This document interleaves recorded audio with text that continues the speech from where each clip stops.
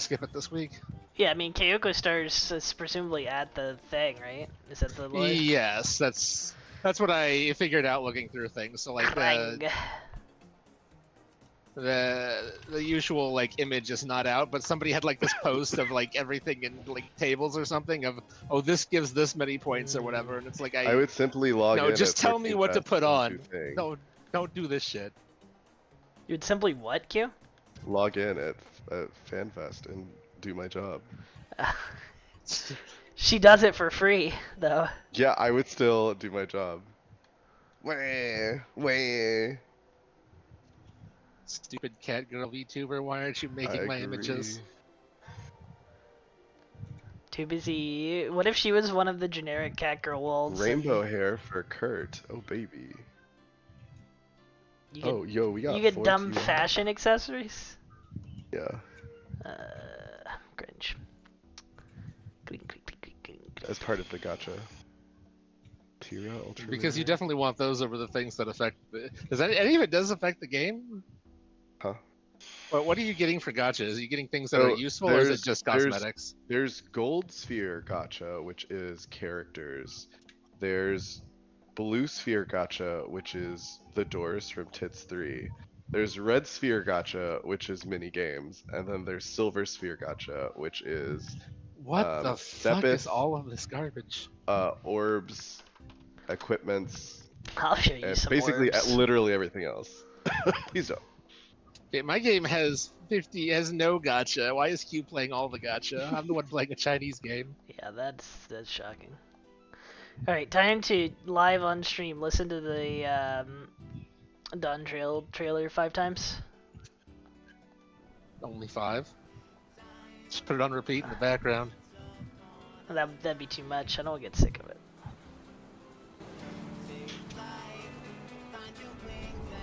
Oh, I can boost my assault gauge. Oh, Boost baby. D's nuts. Blue seas, clear skies, and boundless possibilities. That's not right. I dare say our destination will soon be in sight. Okay. Enjoying yourself for a change? Enjoy yourself for a change. Oh no, it's. I think I have one.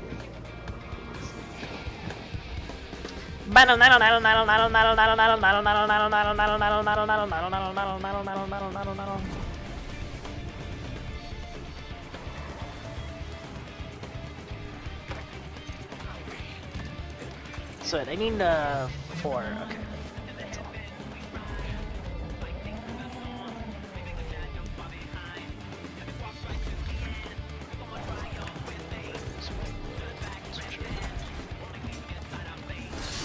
Where do we go? Where do we go? Where do we go?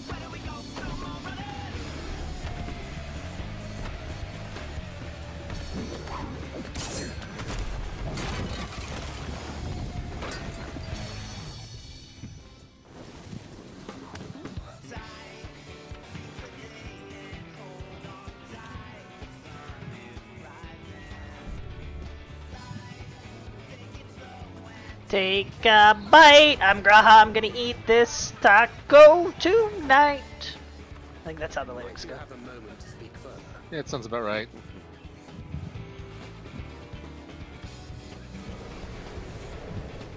Uh-oh. Uh-oh. What? That looks like a card game. Kring. The true Dark Souls. I don't think that's anything like Dark Souls. The true John Dark Souls. To an open pie. I ate your pie. Why are you watching Pie? I'm not. Oh. What's next in the fan fiesta? Speaking the language of creation, apparently. What do you think that's even about? No idea. Do you think they'll reveal the secrets of Amarot?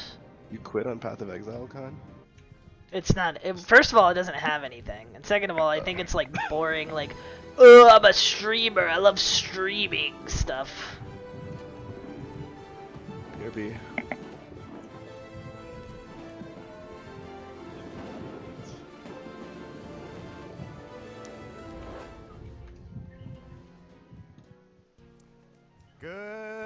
happening? Fan Festival! Yeah. Give me that energy. I need it. Been drinking Red Bulls backstage. It's the whole thing. Thank you all so much for being here, everyone on the live stream. We have our final presentation of the day, speaking the language of creation. It's going to be a fun one. We have Kate and Koji Fox here, so please help me welcome to the stage Kate Swinar and Michael Christopher Koji Fox.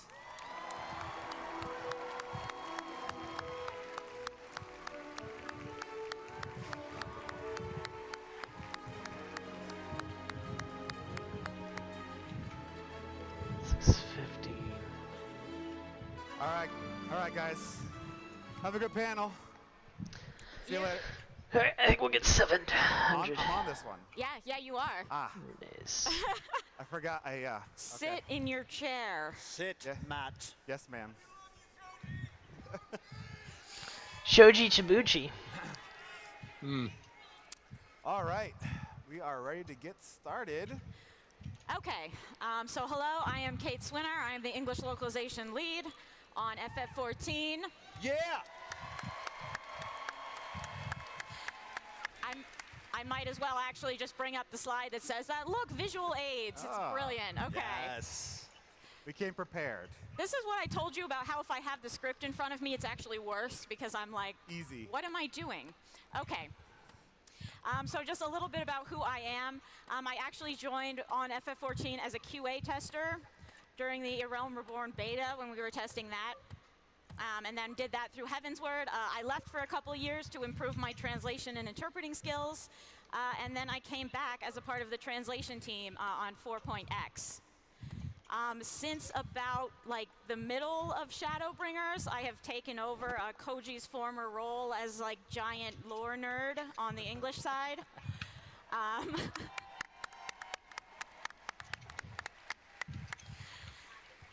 And I am one of 2 English leads on the project, the other being Paul Chandler. Maybe you'll see him someday, we'll see. Maybe. He's very elusive. Yes. So all that being the case, I do many things.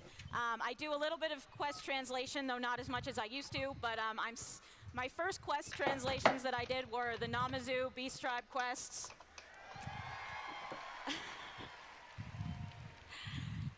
And now that I'm doing a little bit less of the more prominent translation work, I've also gone back to my roots and started doing more tribal quests, so I've recently done the Omicrons and the Loporits. Yeah. These days, as lead, I do a lot of editing on other people's quests. So for instance, recently, like Pandemonium, Mount Rokon. I also, for the main scenario, I primarily do voice recording, script supervision. And then in the background, I am doing all of the lore stuff, which means I'm constantly talking with the Japanese lore team so we can decide what pretty much literally everything in the game is named. You might not notice this stuff so much, but there's a lot of it. Like if you're punching something, be like, you are only one of many. I do not fear you. So up here with me today, we have Koji, who it kind of seems like you know for some reason, but Koji...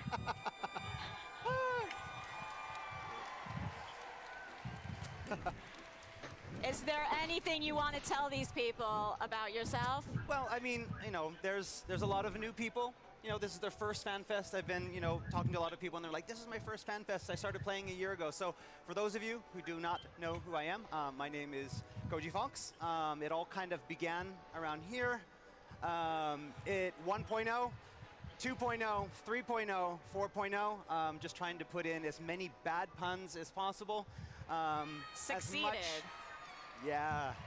And then around right before 5.0 was released, Yoshi P came to me and was like, I got something for you. I need you to kind of slide over. And I got the opportunity to work on another game. And pretty much nothing's changed.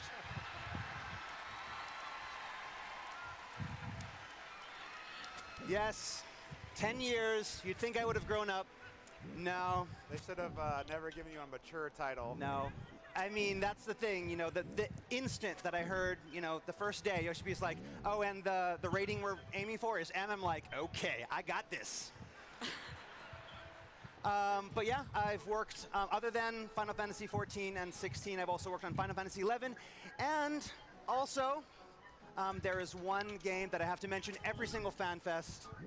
Code Age Commanders. That says COD Age. No, is it Code Age Commanders? Okay, good. It's okay. Yes. And so, any of the Square Enix producers and directors that are out here today, it's time to do a remake. Code Age Commanders needs to be released. We're back. All right, that's enough for me. I'm giving this back to you, Kate. Okay, I mean, made I fun of also you do the whole have time to you were mention gone? that, like, I Good. asked Koji Fox for made fun his of you. dev art of himself so I could Yeah, put it in this he PowerPoint. showed up in the Discord and call. he just sent me a picture of a Cool. taco, so that's there. That's the most important. I mean, that's I what guess. It took so long to get tacos into FF14. We had to celebrate, you know? That's right. And now we celebrate with 7.0, taking a bite. Take a bite. Yes. So for today's panel, I admittedly sort of bit off a bit more than I could chew. I thought, oh, I want to tell the fans this, and it seems like they don't know this, and also this, and we should do an activity, oh, and they want to ask questions. So we have a lot of things to go through. We may go very fast. I hope that you will enjoy one of the things you hear, at least. And at the end, yes, I will do some answers to questions we collected on the forums if we have time. If we end up not having time, we will post those answers on the Lodestone later, so like don't freak out. Thank you. All right. Okay. So first I wanted to talk about translating the main scenario of 6.0. As those of you who listened to Yoshi P's presentation about 6.0 before we released it may be aware, the main scenario was much larger than in previous expansions. So how large? It turns out that after we translated it, it was about 244,000 words, which, if you want an easy comparison, that's a bit more than Crime and Punishment. I don't know. I feel like Dostoevsky should get on Ishikawa-san's level. Yeah.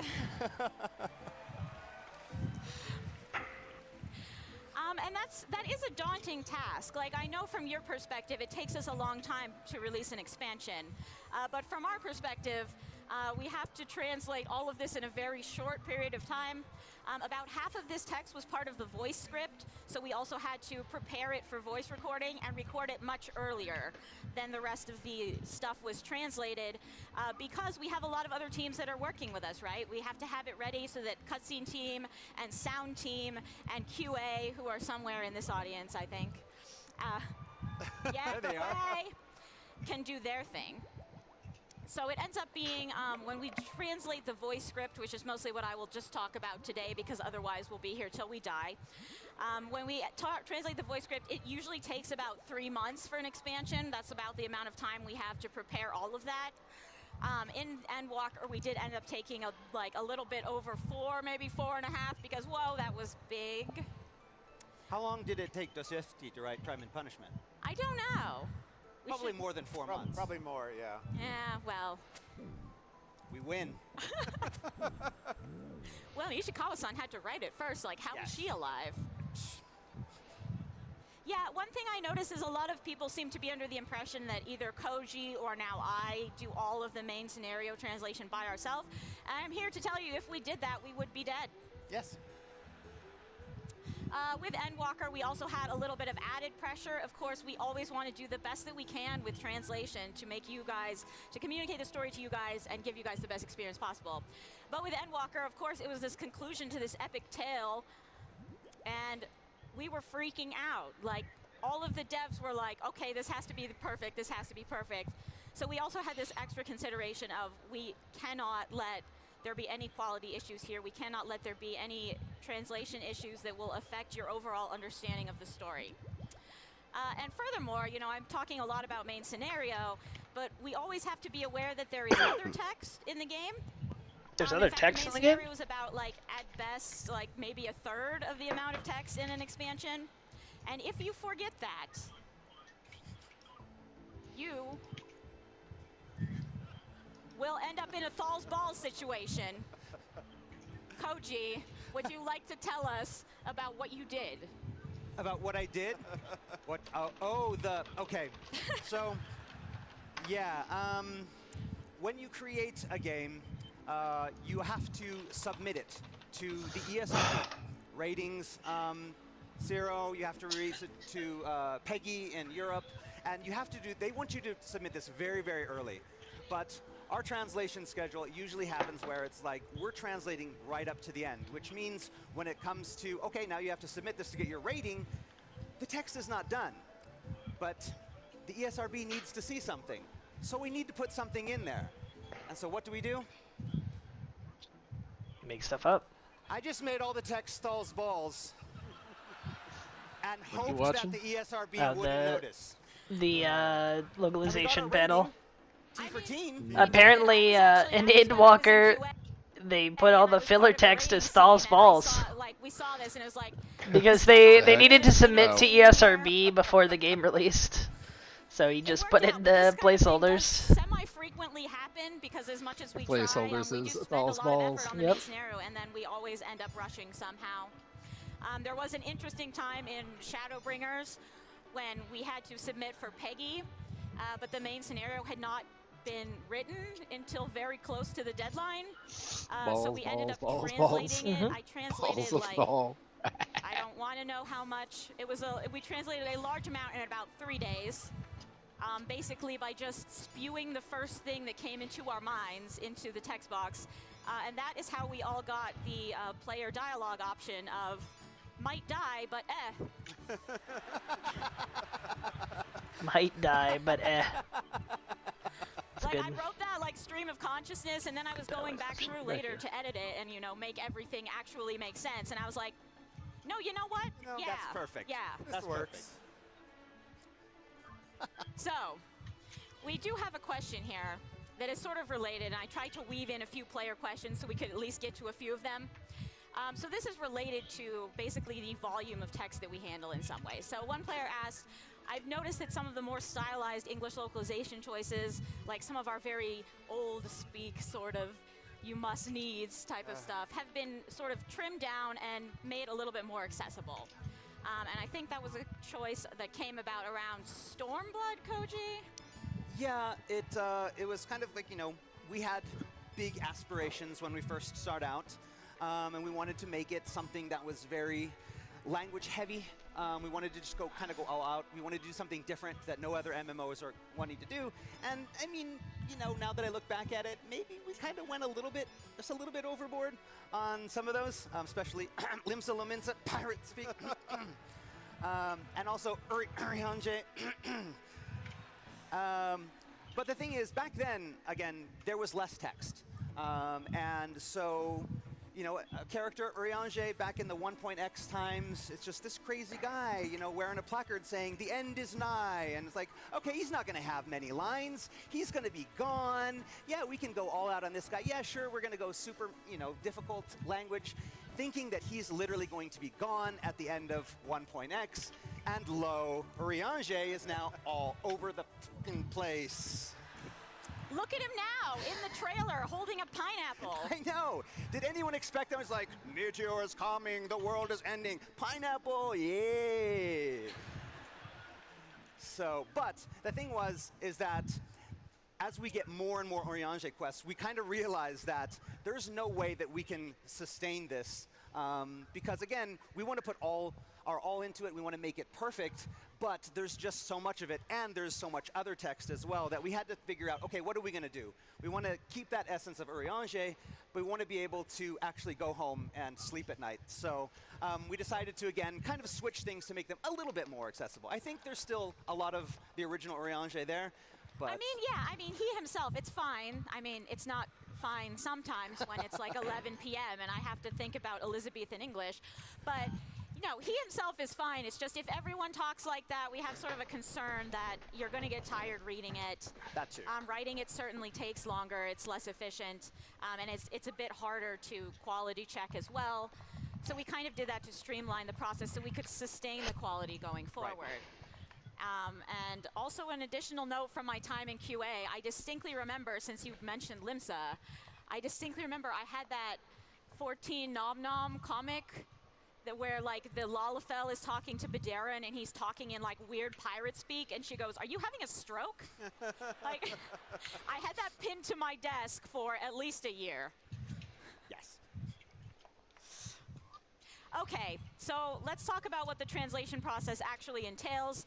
I'm not sure we've ever talked about this before. We sometimes talk about little bits and pieces, like I did with Ishikawa-san's panel yesterday. But I wanted to talk a little bit about how the process works and how we get through all of it in this amount of time, and how we try our very best to keep everything high quality so you guys can enjoy it. So first, at the beginning of an expansion, we have to decide who is doing what. And our team is actually bigger than you probably expect. So as I mentioned, we have 2 leads. We also have maybe 2 editors, except we had 1 in Endwalker because Koji stole Morgan for his little side project called FF16. I'm sorry. Thanks a lot. Everything bad that happens to me is your fault. We also have a team of core translators that have been on the game for a really long time, like think the entire time. And we do have some newer folks that we've then brought in to train up to do that. And then during expansions, we often borrow other translators from the company who know what they're doing as translators, but are maybe not as familiar with literally 10 years worth of 14 lore. So when we're talking about translating the scenario, we usually rely on our core translators. Because as you will see, the leads are doing a lot of other stuff other than main scenario, so it actually is not us that is translating a lot of the main scenario. And I think it was largely like that in your time as well. Yeah, again, it's with each expansion, you decide who's going to do what, and you try to follow that. And there's always going to have to be people coming in to help, but you can't expect them to know all of that knowledge, and so it falls on the leads and the people that have been there the longest to basically check that stuff that comes in and make sure everything is at that straight line. So it's a lot more work for the leads. Yes, yes it is. So yeah, all right. So once we've decided who's doing what, we're going to read the plot summaries that the dev team kindly provides to us. They are usually quite long. Like those in themselves are kind of a novel, and I'm just, how does everyone on this project not have horrible tendinitis?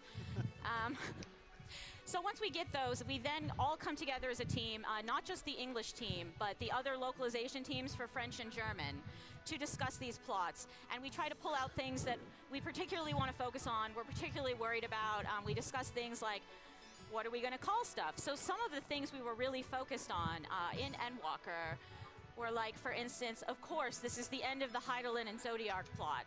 So we really wanted to make sure that the story we were telling was accurate to how the devs wanted this story to end. So this means that we did end up with a lot of questions for Ishikawa-san about, like, how do you want Heidelin to be portrayed? You know, we've had this shocking reveal in a previous patch that she's sort of a primal, and now we have Zodiac showing up, so we wanted to know exactly how she should come across to the player. That sort of thing is something we will then take up and present to the devs in like a huge pile of questions that they then have to sort through. And then we will talk about things like voice casting. Like obviously in 6.0 a big thing was Thavnair. Like how are we going to portray this? Can we get the right actors who are from the right backgrounds? Because obviously we don't want to have a Simpsons Apu situation when we're trying to portray someone speaking with an accent. And another one that came up was, of course, the Hermes Amon Fandaniel conundrum. This was very important to talk about in advance because literally trying to explain this to a voice actor, like imagine this for a minute, be like, first you were a guy like a million billion years ago, but not a normal human, like a super special human with super special depression. Superhuman with super special depression. It's a good summary of That's the official term. Yes. Yeah. And Of, then in this next Hermes. scene, you're like a guy who was like actually some Asian guy, but then he got body snapped. they're talking about like how they have to explain things to the to the voice actors, which is pretty amusing. Like, is this okay? So you're a depressed ancient, but then you're an Asian guy who got body snatched by another guy.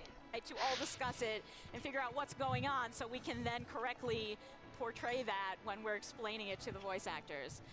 And finally, this is when we decide what kind of terminology we're using. So this is when we decided, okay, it's going to be the beasts of the final days, because that's the theme the devs really want to play on. But for the really big ones, the first one that shows up in every area and freaks everyone out, this is when we decided to call it blasphemies, because they first appear in Razat Han. And the Hanish have this sort of concept of, okay, this is some very corrupt version of our divinities, so we've called them blasphemies, and then that catches on everywhere, and then we have a consistent term that hopefully you were able to follow. I know it does get a little bit confusing. Woo, confusion! Confusion! Alright, it's time for me During the kill, to go to the Daggonothy lands. the Varrock's helmet while I'm waiting for Rex to respawn. Next up is the Rune Thronax and Pet Rock, and these are both required to enter the cave. Might grab a, Rock can be obtained from Ask Aladdin. do I have a strong helm? We'll give you as many as you like. It's not And the really Rune any Thronaxes stronger. can be purchased from the Ranging Guild for about 600 gold each. Keep in mind that you will use up a Rune Thronax each trip, so make sure you're stocked up on these. I'm bringing a stamina potion for the run to the caves. You can also just bring Super Energy Pot or 2.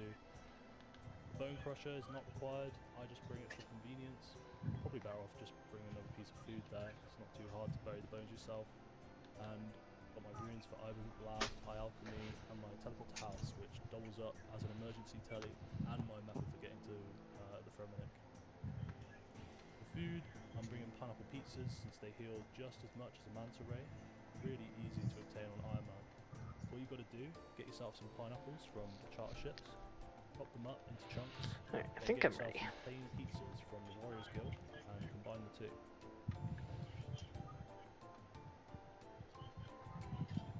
Daggonothy Cave is located on Waterbirth Island.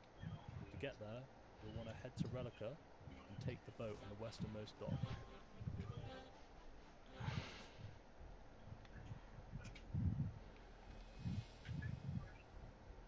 From there, head to the cave entrance towards the centre of the island. And make sure you're praying Protect from melee before entering the cave.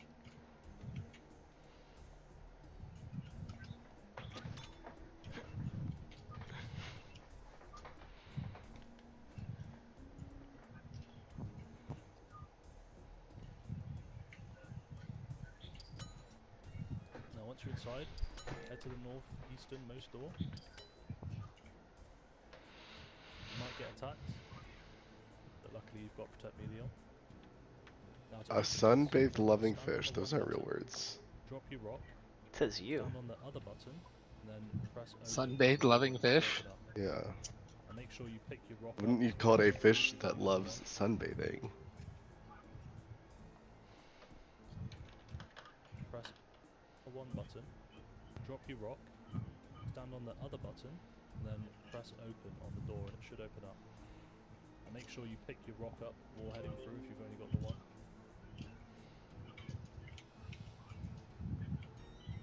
Now to get through this next door, you're going to want to stand on the tile that I'm heading to now.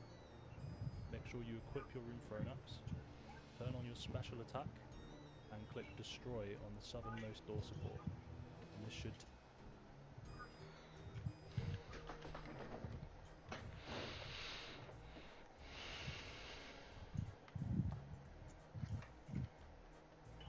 Go in. I don't mind dying. It's my secret. I do mind dying, actually.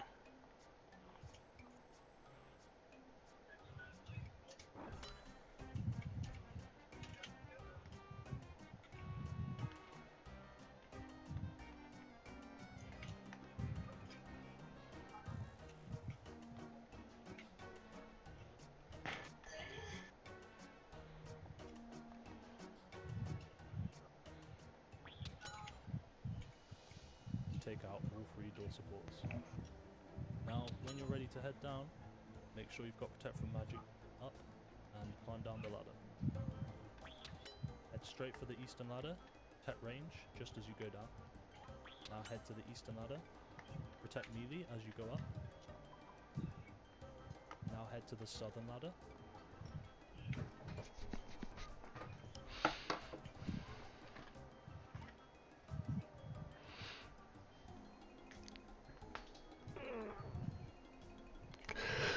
Just asking questions. As you go down, make sure you've got protect from magic up.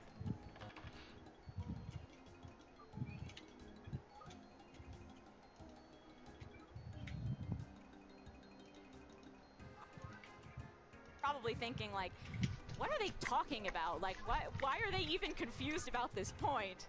It's not necessarily that we're confused, it's that we really want to get to the heart of what they're trying to say so that we can then share that with you.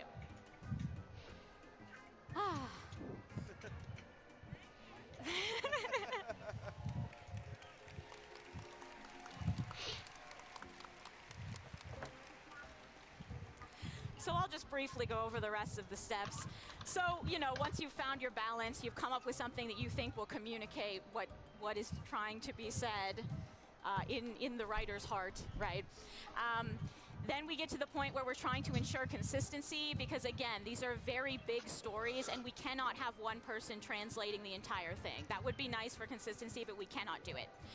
So once we're done with our own sections, we will self-check. We will make sure that the lines, of course, fit the time sinks of the cutscenes, because otherwise we would be in a whole big problem. We want to make sure it fits the motion so nothing looks too out of place, and that it sounds good so that when we take it to record, it will sound fine and not totally like, I just wrote this and no one ever speaks like this, but now it's being spoken aloud and it's really noticeable. And then we'll have another translator cross-check it against the Japanese to make sure everything is accurate and everything is working. And then we will have an editor come in and edit it. And that person usually does not look so much at the Japanese. They read it through as a player would and try to understand, like, this is the experience we're getting from it. Is anything super confusing? Does anything sound terrible? And they usually, like, punch up the wording a bit. Or a lot, in some cases. Some cases. Our editors are very, very good. For instance, I know Ishikawa-san mentioned the Tales from the Shadows, Ere Our Curtain Falls yesterday. And M itself's soliloquy at the end there that is all in iambic pentameter. I wrote it a little bit poetically to begin with, and then I gave it to our editor, and I was like, can you make this into iambic pentameter? And he did. So that's the level they are on. On the southernmost door support. And this should take out all 3 door supports. Now, when you're ready to head down, make sure you've got Protect from Magic up and climb down the ladder. Head straight for the eastern ladder, protect range just as you go down. Now head to the eastern ladder, protect melee as you go up. Now head to the southern ladder. Turning on protect range as you go down. Heading to the western ladder.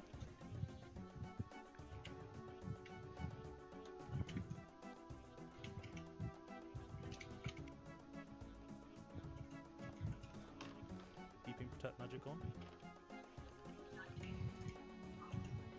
Now heading to the western ladder. Keeping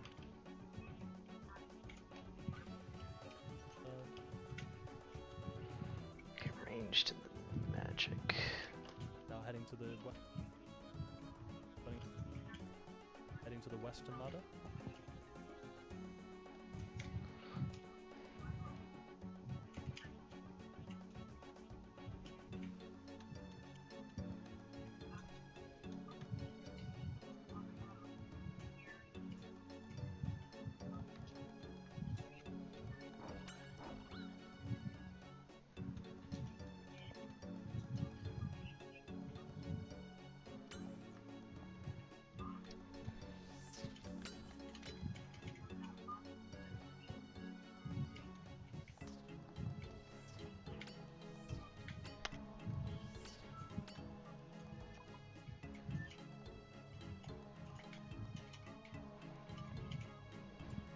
Protect magic.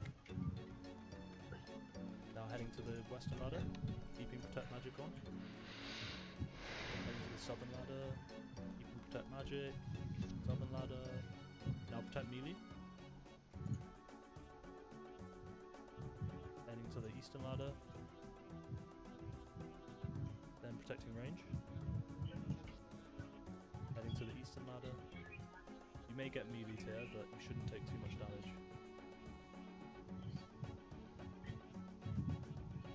To the north, keeping protect range on.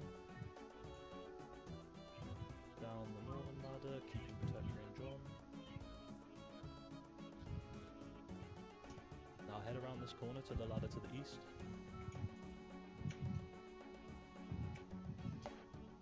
Protecting from melee as you go down. Now head east, then south. As you get past the rock lobsters, you're going to want to switch to Prey Mage and head east to the eastern end of the cave. Go past the ladder and head for the roots that I'm about to step over. The ladder.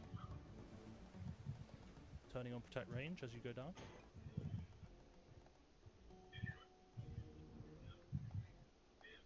Heading to the eastern ladder.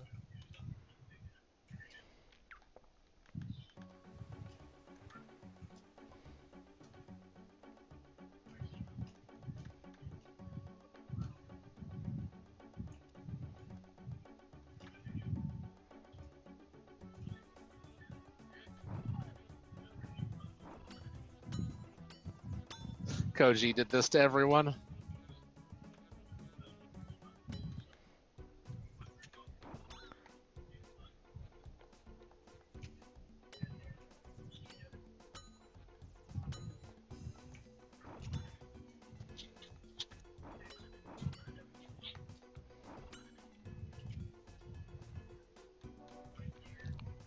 Just switch to melee here.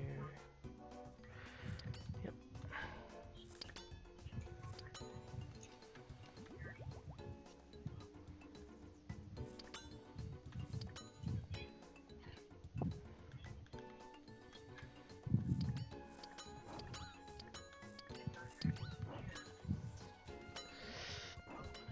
This is the problem.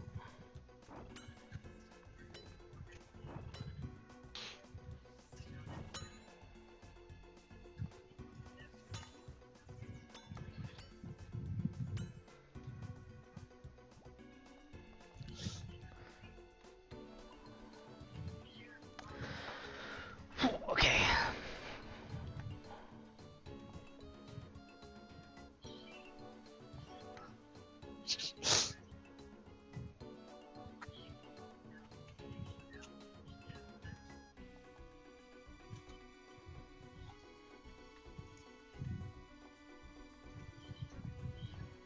Yes.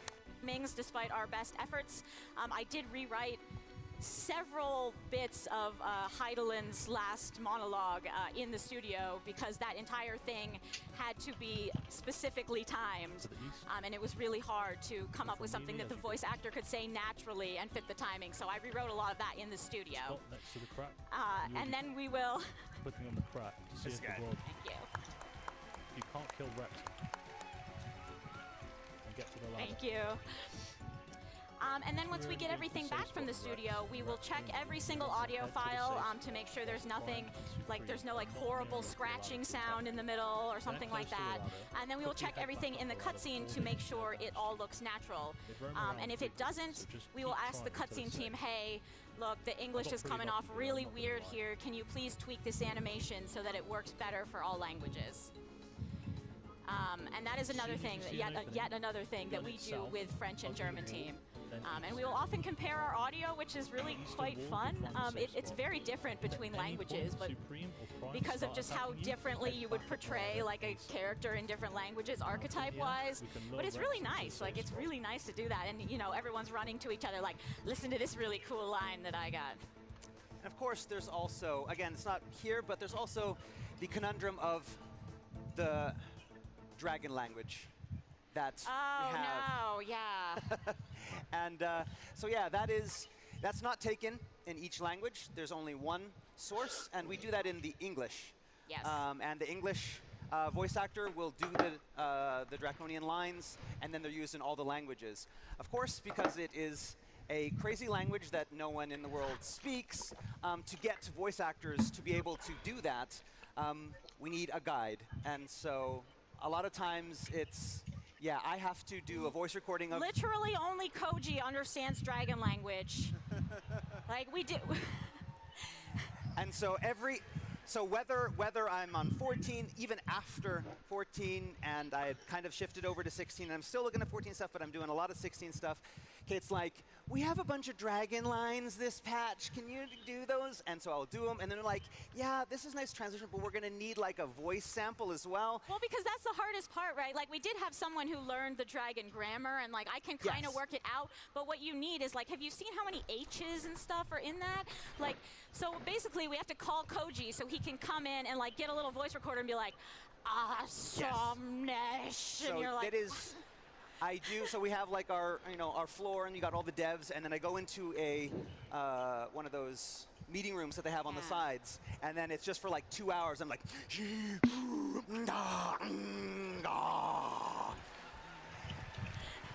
and like every now and then you're gonna see like a dev walk by, and they'll kind of stop and like look in the blinds. It's like, what's going on in there?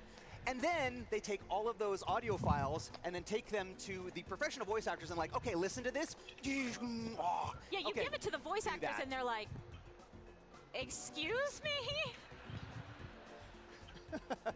And then they think, was that good? That was perfect. And then we get them back, and this kind of happened with a recent patch, and Ishikawa-san was like, does this sound weird? Like, does the processing on this sound weird? Is the pacing weird? And we're like, is it? So then we had to call Koji again and be like, this is perfect. Yeah. But yeah. So yeah, there's a lot of different things that goes into making it, especially the voice part of the main scenario. But once we're done with all that, we can rest a little bit. No, we can't. What the heck are you talking about? There's still half of a script to finish. We have to do the unvoiced script after we've done the voice script, and then all the rest of the text in the game. So as you can see, I guess my main point here, though, is that it takes a lot of people to get this done. Like, even when Koji is not technically on the project, he's helping out. You saw my chart of like how many people are involved in just doing the translation. It is a big team effort, and we are all working very hard to get it done properly. Thank you.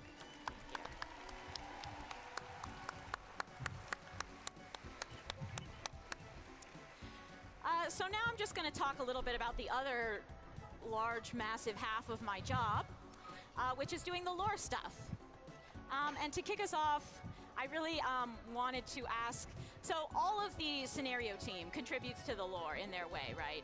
There are a select few people who are part of the world lore team, and those folks are the main people in charge of like figuring out, okay, what is our linguistic theme for this area? How are we going to handle this and that? What are the names going to be? But of course, in the process of writing the main scenario, the lore tends to change, get adjusted, and refined. So it's really all of the writers that are working together come up with it. But I thought I would ask Oda-san, who is the guy who is in charge of remembering all of this somehow, how they get started creating the lore for each area. So this is what he had to say. So they always start with a core concept.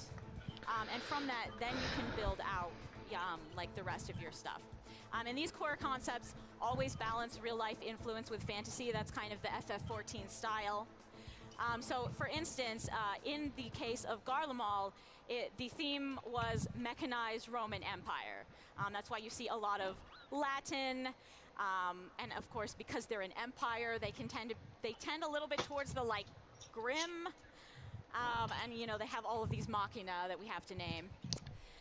But also an interesting point that we added more recently is because we've decided, Garlemald is this like really, really snowy place. He thought it would make sense to have some Russian culinary influences, and that's how you get some of those nice eating scenes in 6.0. Yes.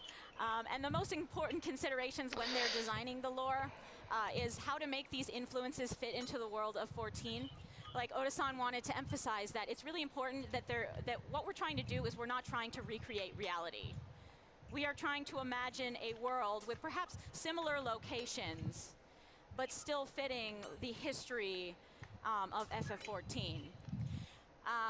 But, at the same time, when we do draw on real-life cultures and languages, we want to develop an understanding and a respect for those cultures, and we want to try to demonstrate that the best we can.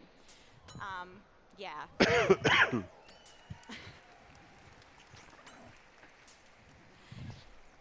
And this is a real point of focus for 7.0. I can't say much about it, but I will say that is something the team is very aware of. They're aware that we have not always made our goal of being demonstrating the proper respect for cultures in the past as a game and as a franchise, and we are really working on it.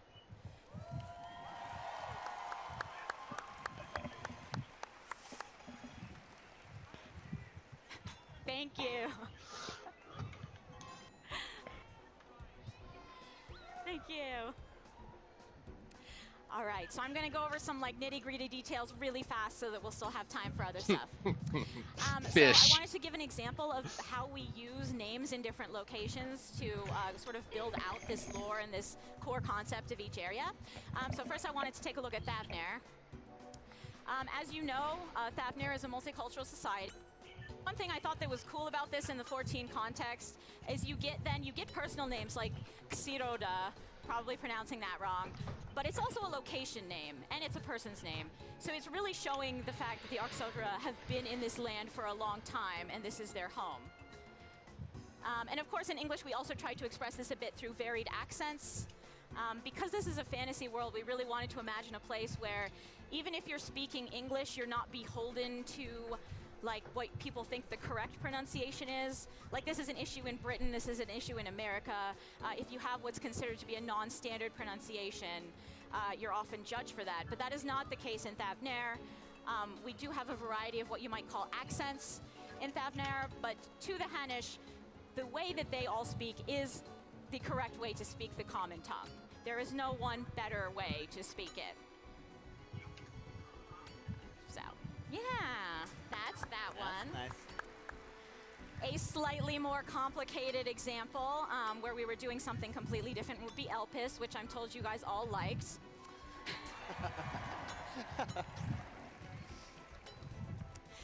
And these ones are, of course, in Ancient Greek. But they are made up. Usually when I use Ancient Greek, I try to stick to, like, attested words and phrases. But in this case, Elpis is a place of creation. It's a place where the ancients probably wanted to get a little poetic. And in the depths of imagining, the ancients are also interested in this sort of like drama, sort of theatrical stuff from, like, as you might imagine, from ancient Greece. So a lot of these names are more poetic. I'll just show you them. They're really complicated. But yeah, like one idea that we'll call her S-san from the scenario team came up with. She requested to be a spy today. Okay. Yes. But the idea that she came up with is that each of Elpis's like 4 main regions would be themed after a wind, but also after something from theater. Like a different theatrical, emotional experience. And she used these Japanese concepts for that, which I then translated into Ancient Greek. So these are all Homeric epithets expressing different emotional theater-going experiences. And I didn't think any of you would get that, but I hoped it would at least sound fancy and like, ooh, the ancients were like really on top of their stuff. That's a good idea. Of course, there are also some more normal names because we always give you something so that you don't get totally lost. But of course, Elpis was not the only place that had Greek. Charlian also has Greek. Yeah. And why did you do that to me? Do you know how much Greek I know now? I mean, you could think of it as a kind of growing experience. I planted the seed that grew into... I'm really sorry. Again, it was one of those things where it's just like, oh yeah, Ishgard, we have this little place, yeah, Charlian, some goblins are living there now. It'd be fun to use ancient Greek, yeah, we're never gonna use this again. You're starting to see a theme here, aren't you? All of my decisions are now... My problem. I'm gonna sit kind of over here. I'll protect you. So when we decided to go to Old Charlian, I thought I needed to make this distinct from Elpis in some way, right? So just a little bit of an example here is the Charlians are some way more casual about their Greek use. Like in Elpis, it's all very, like, if a name has ancient Greek in it, it is fully ancient Greek. Like, that is what's happening because that was their language. Charlian are more scholars, right? So they are sort of very into Greek, but it's not necessarily their native way of speaking. And much like in the real world, they have developed a sort of Roman-style, Latin-style alphabet by which to express this, but they're not always super consistent about it. Like if you look at some of the spellings in Labyrinthos, you know, sometimes there's a C, sometimes there's a K, and I'm 100% sure that the scholars who came up with those respective names are still fighting to this day about how things should be spelled.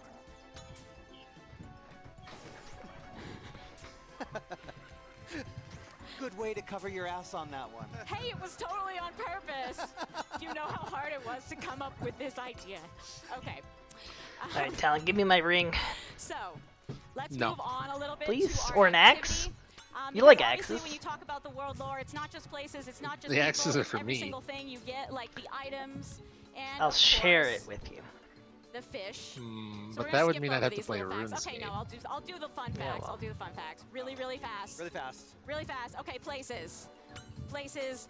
The axe is even good for anything in RuneScape besides selling. All the names came from Lumbersmithing. Lumbersmithing it, so that's why they are Latin and depressing. Bestway's Burrow is all the names were come up with by the Loperit, so they're a little confused, but they got the spirit. If you'd like to know more about the Big Cheese, check out the lore book again. Ultima Thule, of course, from all the names there, you will Cola. get some despair vibes.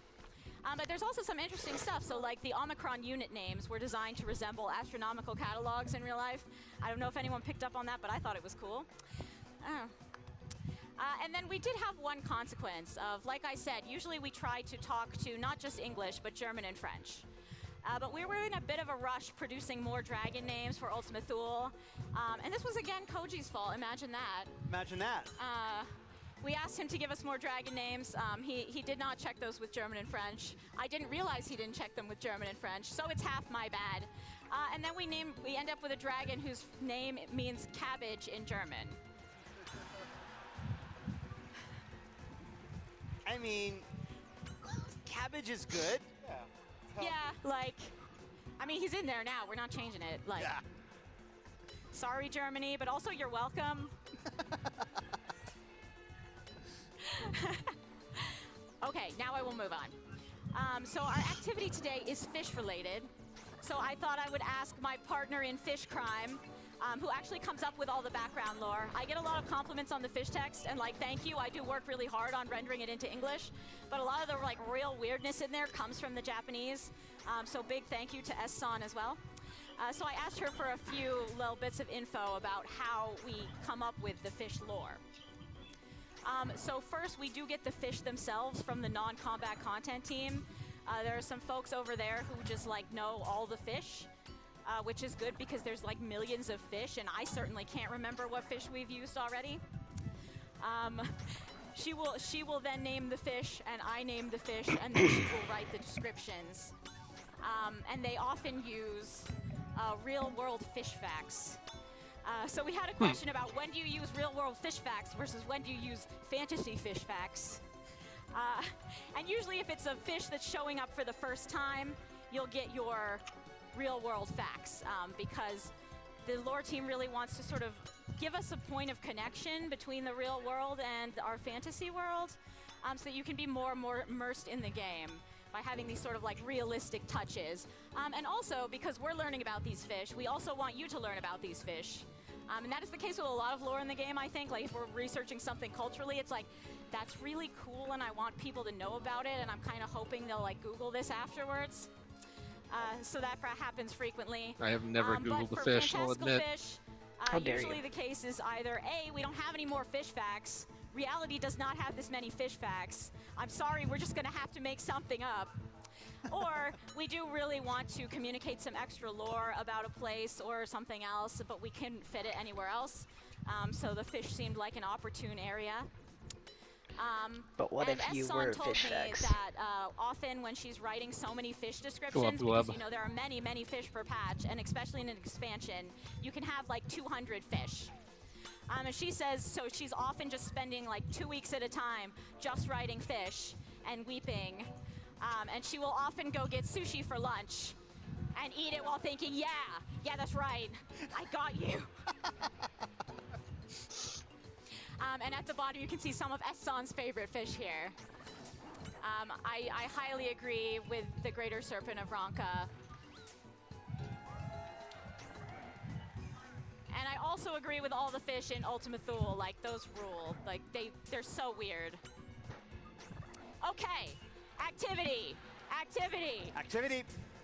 Okay, we are going to describe a fish. This is what happened last time. So yeah, for those of you remember the last Physical Fan Fest, we decided to just make a fish here up on stage, and this is what happened. We kind of went overboard, but we're gonna do that again, and I think we're gonna go overboard again, aren't we? There's no board. Alright, diving it up there and make a fish. Except for larboard and starboard. Let's not talk man. about larboard and starboard. Overboard today. Okay. Larboard fish, so, starboard I got a fish. few facts from the team. First of all, we had the non-combat content team give us a fish to work on, and then I asked Oda-san for some facts. So, our fish today lives in a lake high up in the mountainous Urkopacha, which we introduced yesterday in the keynote. Legend has it that these lakes in this area were once part of the sea, and perhaps up high in the mountains, yes. And at that time, that being the case, they are very salty. Salty fish? Salty lakes. This fish may also be salty. Well, I if don't anything know. in a salty lake has to be a salty fish. Yeah, Okay. maybe. Maybe. It looks like this. It's this guy. It's this Yeah. Oh my gosh. Love that fish. The dev team has been waiting to implement this fish for ages. They wanted to put it in a previous patch, but they weren't able to, and so they were like, what about this fish? And I was like, I love it. Let's do it. So, we're going to ask you guys to come up with some ideas. I'm going to ask a few questions. We're going to have maybe 2 people answer each question. Then we're going to have you, after each question, cheer for which answer you like better. And then we will put together our little fish facts, and I will write it all into a text and post it on the lodestone later. Yeah. All right, so lots of pressure, guys. No pressure. No pressure. All Here we right, go. What is the first question? What is the strangest fact about this fish? Okay. So, do we have people out with mics? We do have people out. We got a couple people out with mics. Operate. So, if you want to have a great answer to this, just raise your hand. One of our guys will grab you. You say what you want, and then we'll vote on it later. Let's do it. So first off, what's the strangest fact about it? See Tony over there. All right, Tony. The strangest fact is that it probably has feet. It has feet. Probably. You just can't see them, but it probably has feet. Okay, so number I mean, one, we could add feet. it probably they has specifically feet. told me they would. All right. That's- And now a second idea. Do we have somebody? It can only swim in the left direction. What? Has to swim left. I have to swim. In the left direction. It can only swim in the left direction. Oh my god. I told you we're not talking about larboard. Okay, yes we are. Larbird, you say? Okay, so we have 2 options for this fact. We want you to cheer for A or B. A is? A is, has feet, probably. And B? B, it can only swim in the left direction. A it is! A! Okay, B it is. It can only swim in the left. What's the This next is a question? left swimming fish. I am going to write larboard. Like, don't test me. Okay, next up. So what would a local person say about it? Hands up. And I want to review a little bit of facts from the keynote. We know that in Urkopacha, we have a very small race, the Pelu Pelu, who are very into trading and making beverages and riding alpacas. And we also have a gigantic race that we don't really know anything about, but once ruled the area, though no longer. So those are your options for your local people that might say something about this fish. Okay. First up. It's the dumbest fish they've ever read. Peanut butter. Does Okay. it have I peanut feel butter? like that is a Pelu Pelu advertisement. Yes. Option A, it tastes like peanut butter. Option B, what do you got next? I was going to say they believe it's the top of its food chain. I mean, that is an apex predator. So what you're This saying is what an is apex if predator it's looks at the like. top, then it means You it may eats not like it. No. Yoshi P, not everything can eat Lalafels. All right, we have a tough choice. We're gonna go with A, tastes like peanut butter. B, top of the food chain. A, tastes like peanut butter. B, top of the food chain. They've ruined the. Fish is eating Lalafell. They've ruined the ecology. Third question. All right, our next one. Name that fish. Oh boy, we'll give you You're 10 gonna seconds. have to, yeah, think about it for a minute. Think about our facts so far. So what we know, it lives in a All right, 10 salty seconds. lake. Let's go. No, I'm reviewing. Salty lake. Orcopacha. Can only swim in the left direction. Top of the food chain. All right, what do we got? The puffed killer. How does it manage to stay top of the food chain while only swimming left? Koji carp? What? Oh, pudgy. Pudgy carp. Pudgy carp. Pudgy carp. And option B. Panko butter. What? What? It's like panko cracker, but it with butter. I still did not get the first half. I got butter. I only heard butter. Oh my god. Panko butter. Is it like a butterfish? Oh, panko! Panko butter. We're living in Japan, and the A is pronounced slightly differently, and we are very confused.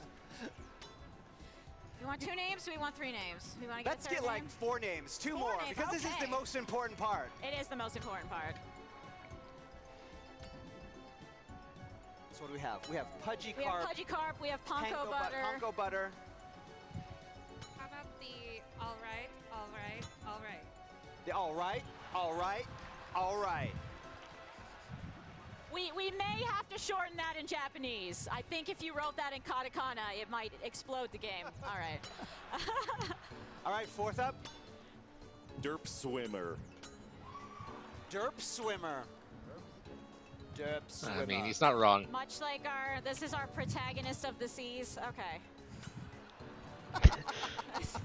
The protagonist Okay, of the we seas. now That's good. have 4 choices. We're gonna go A, B, C, D.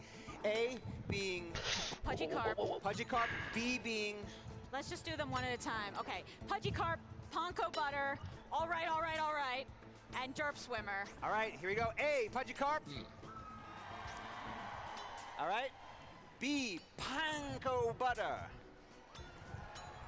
Okay. C all right. No all right, one all right. cares.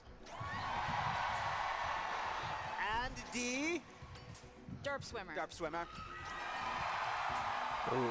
That's All right, gonna all right, all right. be tough. Dude swimmer. Should we tie it do a tiebreaker between all right, and derp swimmer? Yeah, we're gonna have to. We should just meld them together. Like, Oh, all right, yeah. derp swimmer. All right. Oh man. Okay, what I will do. I hate you. Koji's We done it always again. Cause problems on these Okay. panels. All right. Yes, Koji always causes problems. I will say, I think the all right one will actually be easier to put into Japanese. Uh-huh. So let's do this. Let's make all right the name, and then derp swimmer can be a nickname, and that will also go into the explanation along with your lovely left swimming facts. Yes. We did it. Thank You you did so it. much.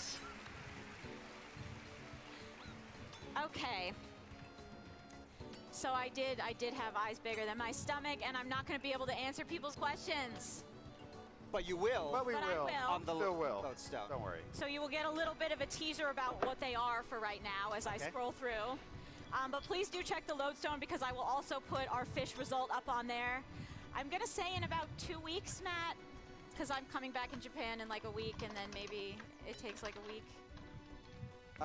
2 weeks or more. I love We're so tired. He has this very Please. neutral expression. I feel like on the inside he's just like, no. We'll- Okay, we'll it do will our be best. coming. It will be coming. It will be coming. All right, so here's some of the questions I'm going to answer. I had a question about the song lyrics for Memphina, which I wrote and enjoyed. I had a question about the souls in the cocktails fight. But I will share this right now. Our voice actors were Nigel and Emma. Also playing Vritra and Reen respectively. So if you enjoyed those voices, and I certainly did, I loved that tier. Thank them.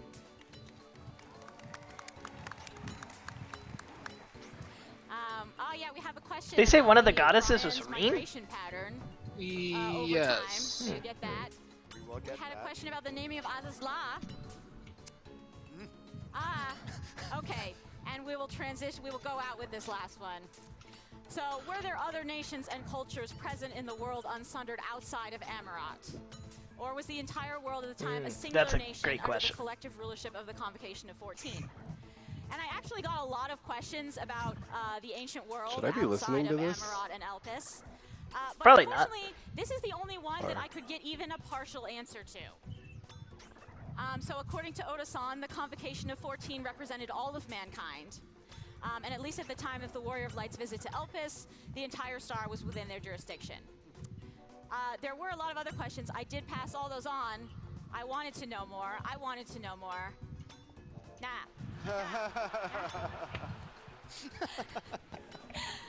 I've had that same conversation. No. Oh yeah. So many times. So potentially this is a sign of things to come. I don't know. I can't guarantee we'll answer all of your questions, but if you do want a few more. Gee, I don't understand why Amarat would be relevant in the future at all. Fish things. They definitely have no way to include it back in the story. Which, It's like, the good, I point. guess that's in there. Get that. Then yeah, if you want some more lore, please pre-order Encyclopedia Eorzea 3. Yes. Thank you. Koji says, buy my book right has now. not even seen Encyclopedia Eorzea 3. No, I have Oh, not what the heck? yet. So No, read I'm it to getting become bullied. superior to Koji Fox. Finally. Okay. And last but not least, the English team is hiring again, because we keep realizing we have a lot of work to do over and over. Somehow it's always a surprise. So if you have a little Japanese skill, please do apply with us using this fancy What if I QR had code. no Japanese skill? And that is it Nor for any the panel today. transcription Tired. I skill. apologize that Oh. we weren't able to get through everything, but I hope you enjoyed some of it. It was fun, right? Right? Things. Let's give it up for the Kate. Thank you. And thank you, Koji. And thank you, Matt. I'm so sorry that Sure. we're making you sit out here while you're It's like about okay. to pass out. No, it's fine. It's all fine. You can do it. I believe in you. I believe. All right. And thank you to everyone for attending today. Thank you so much.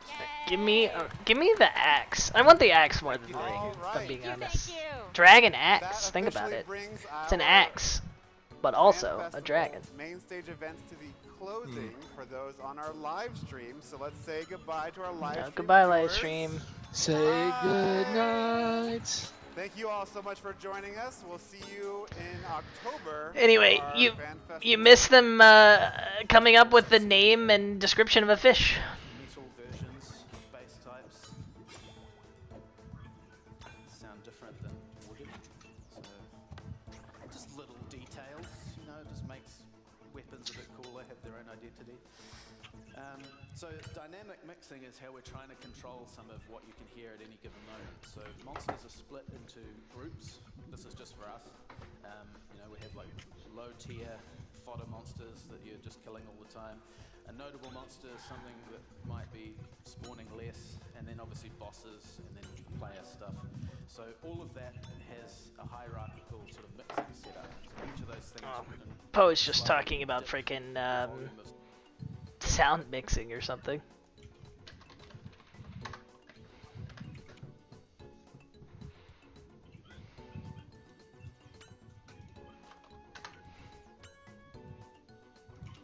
About how the character would act, how you would deliver the line. But let's take away here and hear Gon's what if voice. Oh my god. Yo, don't blow your tits, sis. That's Don't blow your tits, You gotta sis. kill yourself before you kill yourself. This can't actually be real. Oh, it's real, and it's happening. 420 home slice. Calm down and get all up in cell. Fam. It's downright tubular in here. Fam. We got candy and puppies and... You know absolutely nothing about us, do you? Bruh. Okay, to be fair, I just met you. This isn't a game. Oh, but it is. All you have to do is kill yourself before I catch you. It's like tag. For keeps. And now, with both Piccolo and 16 out of the way, we can play. Here we go. Not yet! Huh? Oh my god! It's So it's Tien. like, what? What? Was Krillin busy? Come on, buddy, you can't be serious. With your power Shot's so level, bad. you're no android, you're no Namekian, and you're certainly no Super Saiyan. Here we go. You're just human. Yeah? Well, you know what? Power levels. Super Saiyan. And you! Shin! Fucking gone, man. Yeah. When he knew this was Tien's last big moment, so he's going. There's the first season when Tien blasts Nappa for what happened to Chaozu. His performance in that scene is, I think, arguably one of the best parts of the first season because it's just so good for what this show was at the time. And then here it is in season 3, even bigger, even bigger. I am the only. Tien literally saves everybody. Yes, he does. He totally does. I am the only serious character in the show. That is the joke. Respect. No, this is the last cool thing I'll ever do. Respect. Respect. That's all Sal could say. Respect. Respect. Yeah, no, honestly, like, by the way, the music in the background here is from Shadow of the Colossus. Yes. Like, because I was looking for music. So whenever A man fighting insurmountable odds. Yes. When I reach for music outside of a show, I try to go for something that is relevant, that, like, something either in the title or it's used in another piece of media. Because if I'm going to call out to something else, people are going to hear that and think, oh, they used this for that shot? That's so good. And not, like, and not in a super obvious way. Like, I don't like to make it, like, I don't want... You didn't use revived power. That would have been super obvious, but you used another one. I am really glad it worked out because I was searching for music for this scene forever. Actually, I feel like that's a third of me. Like, you're just scrolling through libraries and trying to listen to things. This is like I don't want to take away from everything, but this is the thing with any kind of thing, including in Hellsing, there would be great conversations about the music choices because in the end, the music is truly the baseline of the scene. It sets the tone.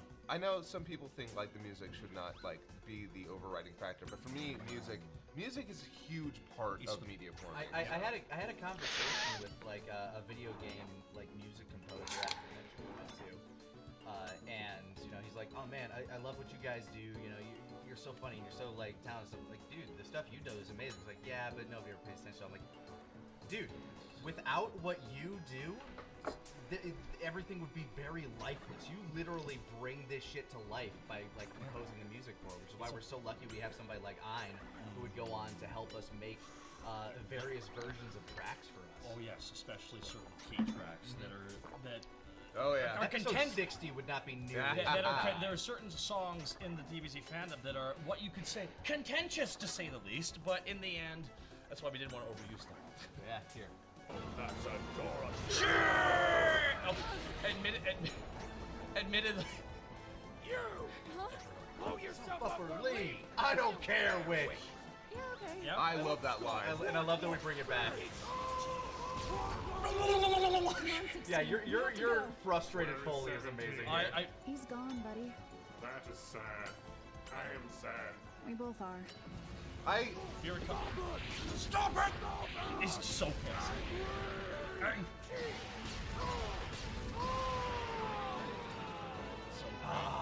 Yeah. So great. Tien. Jeez, I think I can hear that. Yeah, we can. Keeps it right. Oh yeah, that's what uncensored fucks. Shinhan? Yeah, and He is nettled. Super nettled. I remember when we were coming up with that, we were like, we need a word for Nettled? annoyed that Yeah. Goku would that Goku shouldn't know. So we What looked, knows? so we just opened up thesaurus. It's just like nettled. That's a fun one. I remember being like this. Nettle isn't a good word. We could come up with a no. We're too wanting you on Nettle. No. Yeah. I remember this one. I was When specifically we were looking at the thesaurus, it's like none of the other ones are as funny. You read books for your writing, you nerds. Wow, Sal sure is getting mollywomped out there. I don't like that one either. He's gonna die. Yeah, Probably. Here, I think one of my favorite Foley's. Cell throwing it back. Yeah, he is throwing it back. Got his pussy up against that. Here it comes. Here it comes. Are you done? Because I'm coming. That face. And I swear to God, if you do that again, I will be so freaking nettled. Kikoho. Damn it! He's really going all out. His body won't last long. The Kikoho just I takes love so this much scene so energy. much. Yeah, didn't he do that when you, Right. Yes. Jesus, we've we literally all done it. I haven't. Give it some time. You're hanging with the right crowd. What should we even do now? I feel so helpless. By the way, 100% accurate. Yeah. Is this the beginning of not giving a shit? This isn't the beginning of not giving shit Chaozu, but it, like, you know, some earlier the best. I love the gremlin that we turned Chaozu into. I don't know. Anyways, his friend is a movie producer or some fucking shit. I don't know. Yeah. Takes a pay. It's just like, Once Chaozu came back from life, The second go. Yeah, once he came back the second time, it's like, oh, okay, you know what? This is just what it is. Well, I don't give a shit. I'm really out. Listen, sometimes you gotta know when to hold 'em and know when to fold 'em. Right now, it's folding time. Pig, grab my dick! Please tell me you mean the submarine. Not as many people watched History of Trunks that has watched this episode, which means there are so many people out there that don't get that. Yeah, well, hey, at least we mentioned earlier in another episode You're that not allowed to name it after your just junk. as long as you're not allowed to name it after your junk. I'ma do it. Bitch, I'm buying it. I'm naming it. Huh. Not dead. Massive shoulders. That's where. Oh, there we go. Back can never be too big. Oh, this is brutal. I love this scene. You know, if you want my personal opinion, Kikoho is a pretty sad choice of last words. But to be fair, it's far from the worst decision you've made today. Kiko, fuck yourself. Oh, see? That's the spirit. He dead! No, we can't just let it die like this. You've got to save him. But I can't get it in time. There's no way I could move fast enough to grab him, get out, and... Ladies and gentlemen, the pop! There we go. It begins, everybody. I do wonder what was stopping him from doing that a long time ago. In Kakarot, he does it immediately, which is admittedly a really stupid scene, but... This is the problem with giving a character like this a power like that. It just becomes kind of like... Why don't you use it? This happens a lot with Goku specifically. Yeah, I mean, I think there was, like, him wanting to make sure that it was at the right moment, or, like, I don't know.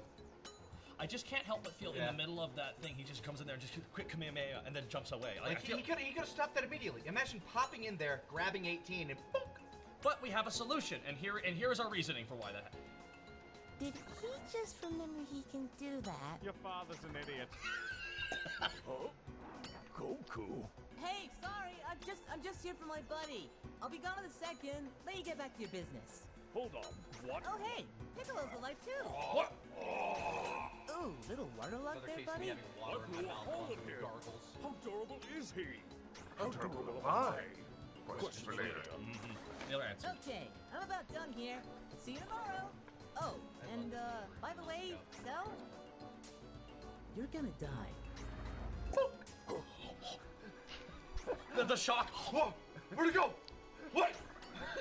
By the way, one thing I want to point Some out. magic. One thing I want to point out. Piccolo still being alive and crawling up onto the shore just to get saved by Goku is okay. All right. What's your problem with that? He should have died. I mean, it's bullshit. He got a hole put through him and then he got sent drowning into the water. It's a good thing we made fun of that. Well, he's 99% water anyway.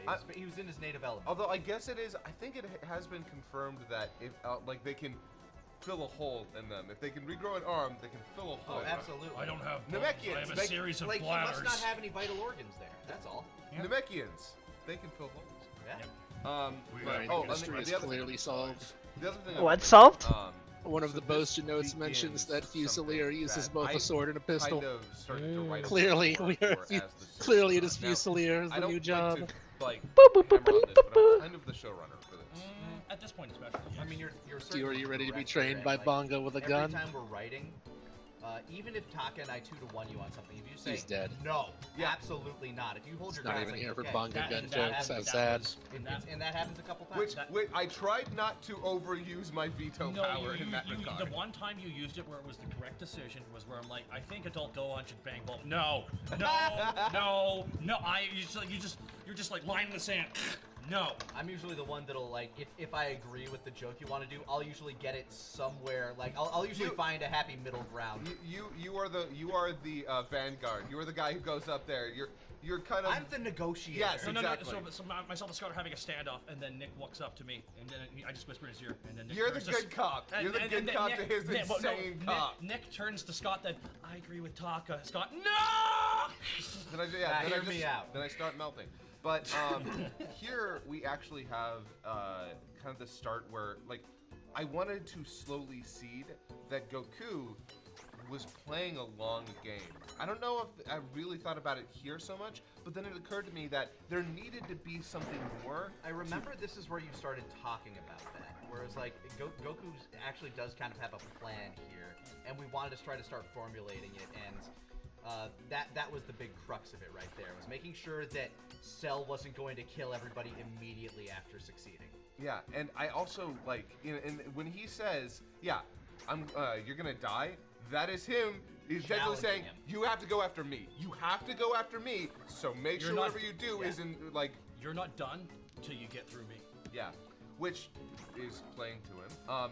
But that was something that I really wanted kind of early on, and I'm really glad, because it would then go on to alter how we wrote certain scenes with Goku and Gohan specifically to make sure it fit with that narrative. So one thing I'm going to say is you were very adamant, and this is not a negative thing at all, about in particular. I know, sometimes it's because we're very driven by what we want to accomplish, and for you, you were like, we're making Goku's a bad dad joke, but now that we're in the Cell Saga, we can say something a bit more than that. This is less about him being a bad dad and more about him being an amazing battle tactic. And this is why there is a... This is the deep lore discovery. At the same time. He's a savant. One of the boasted lore notes says that one of the Bonga is a Fusilier, and they both use swords and guns. Which, by the way... Talon, where's my Dagonoth thing? I remember there were times where I had to be like, guys, remember, goal here. And then I kept having to push back against... I always agree with this. I want Dagonoth. Dragon X! Dragon X! Berserker Ring! Berserker Ring! Give me one or the other. I always look at writing Goku and specifically Goku Gohan beside each other. Not to say it's an exact one-to-one. Homer Simpson and Lisa. Yeah, it does have a little bit of that energy. With Lisa being the Brainiac character, Gohan being kind of a Brainiac character. You know, our version of Goku being stupid as shit in a lot of ways, but still a fantastic fighter. Yeah. But yeah, so... Take your winger. What? How? Why? I have so many questions! I hope we answered a few of them. Yeah, I did. And you're sure you're okay? Here we go. Bulma, you know what I've been hit by. I'm fine. Now, you got the detonator? Yeah, right here. Now listen, its signal is weak, so you'll have to be within 10 meters of the androids. So what you're saying is I have to get close. 30 feet isn't that close. Oh, I'm gonna get all up in that. Well, you could use some protection. Pardon?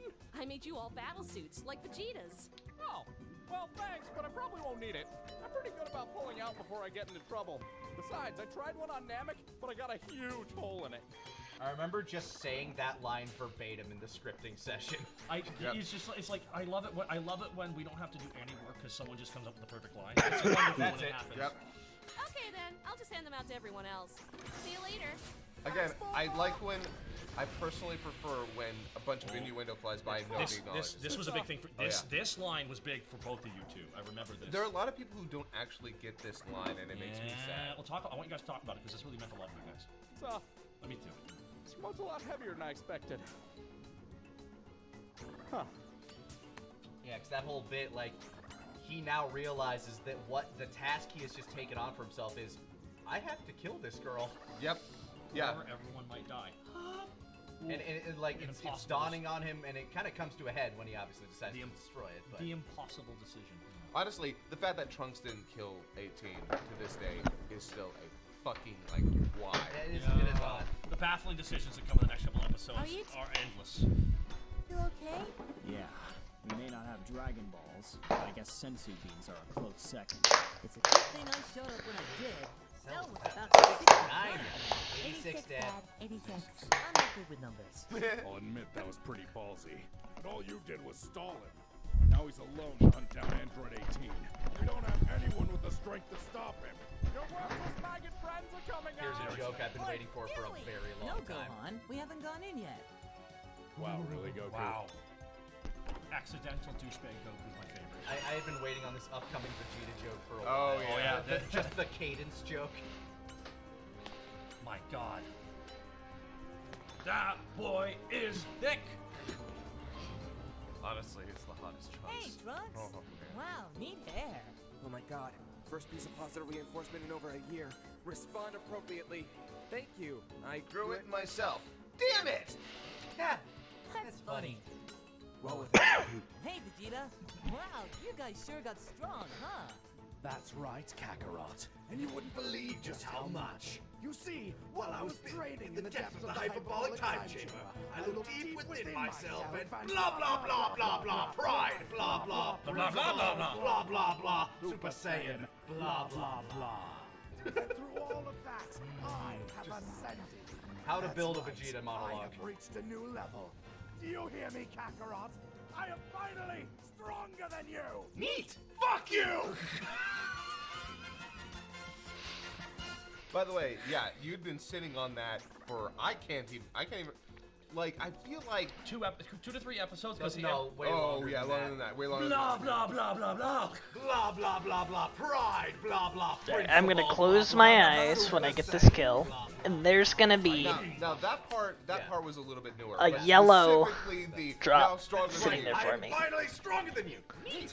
Fuck you. Yeah, you were. Oh my God, I feel like that was like years at the very. Have you least. considered no? Also, Have I you can't remember the considered name of the yes? song that's playing. No. Yeah, it was that PSP game with the little like. Loco Roku? Yeah, Loco Roco. Something like that. Yeah, I. Alright, close my eyes. Yeah, it's. I had been waiting on that bit. Open my eyes. Nothing. How could you do this to me, Don? Easy go-to. Yeah, I think Very we were easily. actually struggling with a post credit on that one. Yeah. Because everything else was sort of like. We don't really have much else for anything. It's like, this will do. Time to put a thing in the microwave. Roshi? Woohoo! This guy's gonna heat up some of his leftover extra Yeah, spices. so we'll just use the lip trill. This one's not as spicy. We just try to end it on a joke, right? Yeah. Try to end on a silly event. Yeah. This one's just some curry. Semi spicy, I would say. It's an odd one because it's one that you What's the point if you don't sit here and sound like you? But the next one is actually one we scripted primarily with Kieran. Like that was a rare spice. That was a rare spice. Yeah, you were busy at the There was a time. lot going on at the time. I think I moved at this time too. Maybe. And also at the same time, you know, we wanted to work with Kieran a little bit more. It was like, and because Kieran and Grant, very funny writers, and so Check like, him out on the Good Times. yeah, check them out on Good Time Zone. But we ended up asking Kieran to come in and write like at least one episode, and Super Android 13. oh, We'll also get to. and World's Strongest. Was he? Oh yes, he was yeah, that's absolutely right. yeah. He was very big on World's Strongest. Well, it's going to be neat me talking about those because I only think I have one joke I remember even tossing in initially in some of those specials because I think the one, if I'm remembering correctly, the only thing for this next episode I remember suggesting was why don't Well, we'll get to talking about that I episode. can tell you what, you have to watch the next one to find out what I'm about to talk about. Yeah, next time. On this thing, That we are recording. Fuck you! I swear to God, just do the fucking line! Why can't we print off the script? I still have to line read it for you. That's true, Scott, because God forbid it has to go through your mouth before it gets in mine.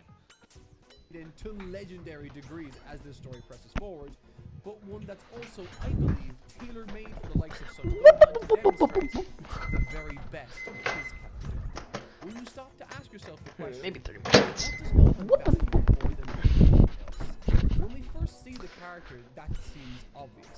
Like all children his age, they value security and their own self-interest. He is just a small, naive child after all. However, as we saw in the Saiyan saga, Gohan values his allies tremendously. When faced with Piccolo's death, he lashes out at Nappa with great power. When he notices the fake moon in the sky, he's the one that insists they turn back to help his dad, not Krillin. When his mom told him to stay, he insisted to go. And when Dende was about to die all alone, Gohan knew that as long as he has a pulse, he's always willing to do what he thinks is the right thing. This small child might be naive and inexperienced, as Vegeta says, but he has an enormous amount of heart. And thanks to friends like Krillin who bring that level of experience up on his side, they are able to pick up the slack when Gohan overextends himself beyond his own capabilities. Which takes a lot. While Gohan, Goku, and Vegeta are all in similar situations regarding Frieza, as has been established throughout this tale, the Saiyan blood within these characters pays off tremendously in ways unforeseen even by the likes of Frieza. Gohan is still a brave character for all the reasons I mentioned, but I'd like to illustrate just how brave Krillin is too. At every turn in the battlefields Gohan has been on, Krillin has been there to watch Gohan's back every single step of the way. When he falls, Krillin picks him up. And even here, when Frieza carelessly demonstrates a fraction of his power to show off, Krillin doesn't think about himself, but instead risks his life once again to protect Dende. And it costs him.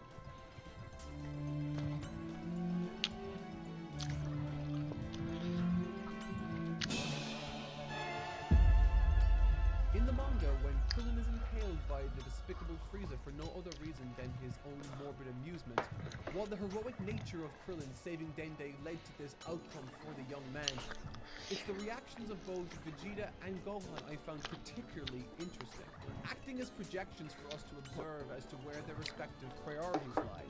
For Vegeta, it's power, shouting out in amazement of the speed Frieza was capable of, totally dispassionate towards Krillin's fated outcome. All the while Gohan screams his friend's name, reflecting the humanity that's been drained from his best friend right before his eyes. Earlier in this arc, while Vegeta had to make decisions in plays he might not be proud of, Gohan for the duration of this arc is totally and entirely outside of his comfort zone. Terrified, exposed to the reprehensible actions of others, physically abused, tricked, and eventually forced to watch on as his best friend has his life drained from him. Since the introduction of Son Gohan as a character in the prior arc, while other characters have been able to push themselves physically to achieve their desired outcomes, able to leverage their strengths and lean upon the heroics that saved them time and again in the past, this story for Gohan has not been about how heroic he is, but instead his journey to find the hero that lies within him. When it comes to pushing past his limits, while it's clear to see he's done so time and again on a physical level, it's the emotional maturity of this character as he's forced to push past the limitations of his mental state that too provides for me some of the most compelling set pieces in this arc as a whole. Without hesitation, flying to the rescue of Krillin, Frieza appears before the young child with a simple, taunting statement. Why don't you worry about your own life?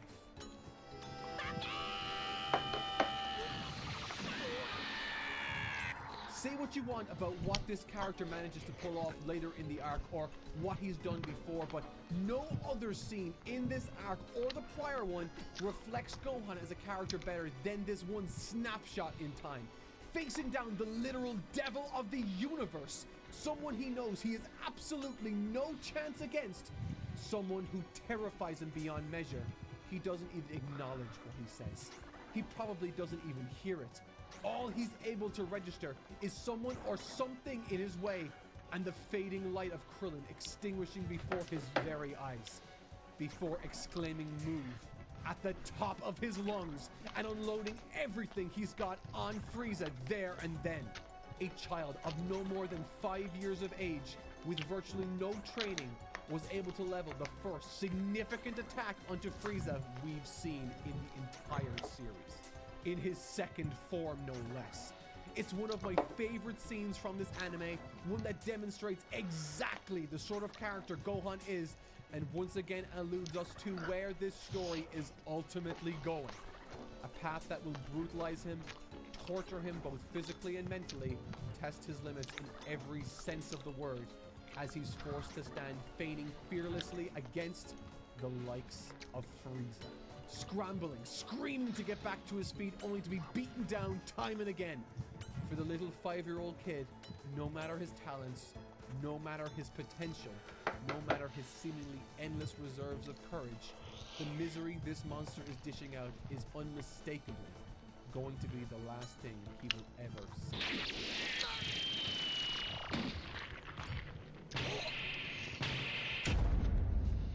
Treat people with kindness, and they will be kind to you. Train with people, and they will stand by you.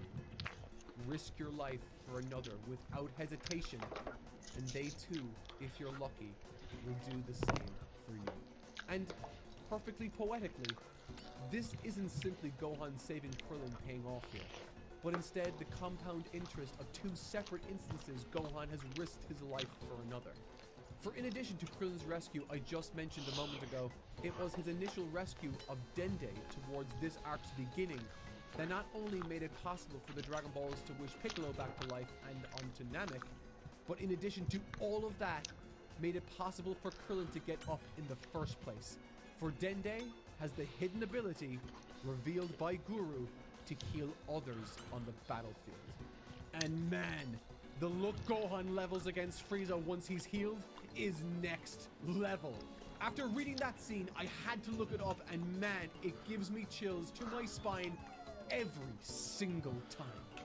And as it happens, this didn't inspire just me, but the cunning and always strategizing Saiyan Prince, who suddenly feels that little bit more at ease moments before.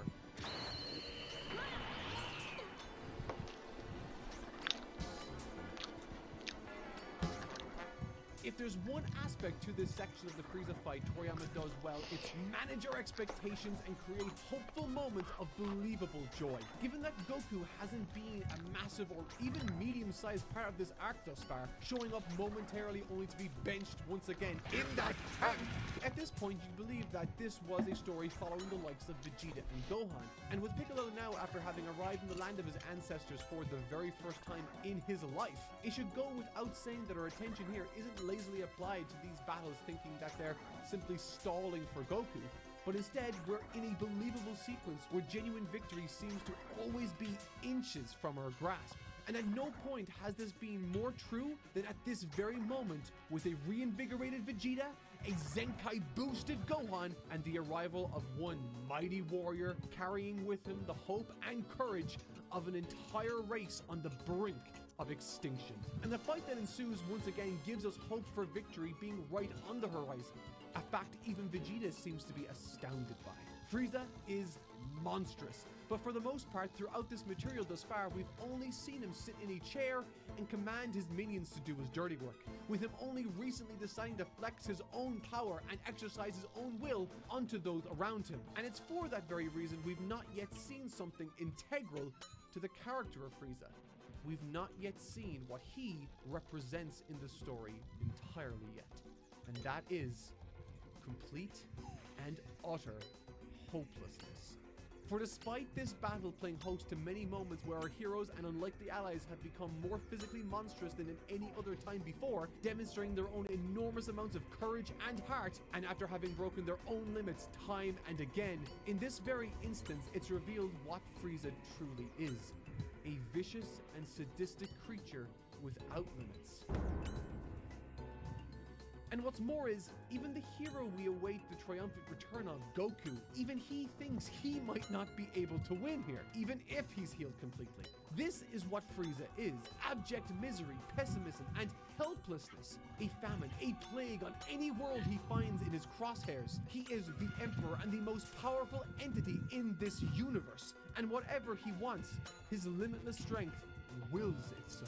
The mighty Namekian warrior with the fate of his people on his shoulders cannot topple this monster. The Zenkai boosted Gohan, despite once again demonstrating tremendous promise, has no chance of success. But where brawn and heart has failed us, Toriyama looks to the strategic genius. Dang, it's only 8 o'clock. Our final pool of Feels way later. to draw from, one whose hands are stained red in the blood of the innocent. Nice. We are forced to place all our chips on his final gambit. But even we at home feel like this is the right thing to do. Vegeta always taking stock of his options and resources, deciding to leverage his Saiyan genetics at the final hour before Frieza reveals to all of us his final form.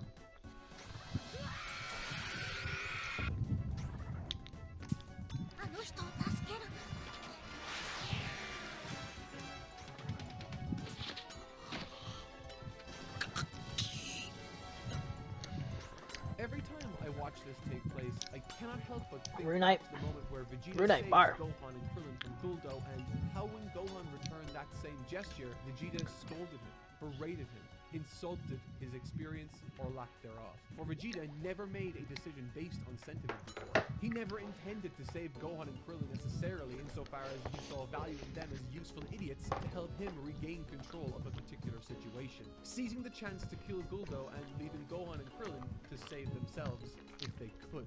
Vegeta makes a variety of strategic plays in this arc, famously some of the most ingenious in the entire series. However, at this moment, when crafting what he believed to be a foolproof plan, one that took careful precaution in the most unstable of situations, just like in his battle against Raccoon, where Gohan saved him, Vegeta never saw the value in taking into account the sentimentality and feelings of others. And this time, it cost him. Had it not been for the insistence of Piccolo and the others, Vegeta would have died in the dust there and then, never to be remembered for anything other than his own desperation and abject cruelty. But as fate would have it, as the dust falls around a fully realized Emperor of the Universe, it seems these terrible circumstances have given rise to a brand new Super Saiyan.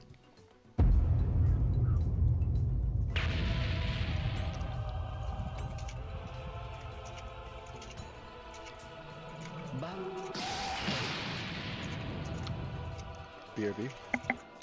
Okay.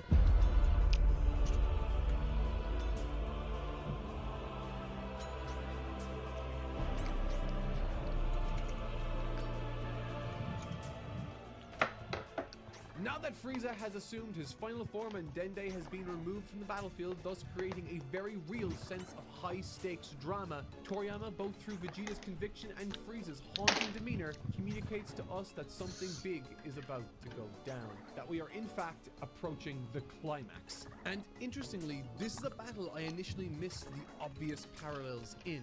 Much like the battle on Earth against Nappa, these same fighters once again find themselves staring down the barrel of a horrifying opponent in the absence of Goku. But this time, it's different. Gohan leads the charge here, no longer the meek and defenseless child. This newly hardened prodigy, furious over the heartless murder of Dende, leads this trio's attack against Frieza. And while this battle, of course, does not amount to a victory, it represents an advancement in Gohan's character and sets up a fascinating callback to the previous arc. With Frieza's death being now headed straight for him, it's impossible not to see echoes of what led to Piccolo's sacrifice.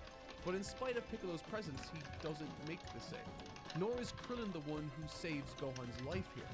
In a true reversal of the Saiyan arc, this time, it's Vegeta.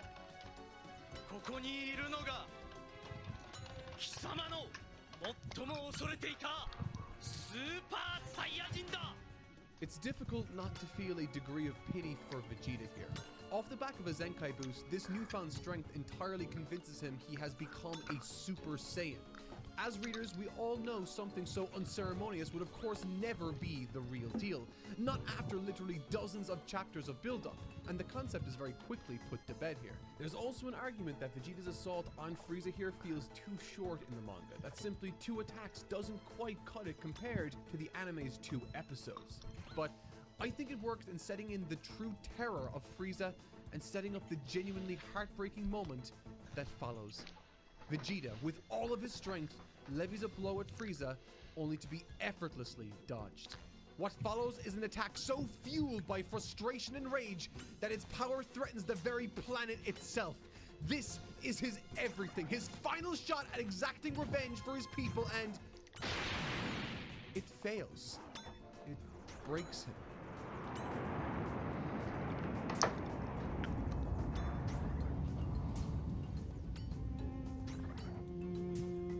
Reduced to tears, incapable of speech, Vegeta's resolve is demolished, and Toriyama invokes a very rare instance of mid-chapter narration. Terror struck the depths of Vegeta's soul for the first time in his life. For the first time, he felt despair. For the first time in his life, Vegeta shed tears. The great Vegeta had lost his will to fight. What a phenomenal piece of writing. There is such a dramatic shift in the way this segment is told, and fans of Togashi's Hunter x Hunter will be more than familiar with it. It pulls the audience right out of the midst of the world and forces them to take in the emotion of the event in a way that is completely disconnected from traditional manga storytelling. This sudden, momentary shift provides a sudden disembodied gravitas that just hits like an atomic bomb here. Frieza, the limitless evil and boundless dark cloud, has stolen not only Vegeta's family, not only his planet, but now something held truly close by the young prince's heart. He has stolen his will to fight. The legendary Super Saiyan feels like nothing more than a myth to him now. That like everything else in existence, it sits beneath the might of the terrible and terrifying Lord Frieza.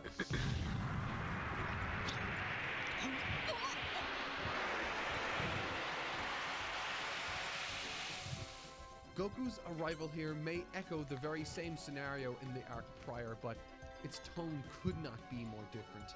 There are no smiles and sensu beans, only uncertainty and abject terror. And as a thematic through line begins to build, Toriyama incorporates Toei's Bardock special into its manga, directly tying Goku's heritage into the annihilation of planet Vegeta itself. It's a great literary move, and one that helps shift the terror towards Frieza's direction instead, as he thinks back on that character. Goku dodges his attack effortlessly, and it reignites Vegeta's resolve, if only for a moment.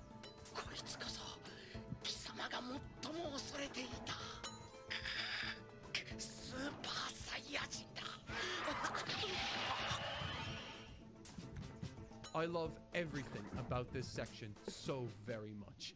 This is genuinely Toriyama at his absolute peak. This harrowing sequence works so wonderfully on two levels. For Vegeta, this is his Saiyan arc Piccolo moment, his transition to a legitimate ally. This tragic death speech tells the tale of a man subjugated for years. It appeals to Goku's kind-hearted nature, and it solidifies in Goku the need to accept and avenge his heritage.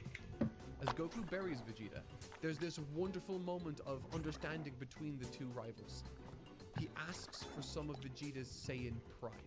And as he turns to face Frieza with the weight of Planet Namek and Vegeta on his shoulders, he says,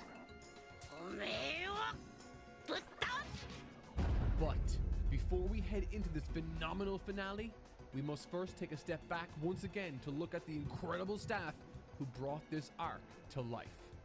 Last week I spent some time introducing the many studios that encompass Dragon Ball Z's production, outlining the key staff alongside their strengths and weaknesses. And as we now step forth into the Frieza arc, things are beginning to really ramp up with some of the most amazing episodes of the series and the promotion of some incredible staff. With the start of the Saiyan arc, a director by the name of Tatsuya Orime was promoted from an assistant director to a lead director role. And although he would still provide assistance on other directors' episodes within Z, in spite of this, the ones he led solo would soon begin to turn heads and become some of the most notable around. This was already true in the aftermath of the Saiyan arc, where its harrowing consequences were a background element in the manga, while Orime brought them to the forefront in one truly devastating episode. あとはチャオズの死体じゃが。ってありませんよ。あいつ自爆してコッパみじんに。 Throughout some of the filler that follows, Orime would storyboard some great fights, but it's not until Namek proper that he truly showcases his skill. Episode 66 has one of the strongest storyboards of the show so far, packed with some awesome looking angles and some great creative lighting decisions for the more abstract moments. What's neat here is that this is actually a Studio Live episode who, if you remember from last week, is led by Yukio Ebizawa, and well, his art certainly isn't getting any better in this arc, and he does still produce an episode here that is genuinely one of the worst looking episodes in the entire 291 episode run. However, there is an awesome silver lining here. Back in episode 46, Studio Live gained a new staff member, Toshiyuki Kano. Although Tomoya Iida's work improved greatly in this era, it was Kano's talent that almost single-handedly elevated Studio Live's output, packing their episodes full of awesome drawings that definitely stand out when they hard cut to Ebizawa's questionable output. Studio Live wasn't the only studio to see changes, however. The undisputed GOATs at Seigasha shifted things around dramatically during this arc. While Takeuchi continued to supervise episodes through the initial portion of this material, his two all-star animators Shimanuki and Hisada were quickly becoming completely unstoppable, dropping the most insane work episode after episode, and, well, Takeuchi's work, particularly his corrections, weren't looking so hot anymore. As a result, Takeuchi would step down from his position, falling back to a regular key animator, and in his place, Shimanuki and Hisada would begin to trade turns leading episodes. Shimanuki first took this position in episode 68 with a very obvious leap in quality, and with him came the debut of a very famous name these days, Naoki Tate. Prior to this, Tate had been an in-between artist at Seigasha, but with things shifting around, it was time his talents were made the best of, and so moving to key animator made a lot of sense. Hisada's supervision began much later in the arc with episode 98, and the run of episodes here is genuinely jaw-dropping and arguably some of the strongest animation output ever found in the series. Every episode Seigasha delivers in this arc just contains the most absurdly strong work, packed full of things like Shimanuki's impactful punches and Hisada's crazy dynamic movement. And what's more is, they're so often paired with incredible directors like Yoshihiro Ueda, who just douses scenes in his trademark pink color work. So everything just oozes with incredible atmosphere. It really is just the perfect storm of Dragon Ball Z's top talent at this point. And before we move on, let me just tell you all about the Seigasha head turn. These stylish guys have one of these awesome turns in almost all of their episodes, and it's one of the most defining aspects of their work. You will never be able to unsee it now that I pointed it out, by the way. Mondo, cool! Speaking of defining though, Shindo Productions sees an interesting shift in their episodes. I spoke last episode about how Mitsuo Shindo himself is a really strict supervisor, and while that definitely is still true, one of his underlings is very regularly standing out in spite of that.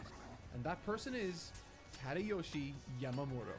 While his animation work here might not necessarily blow your minds through a modern lens as it looks like typical Dragon Ball action, this type of frenetic, heavily choreographed animation was really the first of its kind in the Z series. Yamamura was redefining how Dragon Ball should move, and that influence will carry forward across the entire show. Shindo himself clearly recognized this talent and allowed Yamamura to start assisting him with corrections throughout this arc. And that's a very important note to remember given what's to come in the next episode of this series. But let's not get ahead of ourselves. Studio Junio likewise saw a major talent recognizing talent moment in this arc too. While Minoru Maeda is still very much the lead in the series, this arc saw him split between many duties, primarily the production of the Dragon Ball Z films. One man only has so much time, and so his two top underlings, Masaki Sato and Katsuyoshi Nakatsuru, were handed animation supervisory roles, with the latter even going as far as to lead the entire Bardock special with supervision and design work. Sato's episode comes early on and is a real powerhouse. I mean, this is arguably one of the best looking episodes in the entire series. Of course, Sato's art is amazing, but the actual movement here is so damn good too. Towards the start of this arc, an in-house toy animator by the name of Naoki Miyahara joined the fray and showcasing a very strong talent for action, and his work here is no exception. He's a name that will soon become more and more prominent as time goes on, so definitely keep him in mind. And alongside him, the usual suspects such as Takeo Ide and Hisashi Iguchi are here to carry even more on their backs. Joining Miyahara in ensuring this fight is one to remember, and if you think it's hard to tell these scenes apart, you wouldn't be wrong. Sato redrew almost all of the art to ensure it was of the absolute highest quality no matter what. This whole episode is honestly straight up stunning. Maeda does take back over towards the latter part of the arc, and while his work is okay, we've definitely hit a point where not only are his juniors completely surpassing his skills, but so are many of the other studios' talents. And as a result, you'll see that iconic moments like the Super Saiyan transformation come from Masaki Sato without any Maeda input. By the way, if you haven't seen that episode in a while, you might be shocked how jarring it is. Goku's all ragey Super Saiyan 1 minute, and then it hard cuts to Bulma and the frog.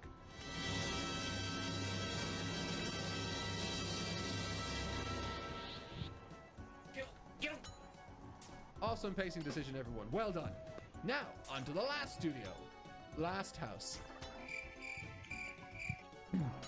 If you don't recall, Last House is led by Masayuki Uchiyama, who's kind of been a punching bag for fans for a very long time, and we'll get there, but his episodes are still largely serviceable in this arc. As I mentioned last episode, Naotoshi Shida and Taichiro Ohara are two key animators under him, and boy do they carry so hard in this arc. Shida seriously comes into his own here, really pulling out the old super fast, spinny, weeny awesomeness we all know and love. It's all so full of energy and really conveys the insane speed that had us all glued to our collective TV screens as kids growing up on this show. Ohara is kinda similar, except he's like, what if I drew the most insane looking effects and put all my heart and soul into animating Vegeta getting his ass kicked? And what's funny is that as lackluster as Uchiyama's art might feel in comparison to the surrounding staff, except Ebizawa, I do have to kind of give him props for reining in Ohara, who genuinely draws characters like an actual insane person, Caveman Goku Ooga Booga. Heck, he even improves a young Naotoshi Shida in some of the more complex angles. And okay, at this point you might be wondering, what happened to that solo animator you mentioned last episode? To answer your question, unfortunately, Aoshima ran away to work on some far less demanding shows. I mean, who can really blame him with how action-packed this series suddenly got, but of course, as you've no doubt gathered so far, the Frieza arc of this show saw huge developments across the board, to the point that losing a supervisor like this simply really didn't affect the production all that much. In fact, the series gained a name in the form of a director, one that will soon redefine Dragon Ball Z and go on to influence a generation of animators. But that, my friends, is a story for another time. And right now, we've got bigger things to deal with. I am Lord Frieza. I am Emperor of the Universe. Die in disgrace at the hands of your master! Por Vegeta y por todos los que murieron. ¡Extinct power! ¡Mi propio fantasma!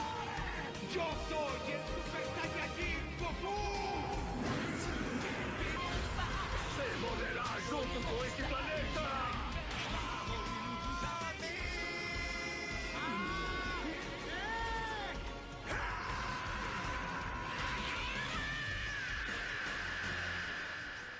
Goku versus Frieza.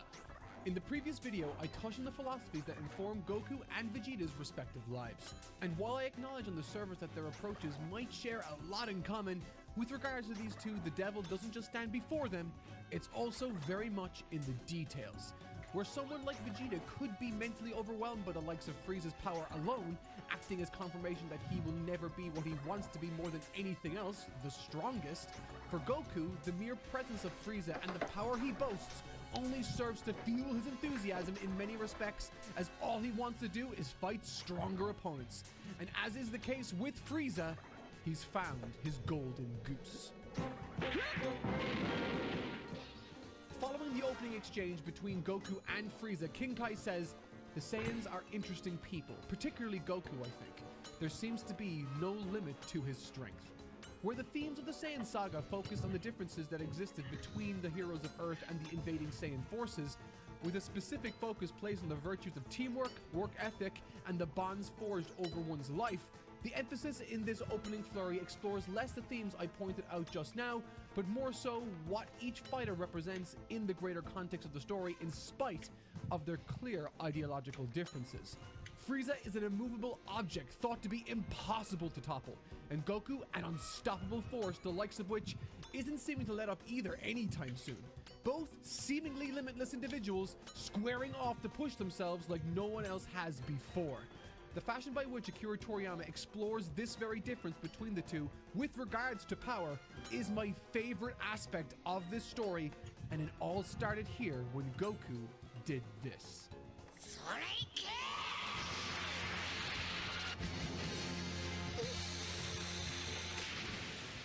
This is a clever piece of creative strategy which leverages a clear area that Goku is superior over Frieza in. Much like Raditz, Nappa, and Vegeta in the prior arc, Frieza too is held back considerably by his lack of ability to sense the ki of his opponents. However, unlike Vegeta, who never learned it for egotistical reasons or lack of exposure to a particular skill set, Frieza never needed to, for he has never encountered in all of his life anyone who even remotely approaches a fraction of his base power. He said it himself earlier in this opening exchange. I'm a bit surprised. I didn't think anyone in the universe surpassed Captain Ginyu, someone who we now know was 0.1% of the power Frieza's final form boasts. And so therefore, what I found fascinating about this plan of attack wasn't simply the reapplication of a successful approach taken in prior arcs, that being Goku using his ki sensitivity to gain the advantage in battle, but instead the subversion of a notion that an approach like that would do anything against someone as monstrous as Frieza. However, a lot of this, or perhaps all of it, goes unnoticed at first to us as viewers and readers, specifically because we know that both parties are holding back, almost to the point of just playing around. And while Goku may very well anticipate that from Frieza, the reverse is very much not true. Frieza has never met someone like Goku, someone who would even consider the notion of being able to, quote, hold back anything against the mighty Lord Frieza. Goku is very much a man who, when you fight him, you're picking a fight with every last one of his allies and masters that have passed what they have learned unto him. All of this achieves a sense of calm confidence in Goku that comfortably grants him safe passage across this warm-up. And at this point in the fight, while things are tense, as an audience, we know what Goku has in reserve.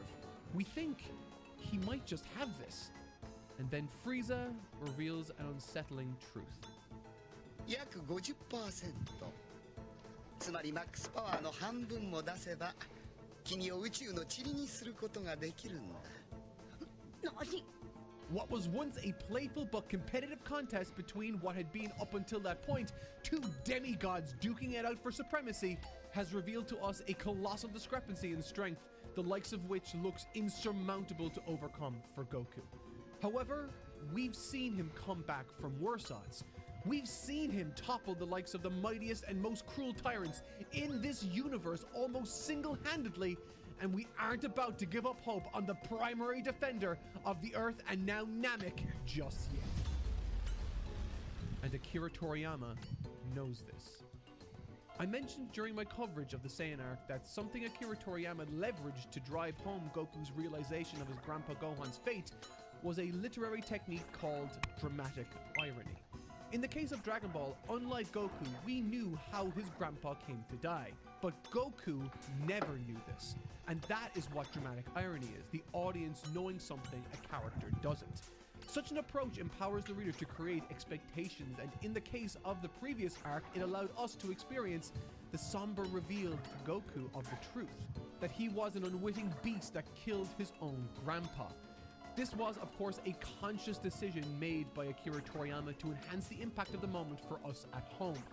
For us not to be distracted by the revelation of the information itself, but to instead focus our attention on the reaction from Goku in the moment and the impact on him that revelation had. But for this fight with Frieza, Akira Toriyama flips the reader's knowledge and expectations against them, weaponizing that very foresight we have. Because we know how many things Goku has up his sleeve. We know he hasn't even begun to use the Kamehameha, the Kaioken, the weighted clothing he might be wearing. And not to mention the Kaioken, which, as he said, allows him to literally 10x his power. We have seen time and time again that Goku is able to dip into these reserves, these tricks up his sleeve, and utilize them to overcome whatever stands in his way. Whether it be against Tenshinhan, Piccolo, Vegeta, or anyone else who has ever had the upper hand against him. We know Goku has something up his sleeve ready to turn the tides. This fight against Frieza is still in its opening act, and we haven't even begun to see what this new and improved Goku can do.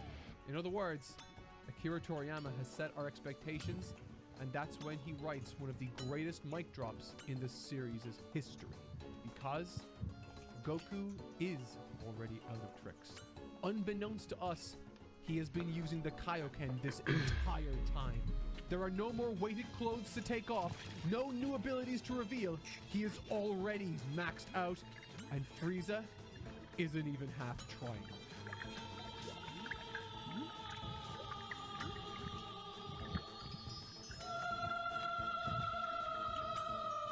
Ever since I was a little kid sitting on the couch, this has remained my favorite scene in the entire anime. For decades, this has sat atop above all else for me, and strangely, it's a scene that contains a considerable amount of creative liberty taken by those at Toei Animation and not Akira Toriyama. An aspect of the story many who haven't read the manga find difficult to understand or even reconcile.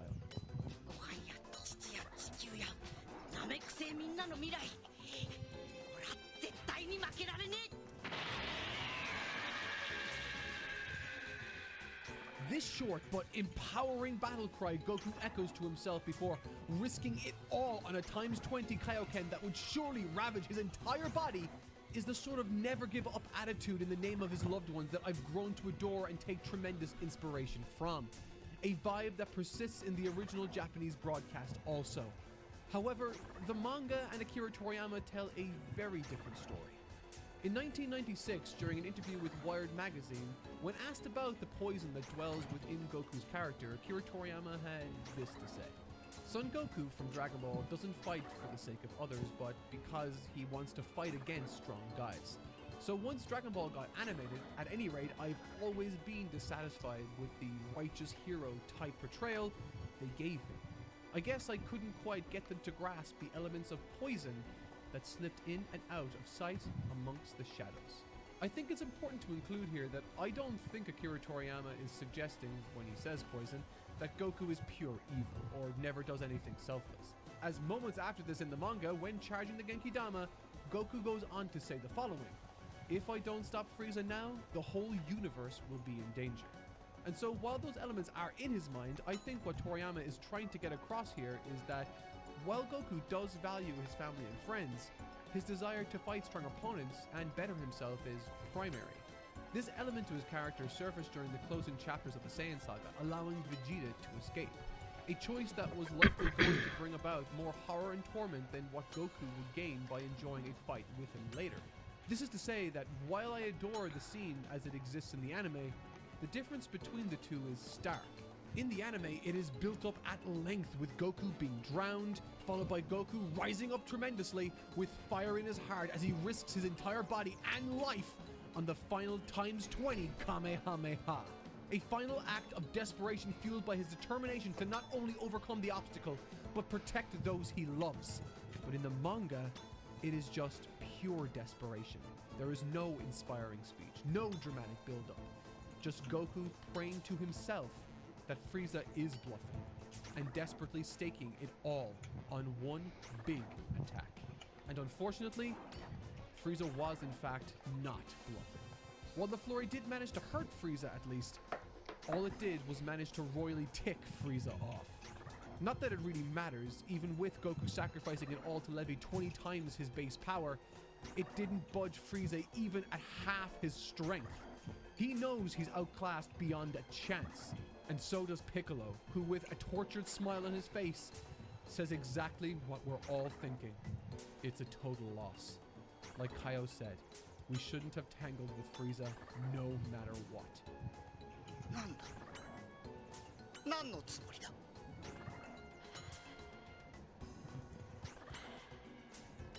Much the same way Goku was driven to desperation by the likes of Vegeta, he has once again begun to rely on the strength of those around him, channeling what is at this point his most powerful attack, the Genki Dama. And with it comes that very same tremendous amount of tension, totally zapped of energy, on the verge of collapse, his guard totally down, and the only line of defense between him and Frieza being his brazen attitude poking the tyrant. And while this is purely conjecture, I like to think that Frieza didn't pick up on the enormous Genki Dama right away because he's so used to never needing to check his blind spots, while the likes of Krillin, Gohan, and Piccolo locate the giant sphere of energy almost immediately. On the other hand, Frieza only manages to notice it when he's taunting and mocking Goku, noticing it through the reflection of the water behind him. It's a terrifying moment, and being totally drained, it's a discovery that all but seals Goku's fate.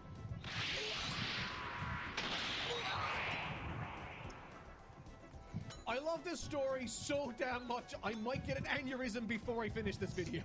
Just like the Arc Prior, when his back is up against the wall and has no other options available to him, his allies all pool their energy together, and the one to risk his life isn't his son Gohan or his best friend Krillin. This time, it's his one-time enemy, Piccolo. Where the Genki Dama in the prior material possessed a thematic resonance with it being a physical manifestation of Goku's allies all working together to defy Vegeta, in this it has an additional dimension of the surrounding planets lending their energy for the conflict. With this one technique, Goku acts as the vessel, offering a chance for all living things he can reach to defend themselves against this tyrant of the universe, Frieza, to prevent Namek and our heroes from suffering that same fate.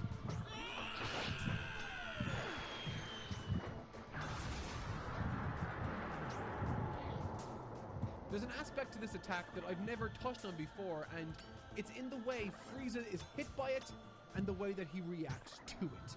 Firstly, he's caught off guard. As Goku said in the opening to this fight, Frieza is overconfident, which leaves him open to attack.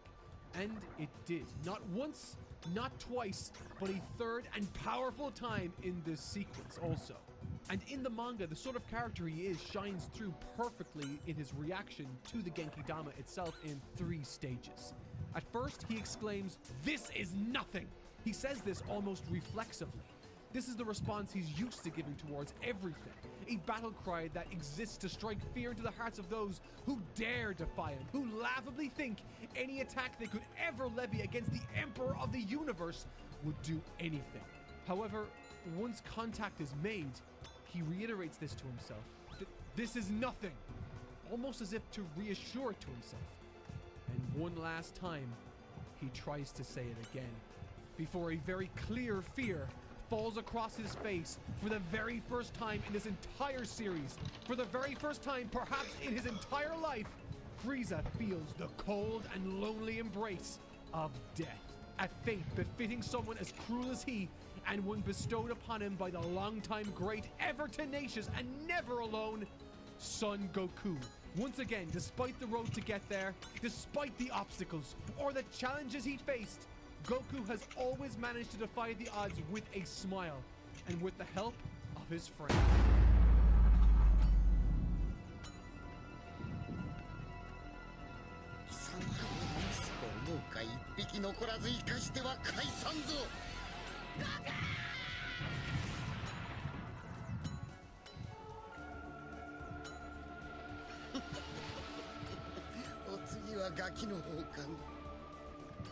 What happens when every advantage you thought you had fails you? What's left when clever strategy doesn't work? When the martial arts you've honed for your entire life isn't enough?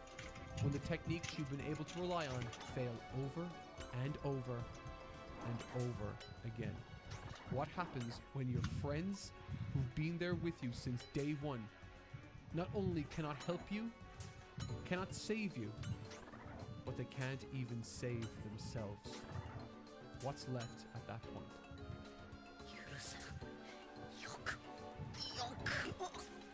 In the Saiyan Saga, I spoke at length concerning the differences and virtues of Goku and the people of Earth. How believing in your fellow man and relying on what your allies have offered you on top of all of your hard work. I just noticed. I wonder when this guy got here. Somebody's killing the other 2 Dagonoth Kings. More power to you, King. It's fine by me. I'm just gonna chill out, kill this one. He probably already has the ring from this guy, because a lot of people, like me, farm it early. At least. Dang, I keep getting swordfish drops. Oops. Oh, let's drop a bone, eat a swordfish. Take a swordfish, drop a swordfish. We don't even need all this garbage. Let's drop some Raynars. Okay. Take a pizza, drop a pizza, take a pizza, drop a pizza. Probably only have All of like that 3 or 4 can, more when kills. Faced with certain doom, become your salvation. There's a powerful message in the core of that arc that I have carried with me to this very day. Wild. And as I said in this video already, this arc stretches those ideas and themes past their natural limits until they break.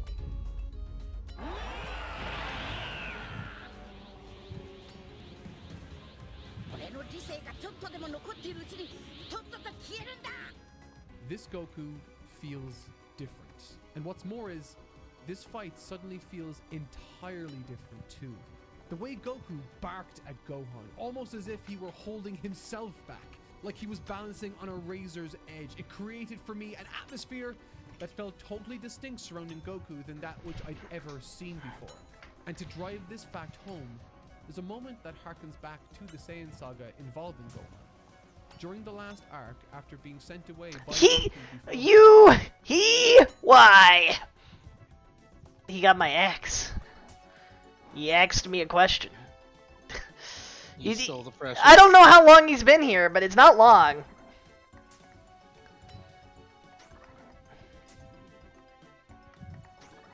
He's been here a while. And he is killing 2 instead of 1, but still.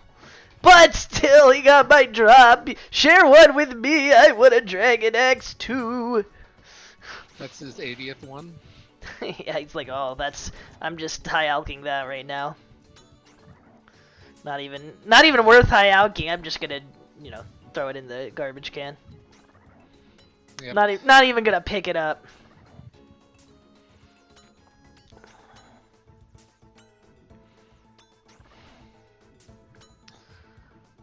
Probably 2 more kills. Safe.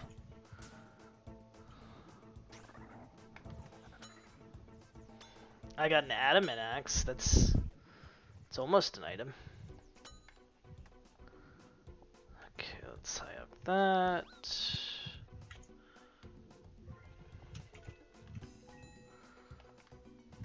Pick up the weed. Swordfish, pick up this pizza. Like juggling items on the ground. Should call me Jugglevin. John Juggler. John Jugglevin, yes.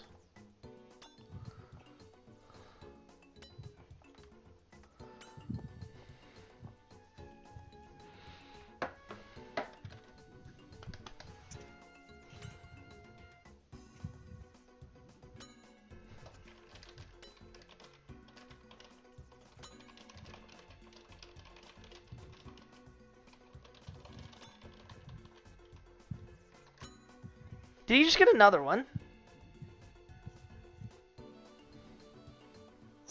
Alright, I'm gonna go right on the internet. What the actual frick?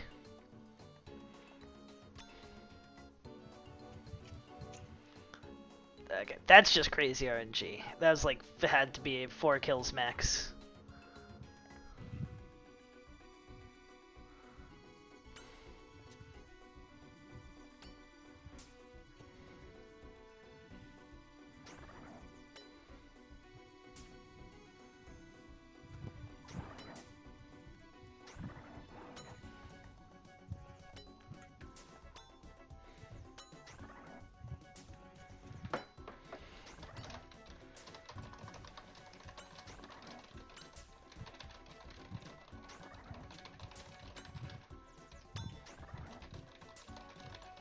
Are you typing the angry messages? Yeah.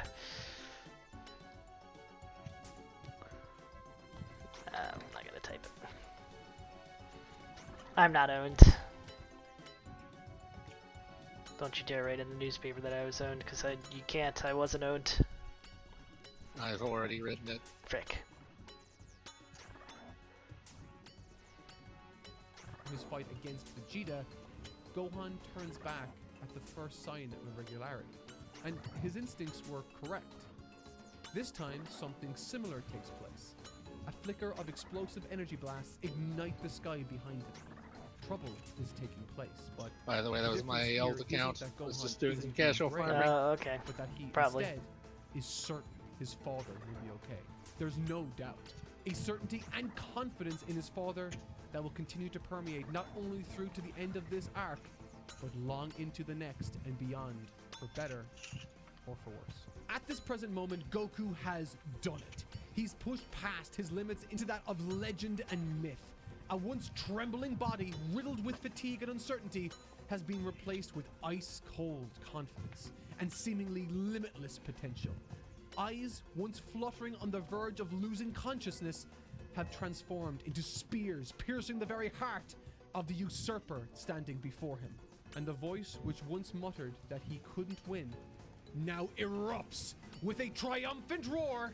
Super Saiyajin Son Goku da! A massive component of what makes Super Saiyan both special to me as well as so deeply impactful to the story and those who read it is the contrast it establishes between itself and other abilities or transformations that came before.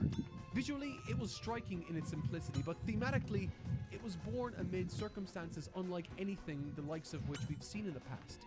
Abilities and techniques Goku could rely on back then, born from his rearing or the teachings of wise masters, were in their first use almost a celebration of something Goku went through. In order to wield the explosive power of the Kaioken, the life Goku had led allowed him to travel to other worlds in his own body.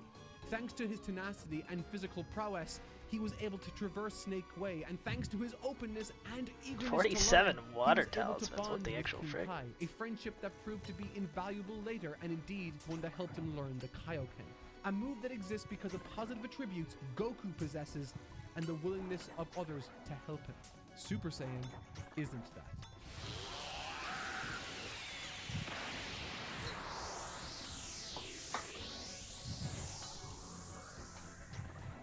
For me, what sets Super Saiyan apart maybe some of the other ones have higher drop chances on the X.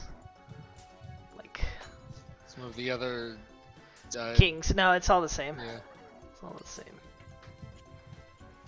Wild. Aren't they all the same? Well, they drop different rings, but their other drop tables might be different. Yeah.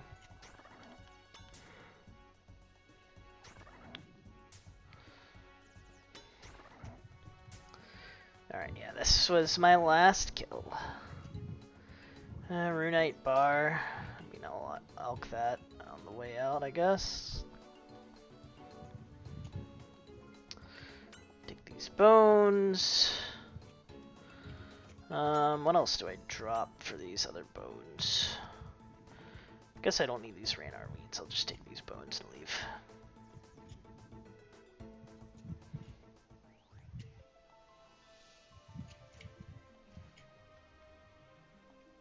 And then teleport.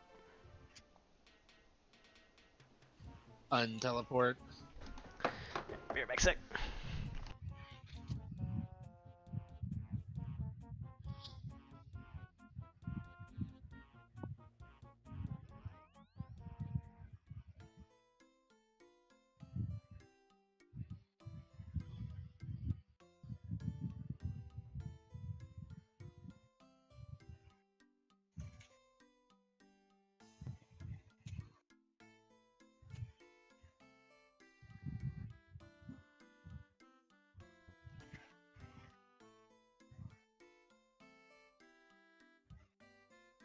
I'm back. Welcome back. Thanks.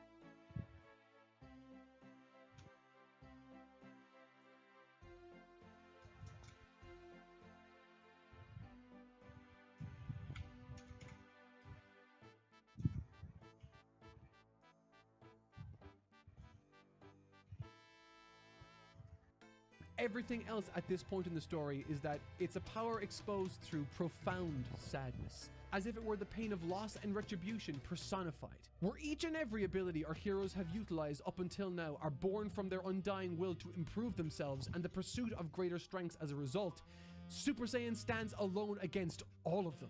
Not a transformation born from effort, but a result of immense pressure reaching a tipping point. Like a worn dam bursting or an abused animal trapped in a corner. It is the direct result and retribution of what evil has been wrought against Goku and the peaceful planet Namek. A rebirth amid intense trauma, like channeling the power of the sun, if only for a moment, an instant change that allowed the user to walk a dangerous line and wield a necessary strength to vanquish a terrible evil. And no matter who you are, whether you're an adult from the East or a little kid from the West like I was, there's something unbelievably cathartic about that. A feeling that establishes one of the most iconic and easily recognizable moments in all of Japanese pop culture.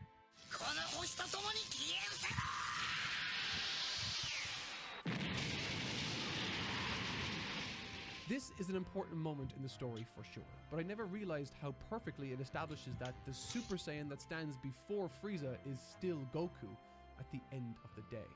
In the same way Raditz never anticipated Goku to hold him for the Makan Kosa Po, or the same way Nappa never thought he'd have to keep his guard up against someone like Chaozu in that way. When Frieza was charging his blast, Goku didn't realize until the last second that that blast's intended target wasn't him. In the end, it's a strategic play that's equal parts ingenious as it is horrifically despicable. For the first time since donning this new form, Goku's stoic expression cracks as the planet Namek beneath him does the same, consumed by the blast. It seems Frieza was destined to win this war. Consumed by fear, he too was backed into a corner and forced to pull a trigger he always had every intention of using as a contingency.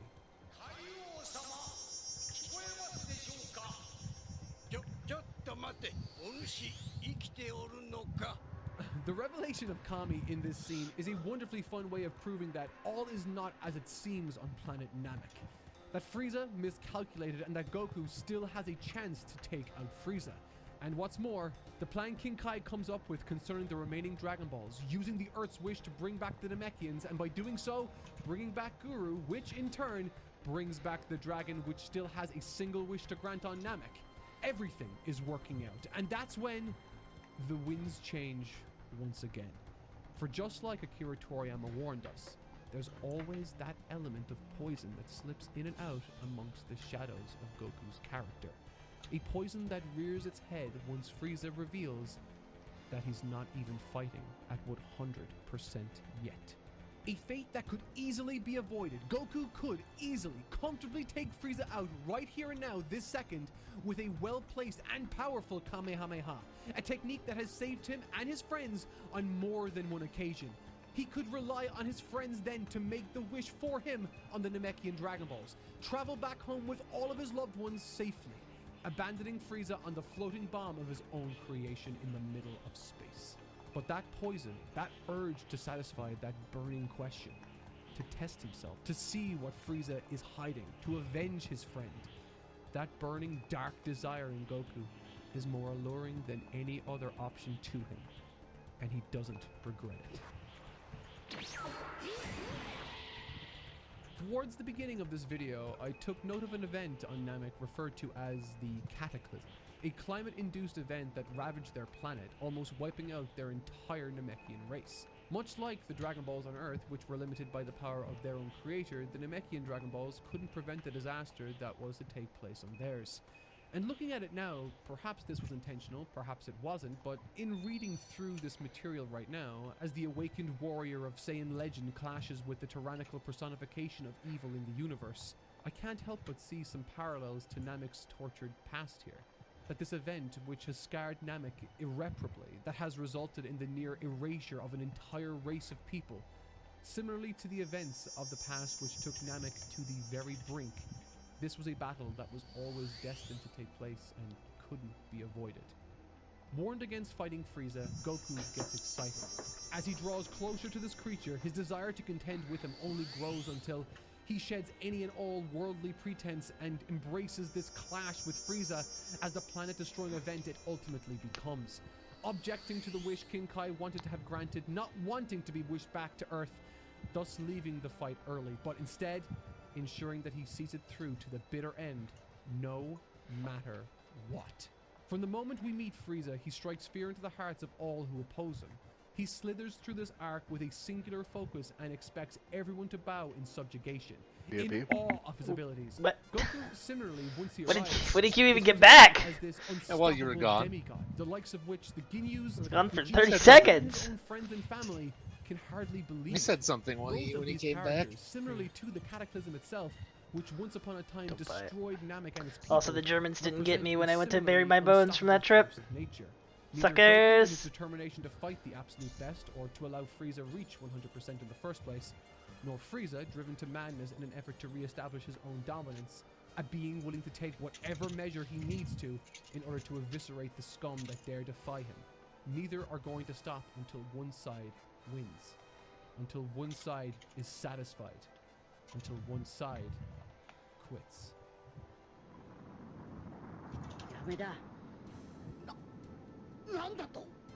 This scene is special to me.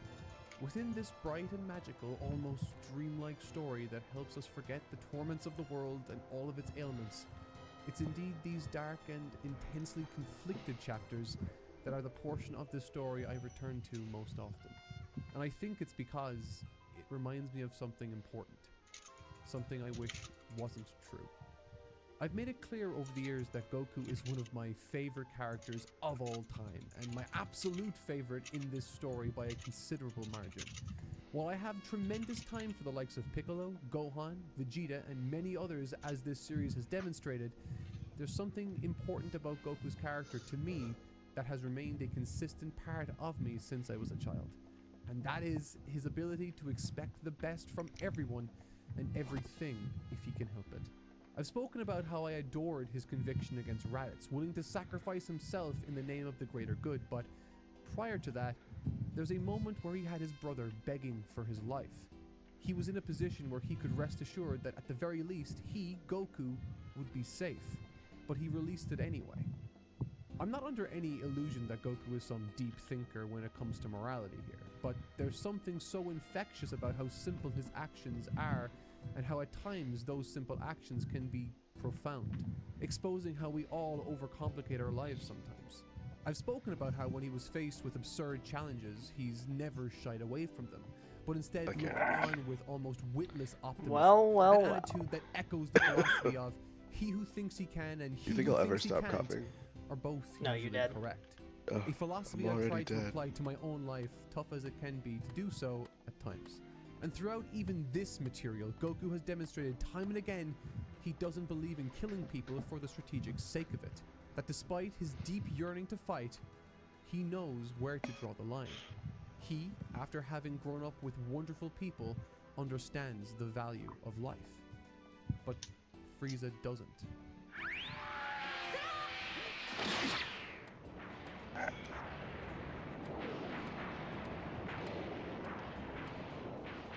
In a world where, as I get older, I feel increasingly more jaded to the atrocities of man and the hopelessness of it all, I try on occasion, sappy as it may be, to return to these stories from my childhood because there's a gentle comfort to them.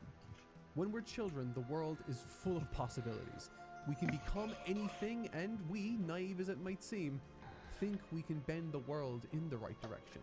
That despite the evils it may I will say contain, that this the game is corruption not like that a lurks complete the walk in the shadows, park, which I the stories appreciate. we've grown up with have instilled Mostly because within they us don't this give me idea any of that my if we super OP try hard enough, we can break teammates. past that which has limited every generation before. And perhaps part of that is true. Perhaps believing we can and approaching something with optimism But more is the easy way besides forward. Reen In this Schwarzer. arc, Goku has broken We'll each probably and end up every one having of his to limits gotcha my over and teammates over anyway. again, almost losing himself entirely to the game is anger and gotcha. lust for That's insane. combat that's appeared in his character since Gotcha. the Why am beginning I of the story. cursed But something to play gotcha did games? A surprise me. Bonerland. The boners In the did it. beginning of the That's last the boner arc, curse. No. Goku, after hearing his brother's plea, released his tale because Sorry about it. he believed him. He It all believed makes that his sense now. brother was being honest, that he could change.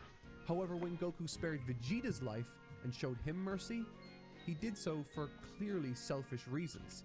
And on Goku's adventure traveling to the battle against the almighty Frieza, he encountered numerous reasons to turn back, but never did.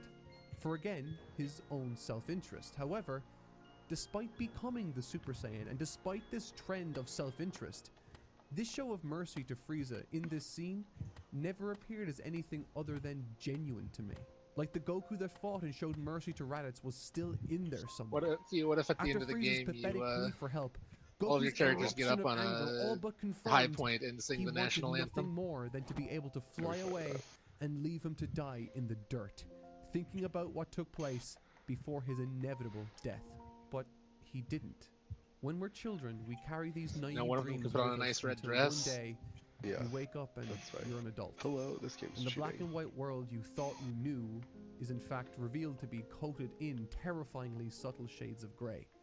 And for me, this scene, despite contending with one of the most evil characters put to paper, reminded me that sometimes the righteous path, the path of respect and avoidance of death, sometimes, no matter how much you might wish it wasn't so, is unavoidable.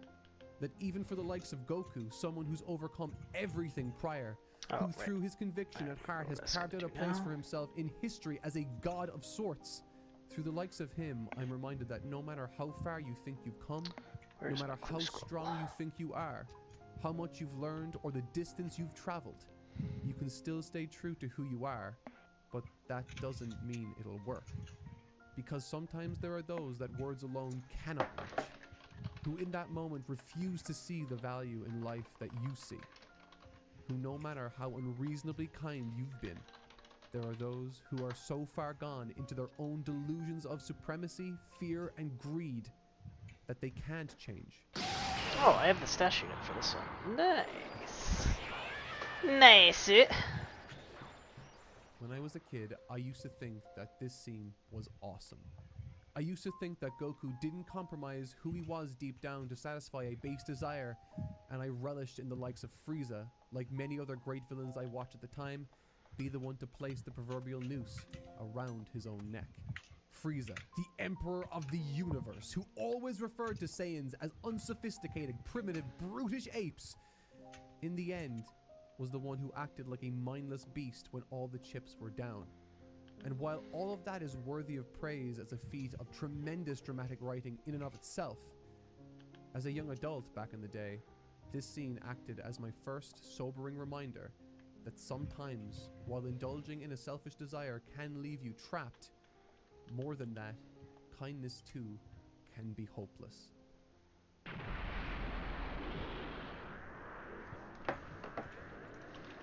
In conclusion, this video was even more difficult to write than my last. It appears my feelings concerning this series only gets more complicated as time moves on, but I hope that didn't diminish your enjoyment of this breakdown. Sincerely, the Frieza saga, for both personal reasons as well as its own completely standalone merits, holds a lot of emotional weight for me. It's the culmination of all that was established in the arc prior and pays it off in some of the most astounding ways I've ever seen. It's a work of art, and while I've completed this video, I know I'll look back on this piece I've written with frustration for not expanding on another aspect of this tale that mattered to me greatly. But I suppose that's what great art does. Allow you to see different things in it over time. And unfortunately, because I've thrown myself so deeply into this material, the Cell Saga is going to take a little longer to cover than I thought. And because I want to do it right, I'm going to have to delay it for 1 week, meaning you can anticipate that video on August 12th. But if you don't want to wait that long, you can always sign up to our Patreon, where it will be posted as soon as it's finished, as well as some sneak previews and all sorts of other related perks. Either way, I hope to see you there. For while the Earthlings have managed to wish their friends back thanks to the courageous actions of Son Gohan, Krillin, and the complicated Son Goku, a long and eye-opening path still lies before them. One wrought with death-defying battles and a coming of age that capture the hearts and minds of millions across the world. But as always, I've been Mark Fitzpatrick. Thank you so much for watching, and I'll see you there.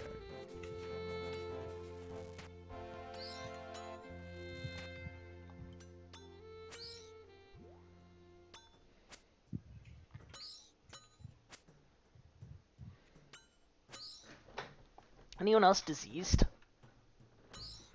No. Oh. Door. Just me. Okay.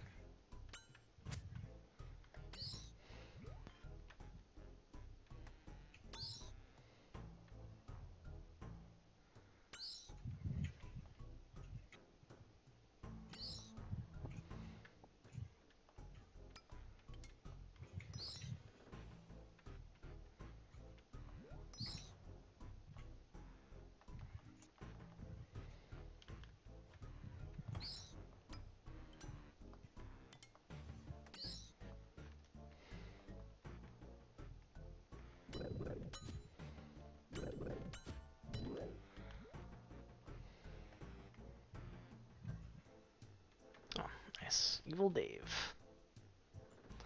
A big fan of Evil Dave. He's evil. You see. I prefer regular Dave myself. Well, he's not really... Evil is probably a strong word for Evil Dave, I'd say. He's more like... slightly edgy Dave.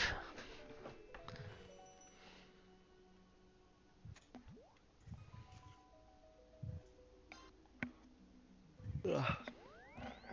But Dave is Sorry. extremely edgy. 30. What, Kim? I couldn't hear you over your COVID. It said, why am I so tired? It's 8:30. I don't know. Because you have COVID. Oh, okay. COVID brain, COVID face. True. COVID dick. It means it's really, really, really, really, really, really, really big. Evil Dave asked me a question. Can you guys help me solve it? What's 333 times 2? 9 hours, 9 persons, 9 doors. Oh, now I have to talk to Pirate Pete. What is with all of these very specific characters?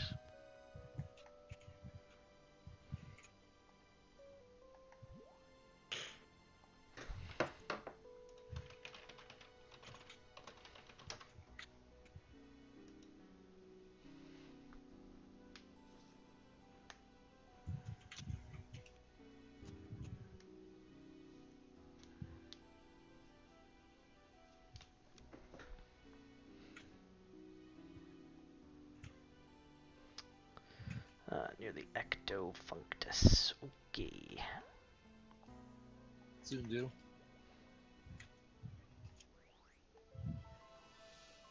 So far, I'm gonna jinx it here, but so far this clue scroll has been very, very easy, very quick.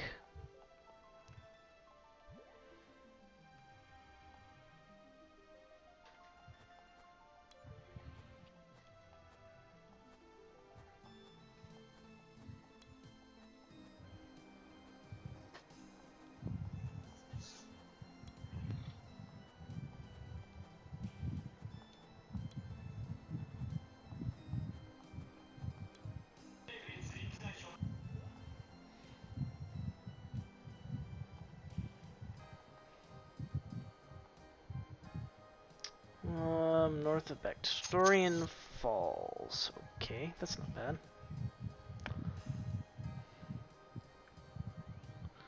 I think I just teleport to Barbasalt.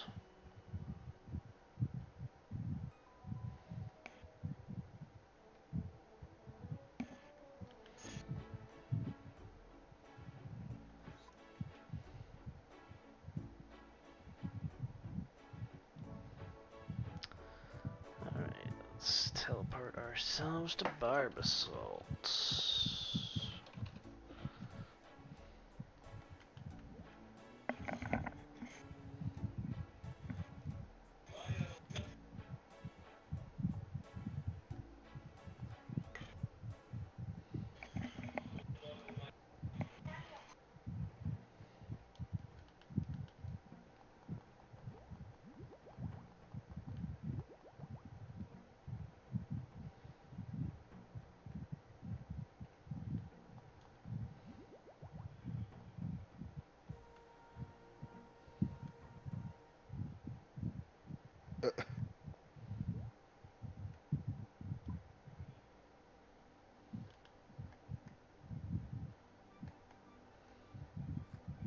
Excuse me, lady. Got a clue in your house. Don't mind me. I'll just deal with this. Oh, mother load mine. Don't mind if I do.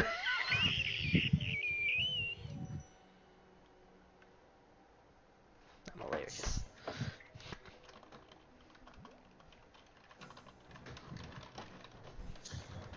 You have to call the cops.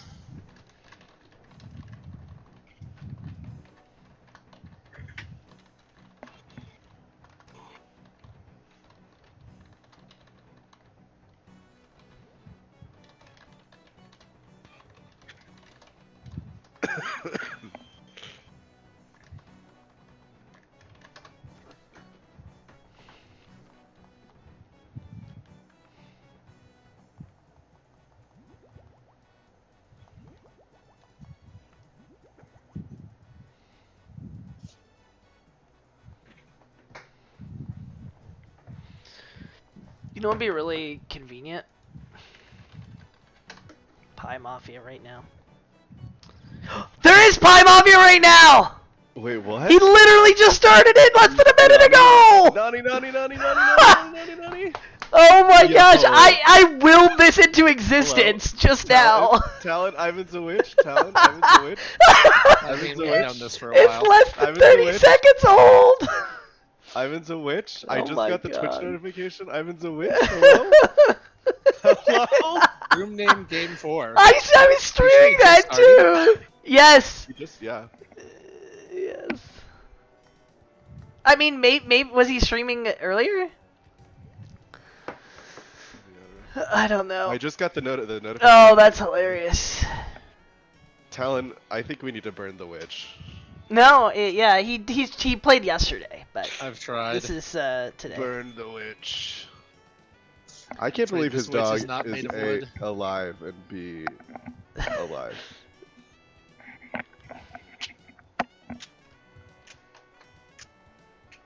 Just a Mafia day today? Our prayers have been answered? Praise the sun!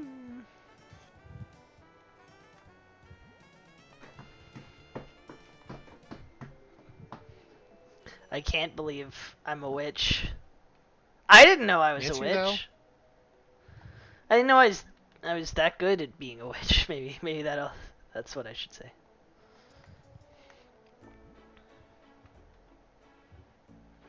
A spade, and I need my stupid fairy stick.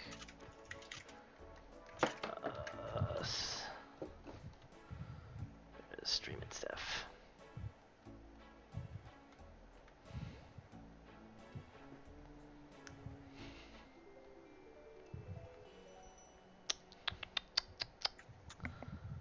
Let's go on Arceus. Wow, that was wild.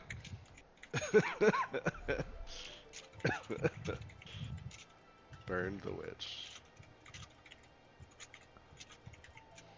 His sound is like weird.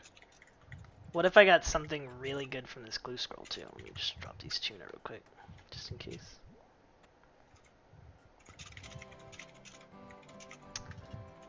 I did not get anything very good from that glue scroll. I guess I got some money. How can you tell anything about his music when he's permanently adding at me? How can you tell anything about his music when you have him muted this whole time?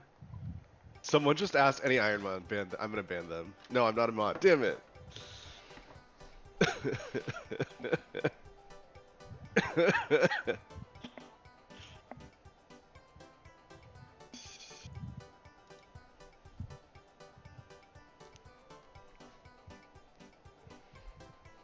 Good. No.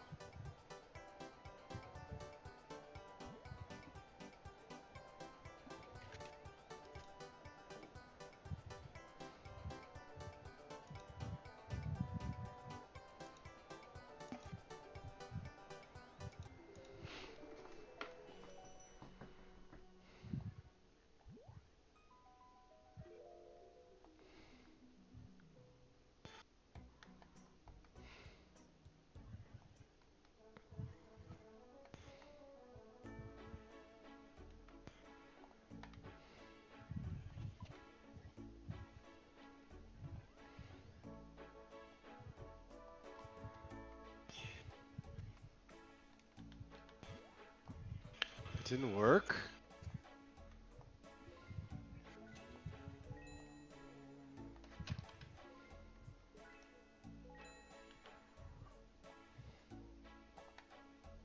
Alright, well there's all the money I spent on runes back in my pocket, so that's nice. I like that.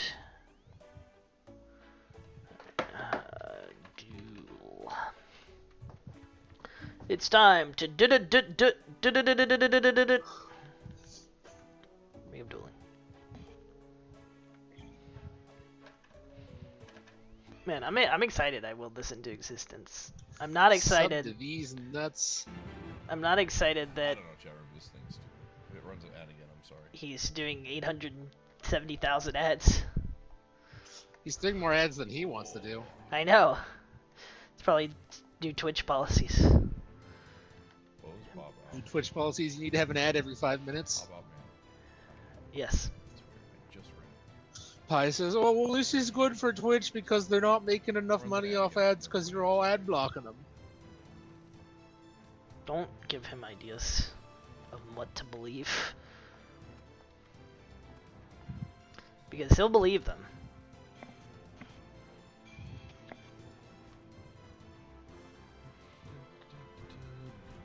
Got another magic short bow.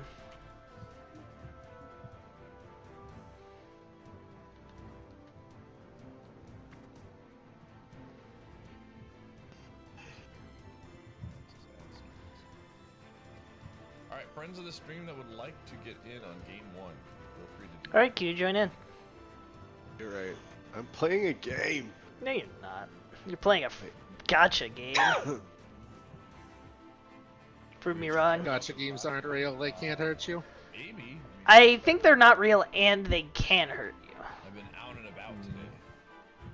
Gumshoe is a dog. Hi. Hi. You want to play? Hi. Hi.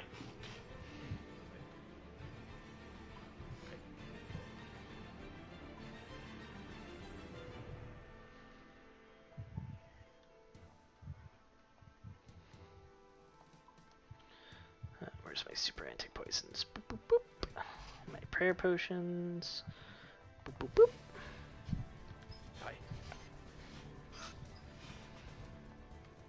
Oh.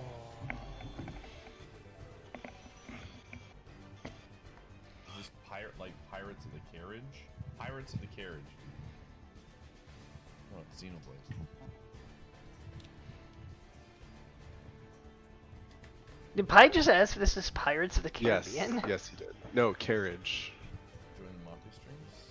It's great to hear. You love to hear it. Things you love to Oh, hear. Golden's playing. Oh god. No, I'm sure Golden will do great. Alright. Golden will do great at entertaining us. Wait, we missed Mafia last night? That's I literally said this. Talon asked why it was game 4, and I was like, I don't know. Maybe he streamed earlier tonight. Sean tries to sneak through. Just because he's an Iron Mod gamer. Sorry, you gotta go through the Mafia channel. Eureka, thanks for the 32 months. Oh, Gumshoe. Gotta go through the Mafia channel. Alright, here we go. Oh, my stuff still has 1100 charges. That's definitely enough. Doesn't fill up. Okay, got this, got that. Oh, not at the first games of the day. Hi. Probably ditch. Well, no, this is gonna be a longer trip, so maybe don't touch this. We'll just wait patiently. Creek Small is in. Gumshoe is just a bundle of energy. Should we get you a ball? Should we toss a ball around? Should we toss? Oh, it'll fill. How did I get She's an tossing ad? you What the around, fuck? Pi. You still got ads going,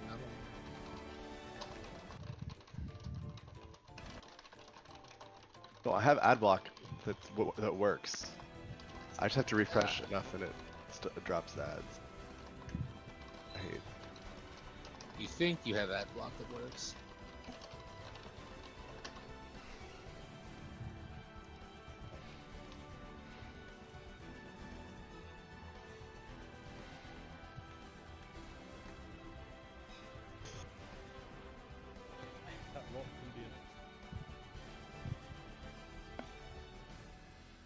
God. Help. There's no help. Now once you're inside, head to the northeasternmost door. You might get attacked, but luckily you've got protect media. Now to open this, you're going to want to stand on the one button, drop your rock, stand on the other button, and then press open on the door and it should open up. And make sure you pick your rock up before heading through if you've only got the one.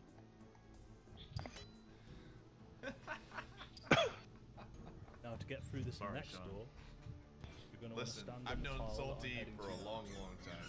Make sure you equip your rune thrown-ups. Turn on your special That's attack. why him and Latorius are homies. Not that you're not a homie. And this should take out. But I can't just give it Yeah, to but you're not a homie. Now, when you're ready to head down, make sure you've got protect from drop the magic ball? up and climb down the ladder. Did you drop Head straight for the eastern ladder. You... Protect range just as you go down. Now head to the eastern ladder. Protect melee as you go up. Did you drop the ball? Now head to the southern ladder. Where'd you put the ball? Huh? Where'd you put the ball? Oh, it's right here. Hey. Ready? Go in, I don't mind dying. Hey. Ready? Go. Go get it. Whoops, I want to run. You gonna get it? No? You're good? No more? That's it? Just one time? That's all she wrote today? That's it? Just one roll, huh? Your choice.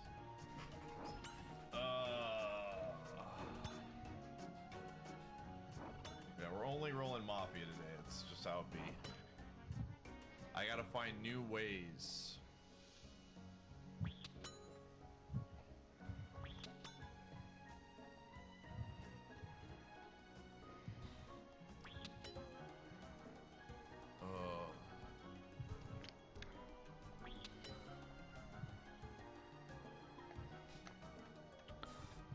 You go get it. I already rolled the ball. I'm gonna pick you up. Yeah. You just woke up from a nap, so you're all ready and rearing to go. Yeah, I know.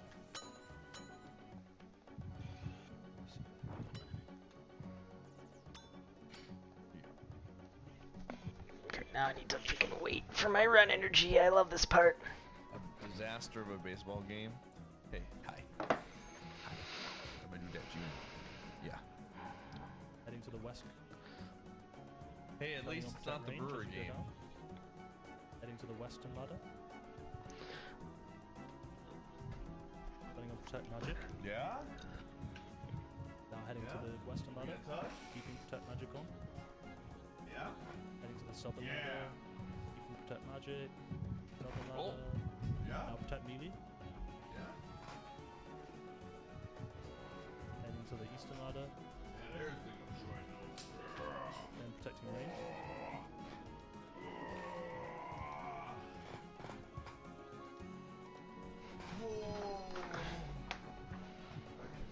Do you by happen to be a Braves fan, QQ?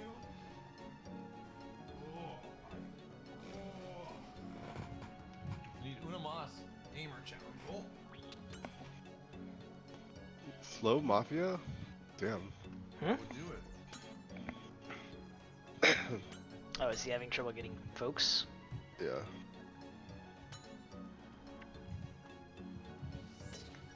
I'm sure they'll show up eventually. Sorry, this is an Iron Mon stream. You're right. Oh yeah, that's true. Okay, now I have to wait for my run energy. Just sit here. We lost somebody. Who was it? It was Sean, dude. Look, Sean! This guy wants to be homing the stream and he can't even click the ready check. Unbelievable.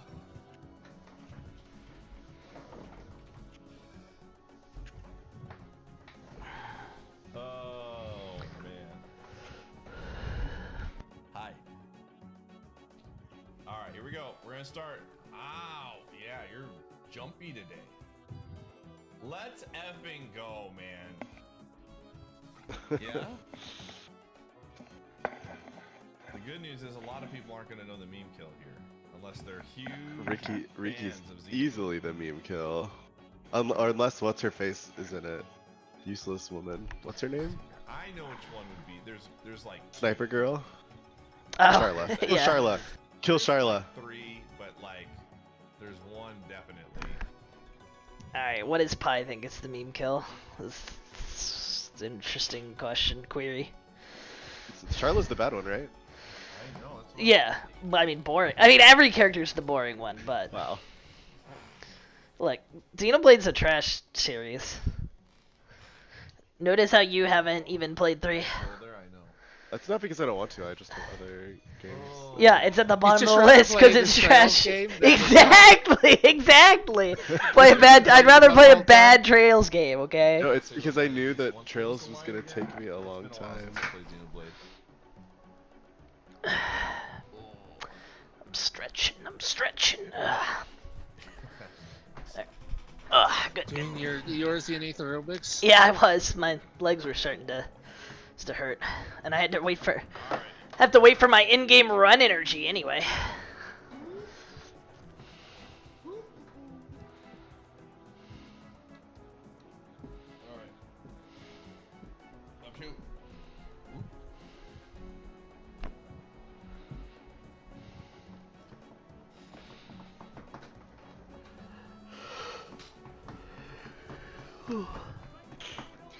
Ah! Mango drink? 2 chapters of it. Name the reference. Animaniacs. Frick, he knows. No, wait, no, it's not. No, it's not. It's not It's Animaniacs. It's not Animaniacs. Oh, it's Tiny. Yeah! Wasn't it a part of Animaniacs at first? No. I watched- Mango liquid refreshment. I watched an episode of the new Tiny Toons. There's a new one? Yeah. Why did you inform us of this? We didn't want to know. Yeah, that is true. I didn't want to know. Because I watched it at Comic-Con, but I forgot that Comic-Con happened because I died. You mean you're still dying? Yeah. Because I am a ghost.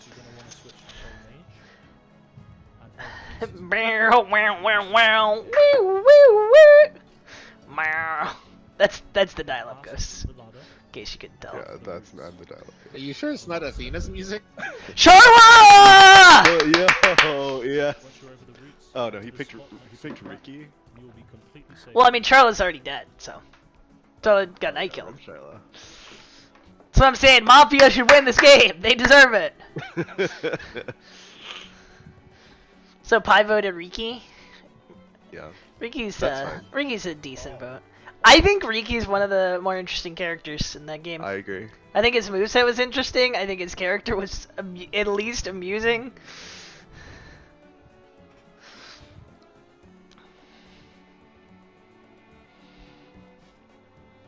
Hey, chill out. Chill out. I like how you can tell no one knows what's going on with this deck, because like there's like 700 different votes.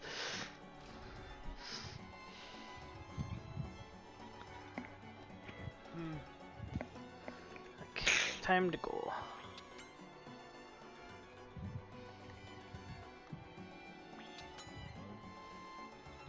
Can I wait for my run energy a little bit, or is this guy gonna keep smacking me? Alright, he's gonna keep smacking me. Fine. Stop. No.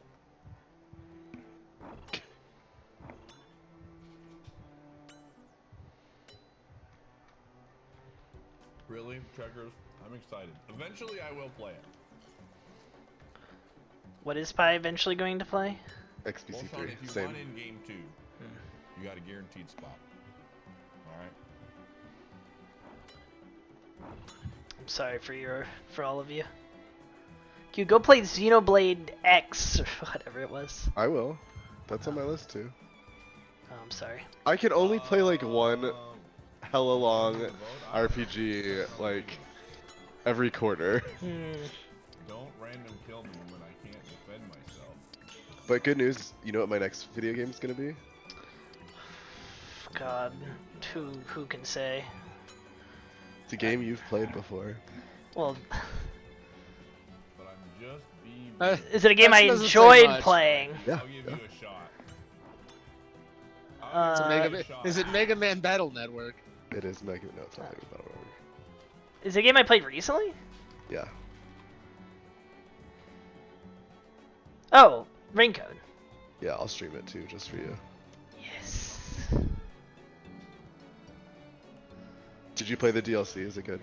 I have not played the DLC yet. Is it out yet? It is out. It came out this week. But I don't... It's the character I don't really like very much, so... I should read how it was. I'm also curious... I'm curious how it works. This poor doll is getting bullied. Let's see what people are saying, actually. I'm sure there's like a thread on it. Just sitting. Oh, right, let's go. Dude, I'm literally just going this way. LMAO, okay. Dude, no, dude. Why did they end up? Wait, what Okay, happened? this is so easy. No, did they get polstered? Okay, there's no one in the Slayer Cave. So I think I just chill and wait.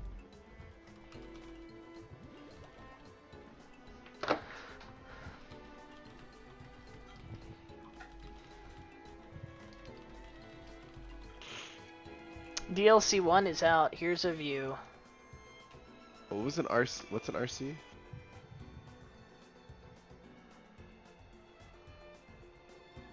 What's an RC? Dude, everybody that went to the other person. I don't know. Roll confirm? Dub should OT on the yell.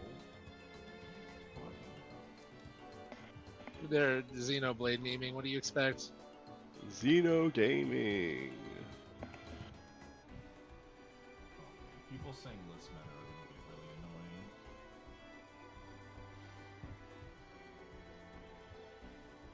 Apparently the DLC is not much. At least this one. So maybe you just wait until it's all out. All the way to the bottom and hit yell. And Almethus is right there. Right there, dude. Dude, Riz is true blue. Literally, you have to... Okay, everyone that voted yelled early is absolutely scum, dude. Jadeface... Borona... Borborna? Borona. Gwyn Rex. Alright. The instant gut reaction to scroll down and vote the one at the bottom is like super scum. IMO.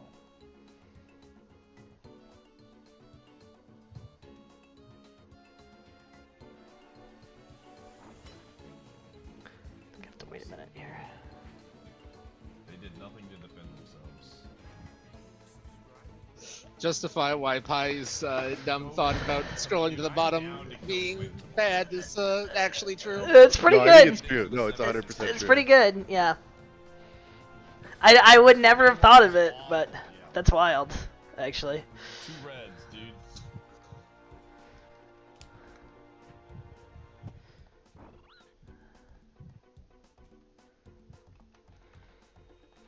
Nope, nope. Please don't OT here. Unless you are... What a quote, dude.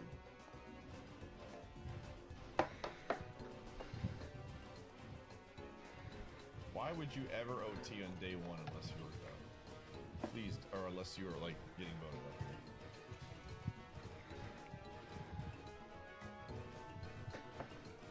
Oh my gosh.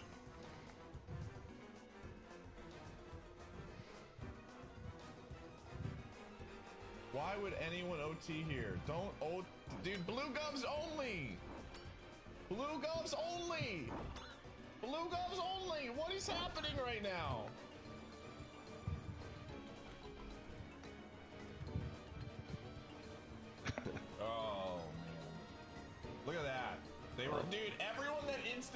this is so bad. Everyone that insta-voted this is so bad. Look at this. I'm telling you, I had the lore. No one is gonna read. And a of single course, thing I they just said. got the I died. moderator? If Bodyguard is a gamer, they 100% are on me tonight, dude. Dude, everybody that their initial reaction was to vote the person at the bottom of the list is scum. At least 2 of these people are red. At least 2 of them are red, dude. All right, let's go see what they voted during the day. Let's go see what awesome votes they had, all right? All right, Jadeface, you had a vote on Mallows that stayed there and didn't do anything. You had, dude, if I'm Buzz Cop today, there's so much info. Oberona. Okay, they held their vote. Okay, Gwyn was like, hey, please don't OT this. I was joking, dude. And then Rex. What did Rex do? I'm really feeling. No, that's not Rex. What does Rex say? It's been so long. I am bleeding. We go Tatsu. He just yells.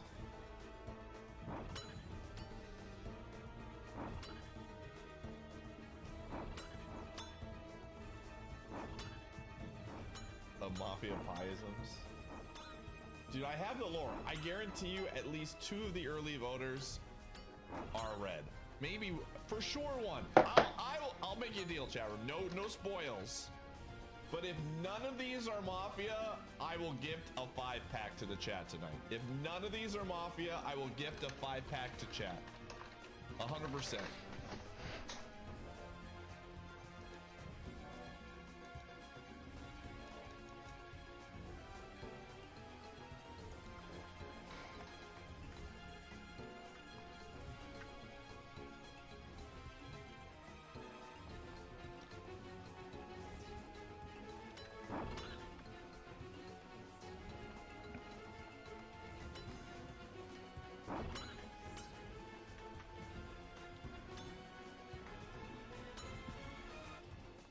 Oh, man.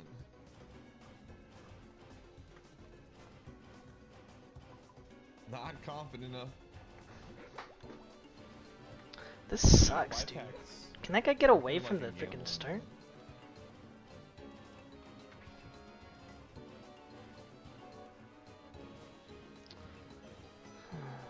Alright, cool. Dude, if Gwyn doesn't shut up about the list, I'm gonna vote them up. Wait, Obrona. What was the one? What did Obrona do? This person right here, dude. This person right here, man. Obrona is no. I need to switch. No bueno here.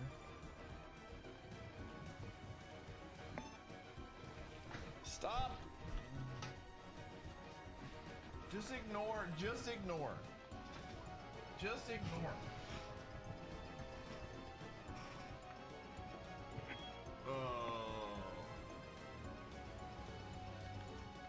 Obrona was quiet day 1 and then immediately voted the bottom scroll while not saying a word the entire day.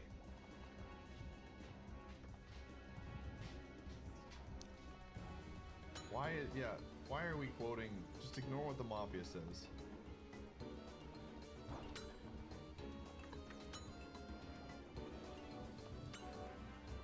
A lot of people are paying attention to the Brona and not talk to this people.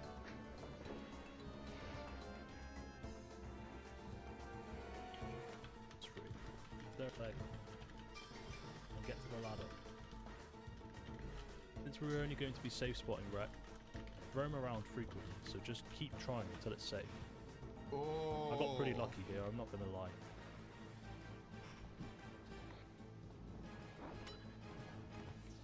As soon as you see an opening, gun it south, hugging the wall, then east. On the eastern wall, you'll find the safe spot. If at any point Supreme or Prime start attacking you, head back up the ladder ASAP. And it came up right Now from before here, the pull. we can lure Rex into the safe spot. My favourite is this spot That here. doesn't There's change many the spots vote, man. on What this did wall Yelp that you say can safe yesterday spot that him made into, you but think? It is just my preferred spot.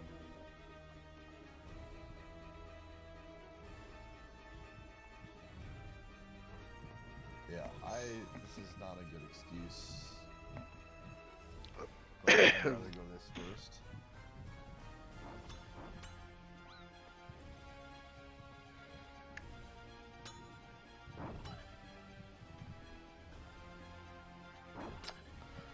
Dude. Who's voting this? Gwyn is voting this. Lorithia, which is me, is voting this. Good choice. Ricky is voting this. Rise is voting this. Yelv is not voting this. Jade Face is also not voting this. Jade Face wanted to go a different direction and is not voting this. Yelv, Vandom, and Gwyn. Thank God, thank God, thank God. Red.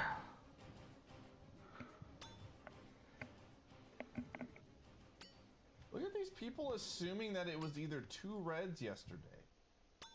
Like, what is this? What is this? What? How can you jump to that? How does that even make sense, dude? Okay. I was the unlucky blue picked by Mafia. Oh my gosh. I know who Verona is, bro. Finally. Frickin' Creek, man. And can we get off of this? Bro, I don't believe you.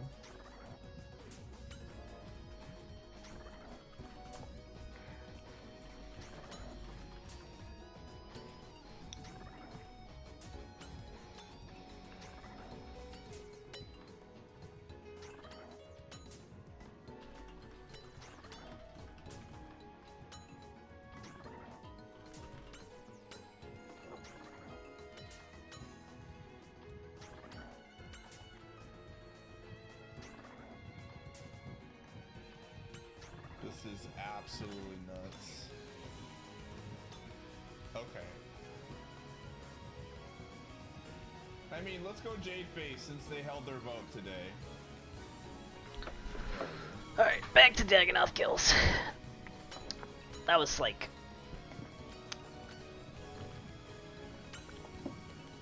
the worst possible setup I could have gotten. Why are we...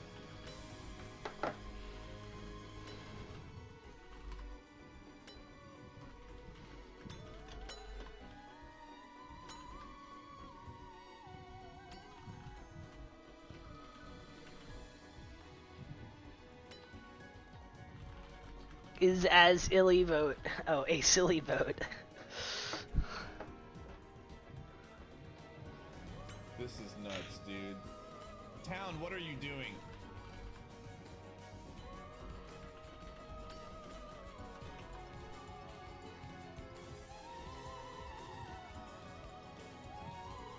Dude, why are we voting this?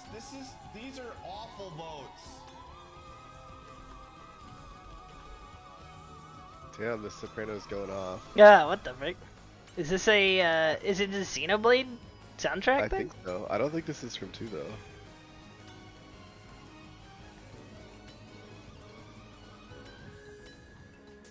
It's very intense.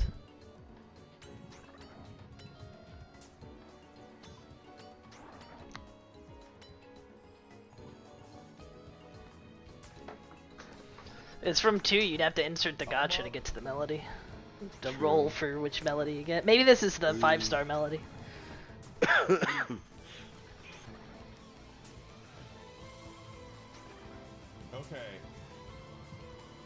Oh, actually, it might be 2. Might be like from like Torna. I needs a thing that says what song these all are. Yeah. In the stream. If he was a stream big, he would have that. It's not hard to. He's got like blank space right under his stupid face. Wow.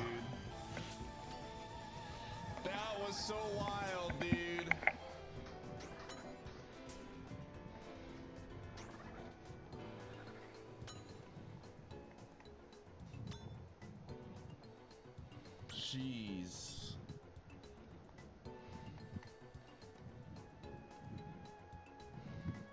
What would my teammates like, dude?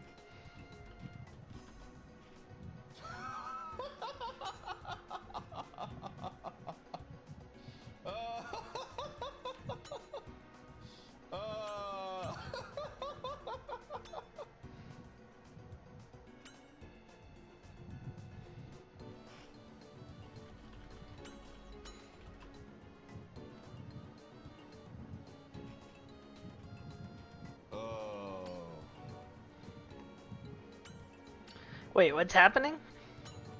I think Pi assumes that the guy they've got is actually I have Papa no pretending to be idea. Oracle. Based on what I've seen looking at it, the guy's like claiming Oracle, and he's using his Oracle power now.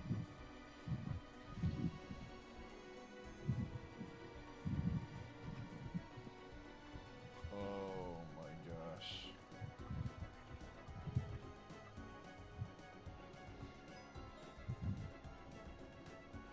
What's a trickster? Alright, they were down. That's fine. That was fine, dude. We're gonna be, dude. People are look, gonna it be was on Mafia. the Yelp train. No, it wasn't. all day. No, wait, Alright, was so he? Nope. This one was not. This one was not. Now, if Yelv is red, See self as villager. is actually red. Upon being condemned, may give out a gun. I might be gifted a fight. May choose whether the gun is I don't normal see- or I is don't broken. think so. Gun will reveal the shooter. We'll see. And broken gun kills the person who tries to shoot, right? Both of the tricksters are. It doesn't say that. It just said like Sorry, gun will Ivan reveal the muted. shooter Yes, either you're way. right, Ivan. Is The that how it gun- works? Yeah.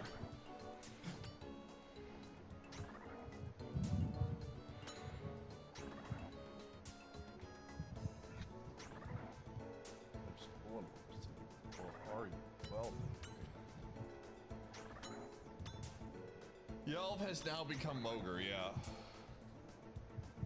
Like, we're gonna spend all day on this tomorrow.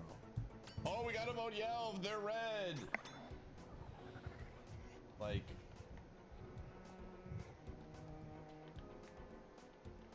I mean, no PRs are dead. Like, Obrona, I know who Obrona, I'm pretty sure Obrona is Creek. Hey! Hey! Leave that alone. No! Hey! Hey! Hey! Hey! I'm talking to you, dog! I'm dogging you! Go over here. Hey, dog. Alright, you're getting kicked out. Get out. Get out of here. I'm glad his love for his puppy lasted all of 20 minutes. Seems like he could dog-proof his streaming room and, you know, not have to deal with this. This is a very obedient dog, well-trained dog, smart dog. Get out of here. Get out of here. Oh wow, I'm gonna post a screenshot in Q's chat. In Q's Discord. Okay. Do you understand the reference? It's a good Oh, okay. reference. I've seen that a few times too. I've seen I don't think that. I've ever seen the movie, but No, I've never seen the movie. El Dorado? Yeah. Yeah. I've seen the movie. I mean, it's basically the Road to El Dorado 14, so. This No, those image jokes makes no are sense to going me. around. Justified.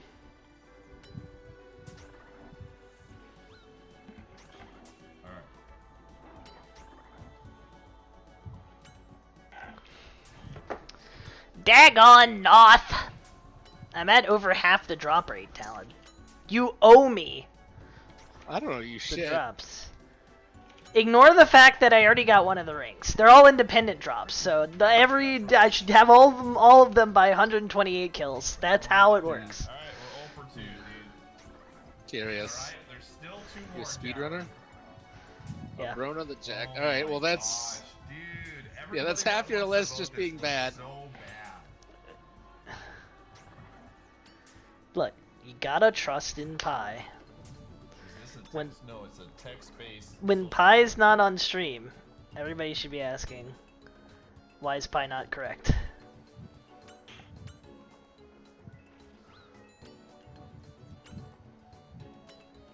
this might be a really short Dagonoth trip unless I get some good drop ass.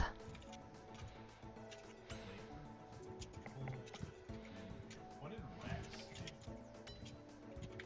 Rex voted Tots.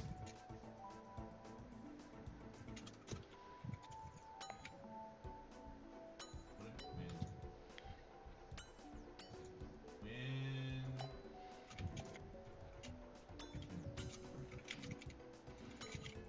What did I spell?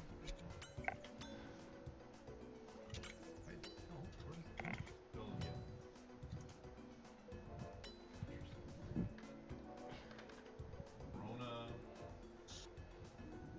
Dead.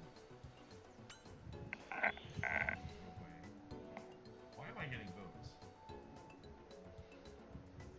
Belly Rex, you what up?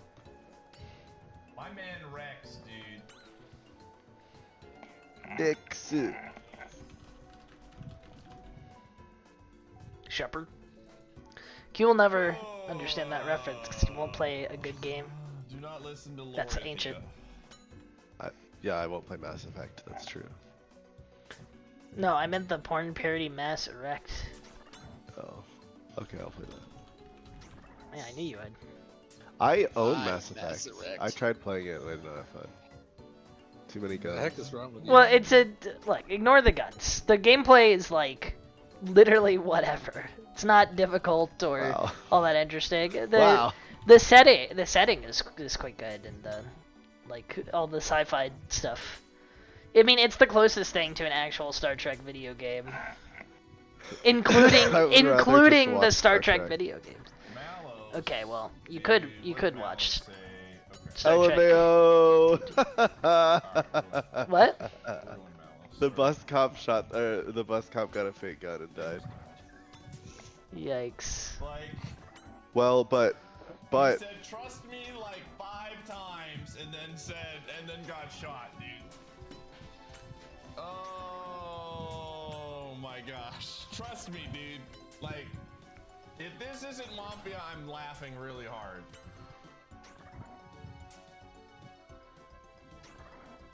No, he didn't. What? Did he? Takes out a gun and fires. LMAO, dude. Who gives the bus cop a fake gun? Well, they didn't know they were. I know. It seems like if you aren't confident, just give the person you're most confident in a real gun, rather than trying to make a hero read or something. Did Golden did Pi just CC BG? ICC. Pi will CC anything.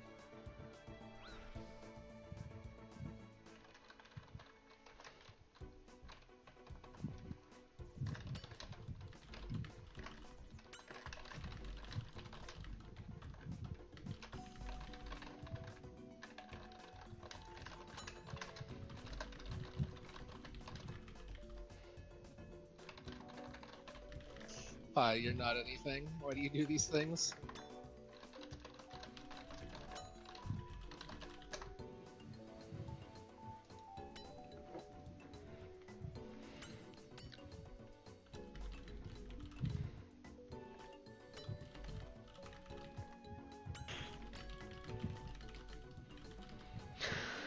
All the people in this clan are doing the big new quest.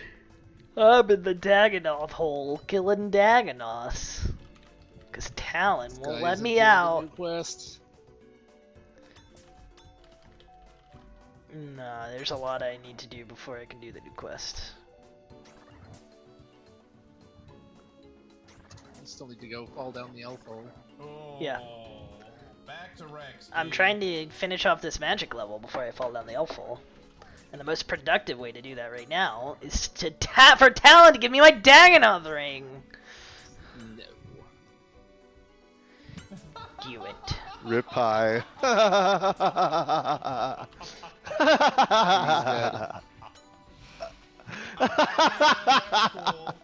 Back to Rex, man. I mean, he CC'd and then got himself killed by the marksman, so... Yeah, that's good. I think that works out. Yeah, no, that's good. I'm Tack. Don't vote me. Back to Poppy, dude. I'm BG. CC Tack. Let's go. Back to Rex, baby. Back to Rex. This is like this is the weirdest game. This is fucked. Sure, bud. Go Rex. Go Rex. No, don't go the BG claim. Go Rex. Oh. Go Rex, literally. Tide died after mentioning Rex.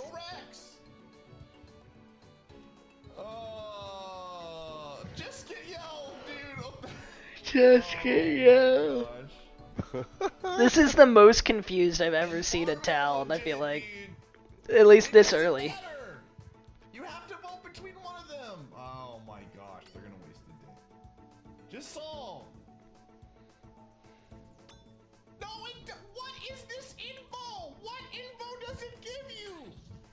Melia, it doesn't give you any. It gives us so much info. It's day 3, dude.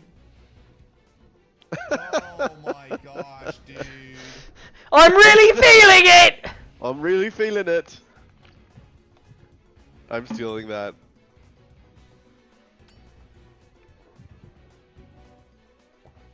This is game. Dude, vote Rex. There's no reason not to vote Rex. Oh my god. There's no way Town wins this game, right? They're fucked.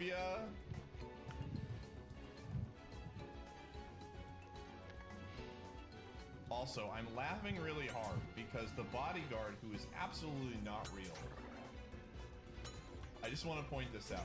I just want to point this out right now. Hold on a second. Captain Douglas, thanks for the 48 months. Hold on a second. You're telling me. You're telling me. Oh, that's my favorite pie, is it? It's freaking.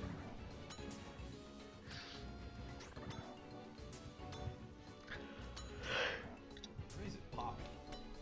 The BG, the real one, of course, had Riz and then Night 3 Raz. Excuse me? You're telling me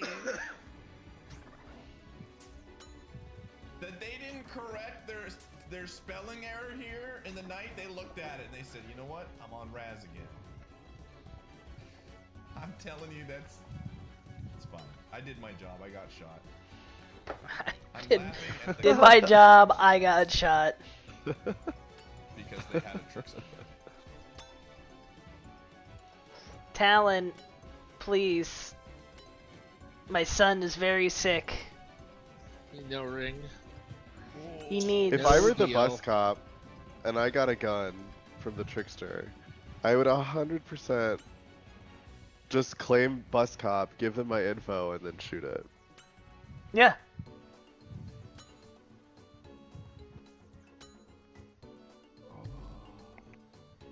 Oh my god. Yeah, you put your info out first. I was so excited to have a gun. I don't blame him. I don't blame him. Yeah.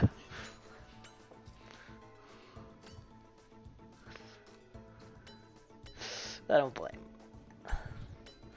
I feel all the power in the world at my fingertips. Watching Pipeline Mafia is like watching an artist paint. I mean, they're not wrong.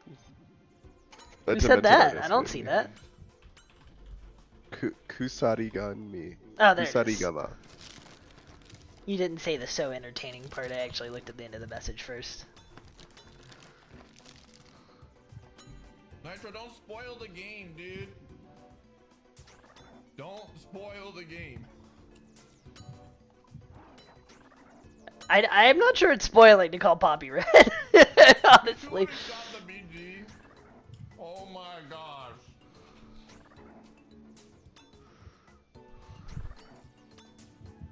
I mean, if they're BG, they just die here. So, it's fine. Like, there's no reason not to just kill the BG. Wild. There's no reason. Pure and forever free.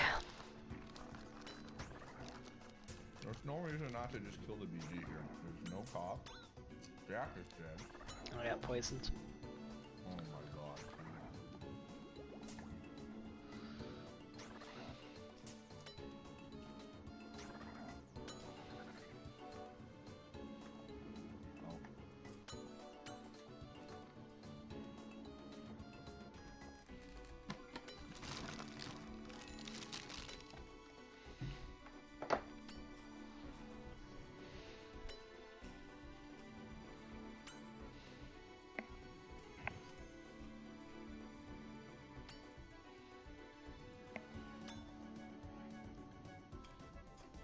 Alright, 6-11 right now, so it's 6-7-11.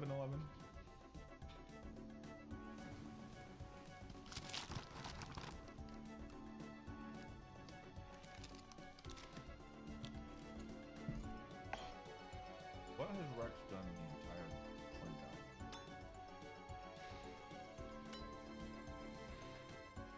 Okay. He was bleeding. Voted yellow.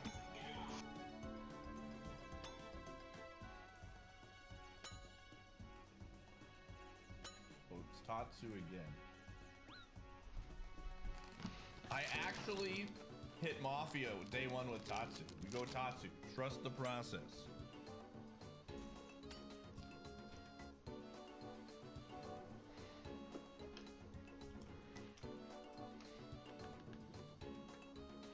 What if you were a little Dagonoth? Your job was to just jump out of a lake and shoot people. I would jump out and shoot you right now. Much like Nature Mario when given a gun. I'm not sure you jumped out of a lake. I love how Rex says people who loudly pushed Yelv look bad IMO. And then votes the person who said Yelv is blue.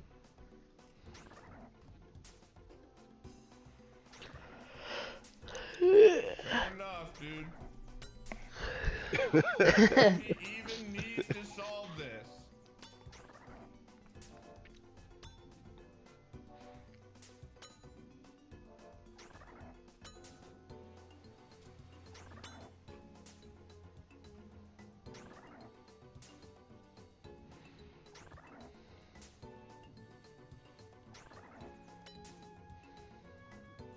Why are they going back to Yelv? Why? Why? They are literally in Milo. This is wrong. This is so crazy to me.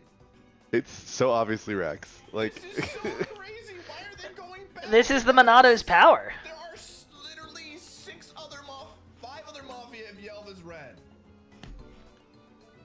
Oh, town does not understand. Sometimes I get so frustrated at town's tunnel vision to get info.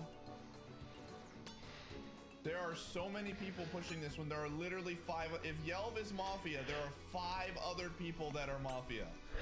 Thankfully, Gov is going to use today, so it's fine. Gov is 1000% using today.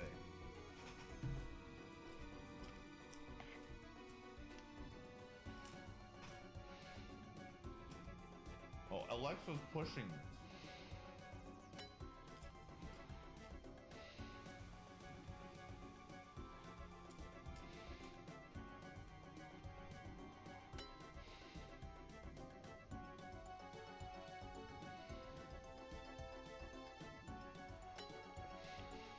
Oh my gosh. Who tied the vote yesterday? Who tied the vote? Zeke votes no one. Man, imagine if both of these were red, dude. Imagine if both Zeke looked absolutely awful, man. You know what? You know what this game is an example of that Pi likes talking about? Info is right What? there, dude. Mafia's just not bussing. Like, I feel like that's the Yeah. only thing happening here, is Mafia's not bussing, and Town's like, because Town doesn't understand anything, because they don't have any info. Just don't bus. And you too could get in Town that looks like this. See what Zeke has done in the tournament. Yesterday was a no. My Dagonoth Rex kill count is 82. Poppy. Votes no one. I hope by the time I finish this task, I get either an axe or a ring. I'm gonna be real sad. Big sad if I don't get either. I suggest Riz. Why would you vote Riz? What? Why are so many people saying Riz?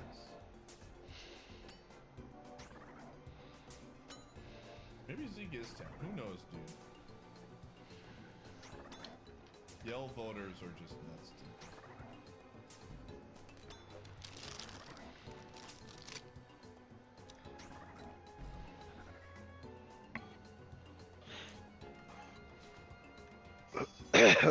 No! No, you don't. Not anymore. They're not gonna solve it.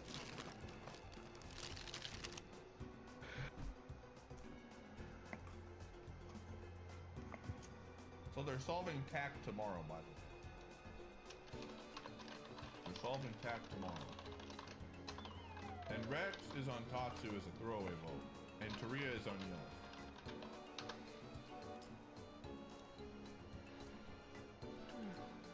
Dude.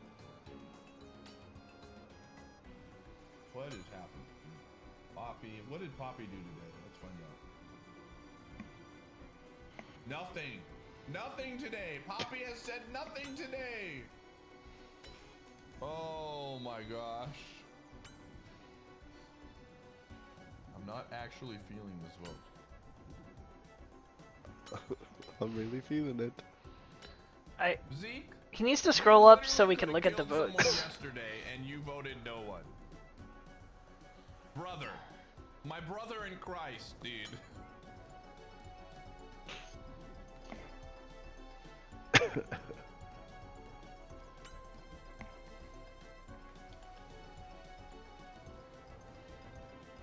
Oh, man.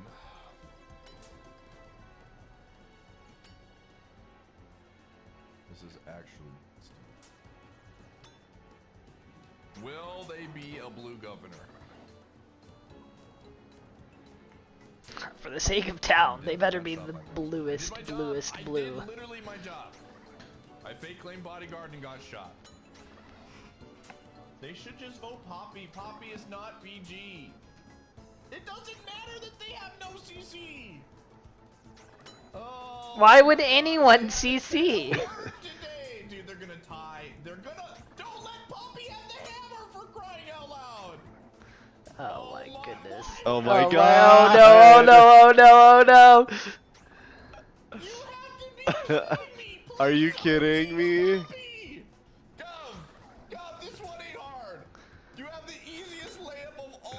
Gov, I think we let this pass. What? You have the easiest layup of all time, bro. It is a 2-foot. It's the Fisher Price dunk. Who? Poppy's not voting and still hasn't said anything. Please, please. Oh my god. I hate Rex. Poppy has disappeared today. Teleports out of here. Oh my gosh.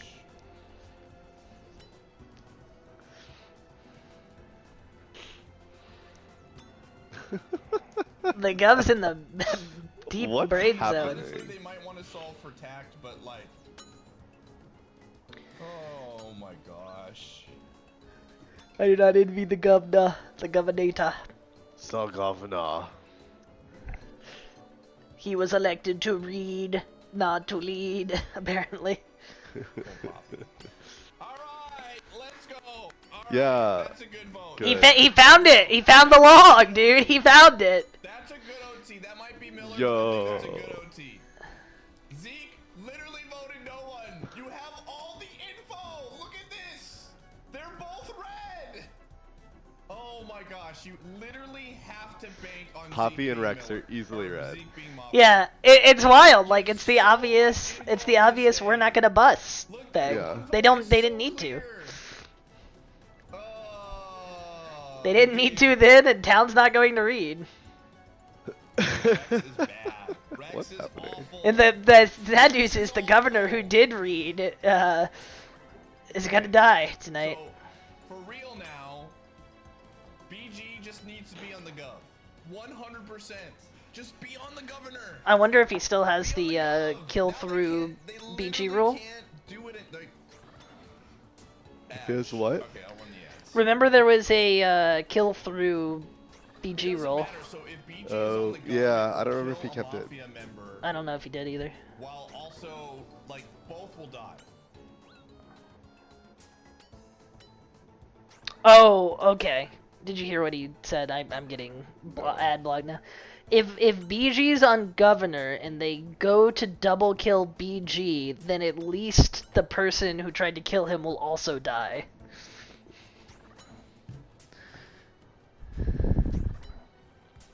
Oh my gosh, dude.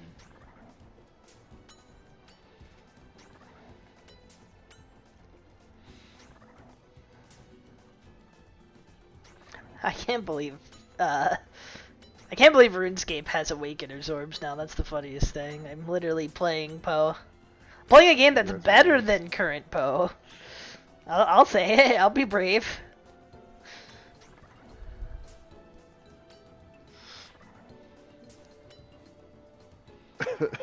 I'll be brave and say it. That just makes me sad. Makes me sad as well.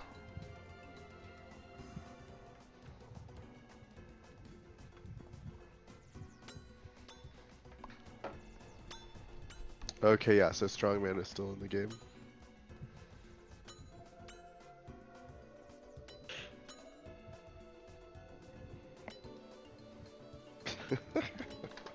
Even over that.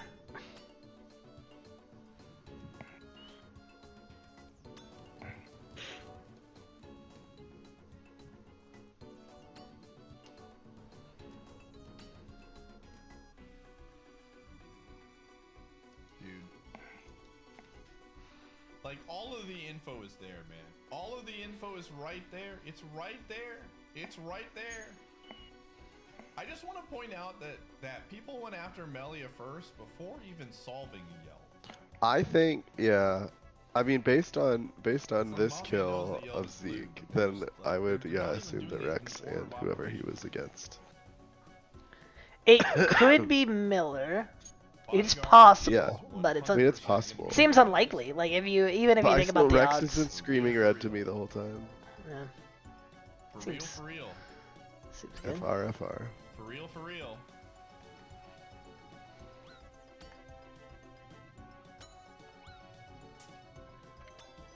Oh, look at that! Look at that! Man, Poppy wasn't Mafia. You mean Poppy wasn't bodyguard? Who could have seen this coming? Rex is next. Rex is next. They weren't PG. I'm so surprised. Are you really though? Are you really? Are you really? Why? Oh man.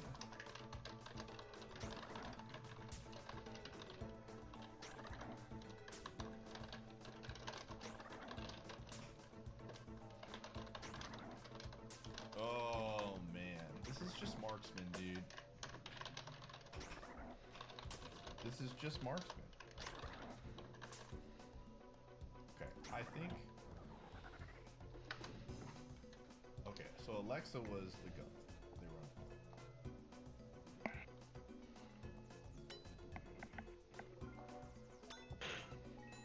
Oh, yeah. What did Hope say? What did Hope say that made them go after Hope?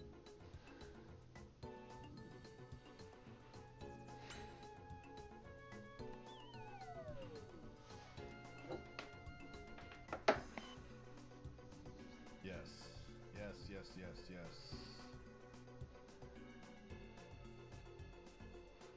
Y'all are so OMG. Agreed.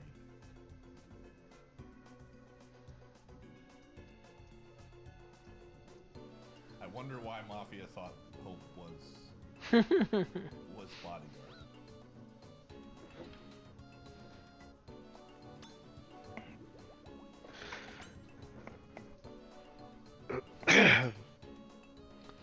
Can't believe Obama's in Xenoblade. Same.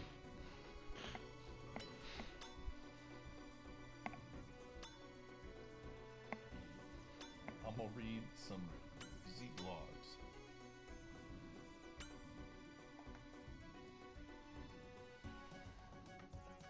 Rex, you would know. You would know, Rex. You are indeed Moth. Well, here's the deal. Here's the actual deal here. If Poppy doesn't flip Marksman, I start to go towards this being the Marksman. Can't see it. I like how I don't know who Tyria is either, but he's just like this, whatever this character is.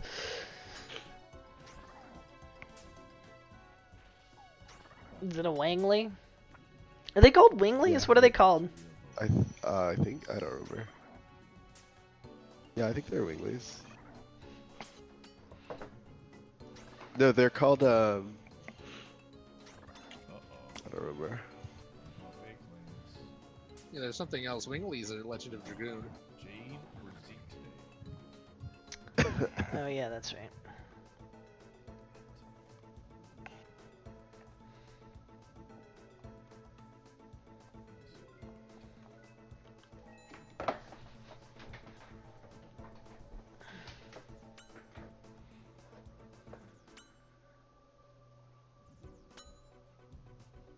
What, Jade or Zeke today?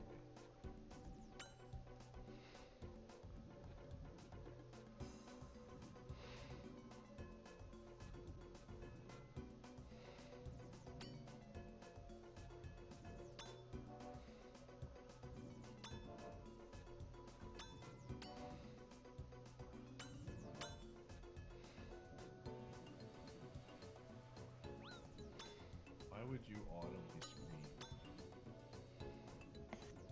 Real BG don't out. This is looking worse.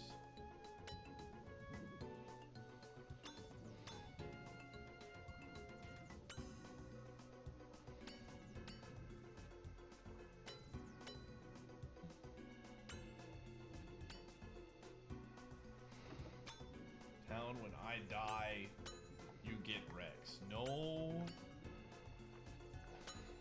No way, dude.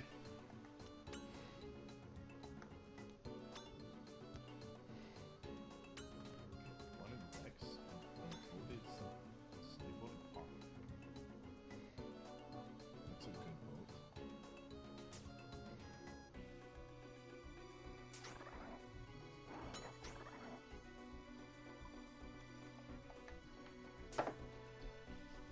In case I die.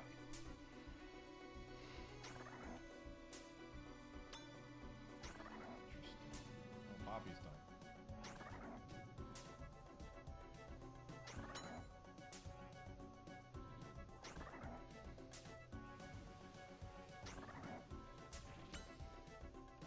Alright, it'll be interesting to see. Oh, Riz's Polster.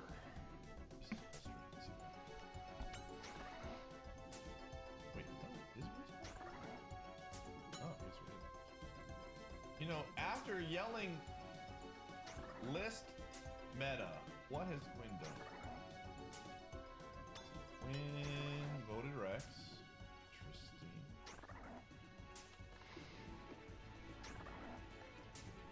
Interesting. That's some wake up music.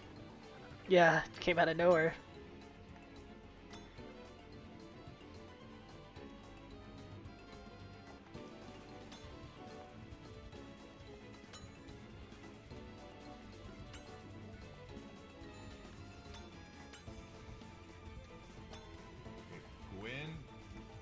Gwen looks so lost right now, dude.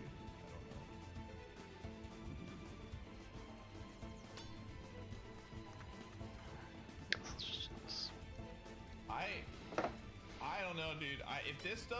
If this flips Marksman, then I feel a lot better about going Rex. If this doesn't flip Marksman, I don't like Taria.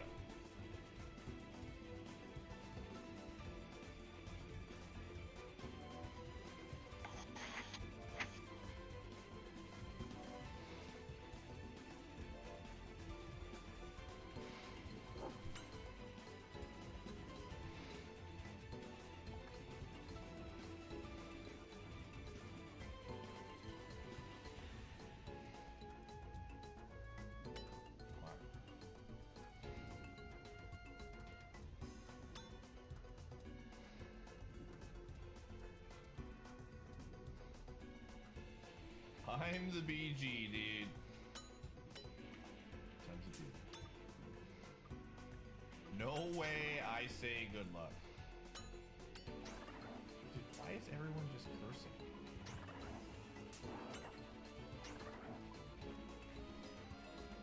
Okay, so again, Taria is looking worse now. Taria is looking absolutely worse now. Because the marksman has. I was hoping that Poppy was the marksman. That was my hope. Today all Mafia. Today's all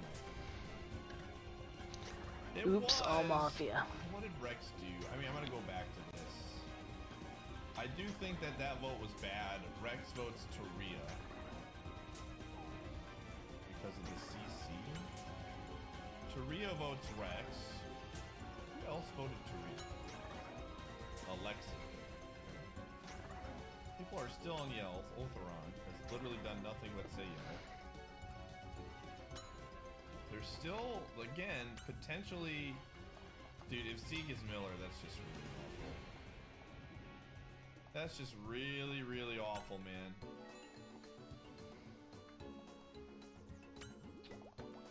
What has Mia done all game? Let's find out.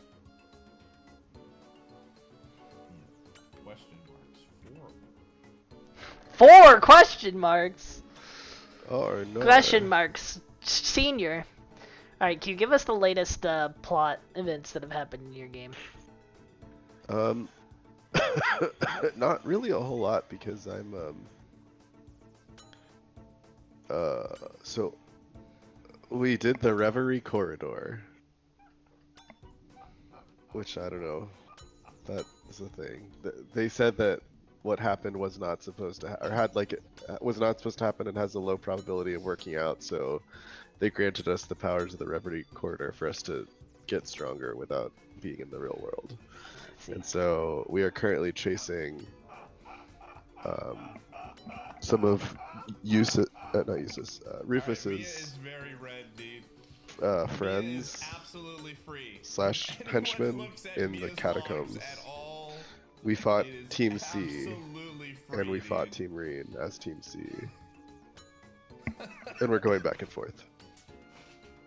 Oh my gosh, dude. Do you have any idea who Mysterious Man is yet? My guess is actually Rufus Alberea, but I don't know. Alright, let's see if town reads. Like, Mia is free. Mia is the layup.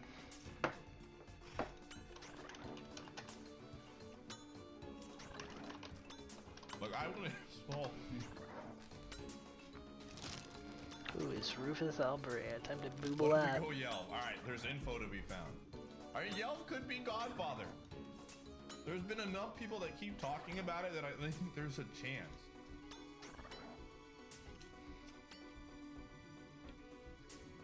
Or Dawn. Well, no, it can't be Rufus because he's presumably the antagonist, and we're trying to fight him. So I don't know who it is yet. Haven't figured it out.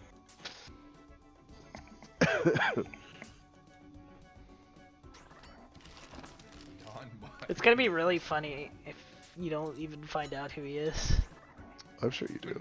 He's a route. Like, you play as him in a route, and someone already is like, I know who you are.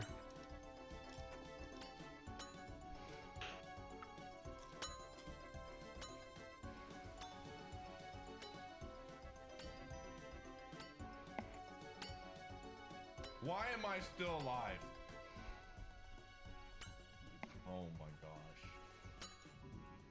Mia voting this early is very bad. Oh. This is really bad.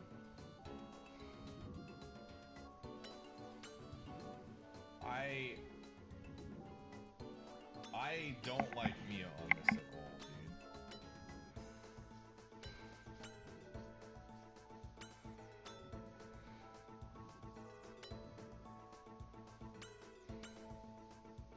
What is Gwen doing? I would honestly vote Gwen at this point, man. What is that paragraph? What? That was so useless. That was the most useless paragraph.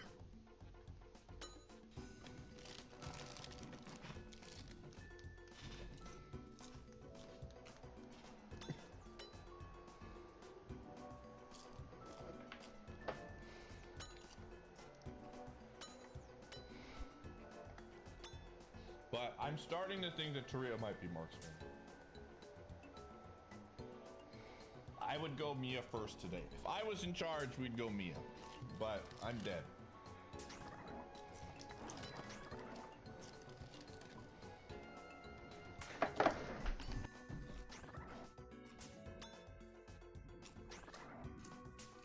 Oh, Katsu, you're dead. Okay. Okay, maybe Taria is blue then. I don't know. I thought Katsu might have been Taria.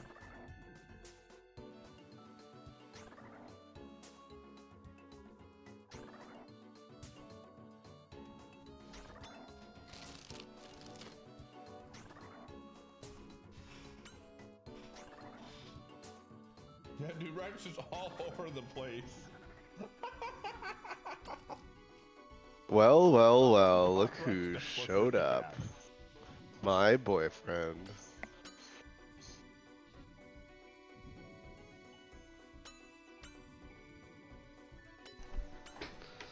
I went AFK for a second, and I wasn't greening my ring when I come back? Unbelievable. So, I just don't like update, Crow showed up. That's my big concern. The real C. What do you mean the Crow. real C? He was C in Cold Steel 2. There was another C? Yeah, so this C is fake C. He's the Neo Liberation Front Reborn. But Crow was original C. OGC, if you will. The Open Gaming Console. I just want one of Rex or Gwen to be red so I don't have to get 5 back. Gwen literally wrote a huge paragraph and has done nothing the rest of the game.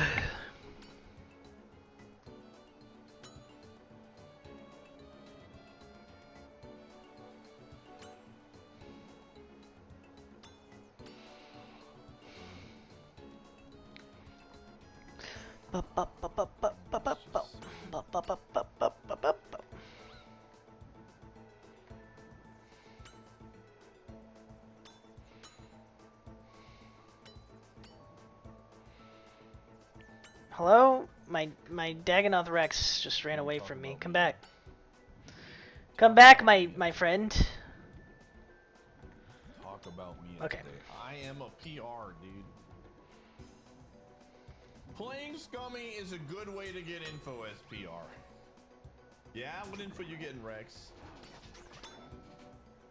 I do think that, like, it's time pivot. Mia with the huge brain play! Mia is so red! We do not follow Mia, I agree, just kill Mia! Oh my gosh, dude. Stop. Pivot time.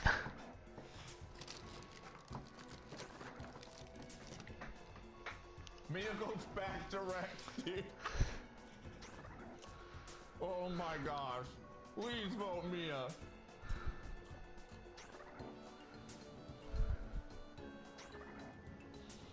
Oh my god.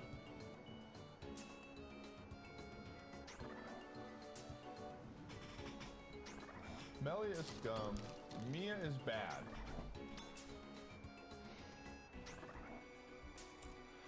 Mia would be a slam dunk. I agree.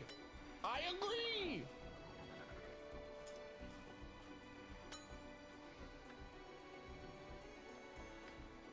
Dude, Van Damme with an awful quote. Oh my gosh, dude, this is not looking good. Oh, Fire Cannon, thanks for the bits.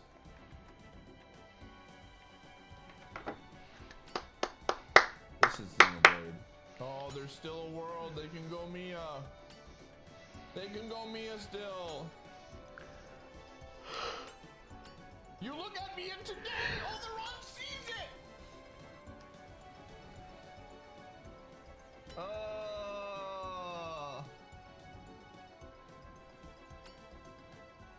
Oh, okay, everyone's saying Mia looks, just vote Mia then. If you think Mia looks bad, vote it. If you don't like it, then you should have put a vote on it. Oh my gosh, what if Yelv is done? Okay, hear me out, but what if we voted Yelv today?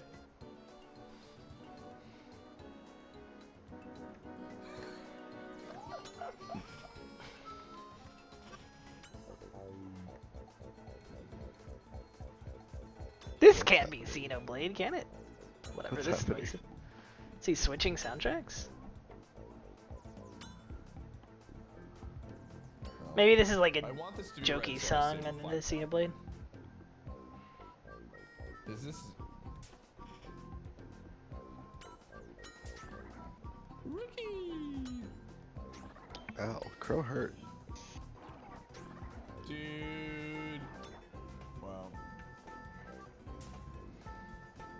Dude, honestly, Zeke flipping, if Zeke is Miller, it's such a bummer. Because it makes Rex look so much worse.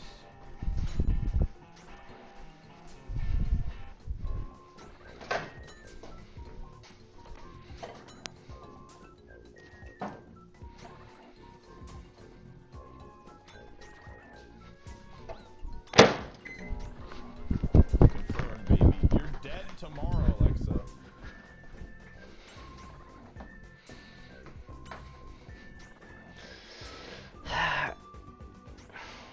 Alright, I'm feeling it. Lucky killed 93. Here's my ring.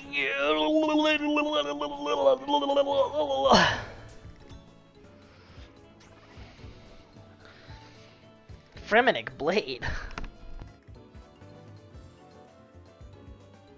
Good luck. That's another 1 out of 128. That ain't the right one.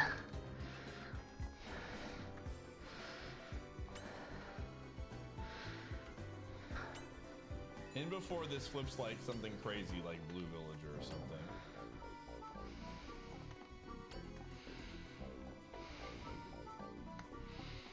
The Fremenic Blade is... Oh, it's only 1 out of 64.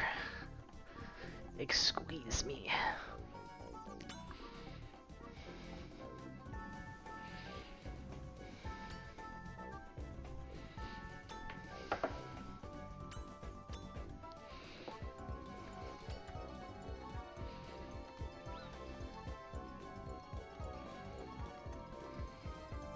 Otheron, roll now. What? What is happening? Wait, Rain already left? This Fuck. is okay. This is just pop. Yeah, and I'm Mater, dude. There's no world, dude. There is no world. There is no world. There is no world that this is blue. There's 2 witnesses are dead. The 2 witnesses are dead. It doesn't matter.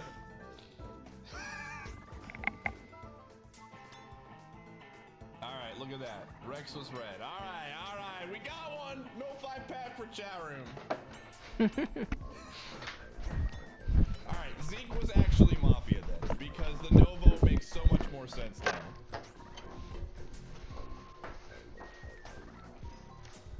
All right, cool. Yeah, Rex was the reddest red to ever read. Like, Yeah. Fantastic.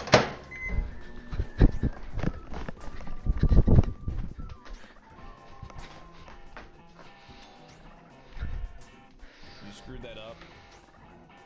I mean, Namington, the screw up really didn't kill you, to be quite frank. And so What was Daggonothy. damning here was this day. Pi said a bad word! Zeke is He votes said no one, the darn word. The darn word. That's what was damning. He keeps saying That it. looks way worse than whatever slip you had.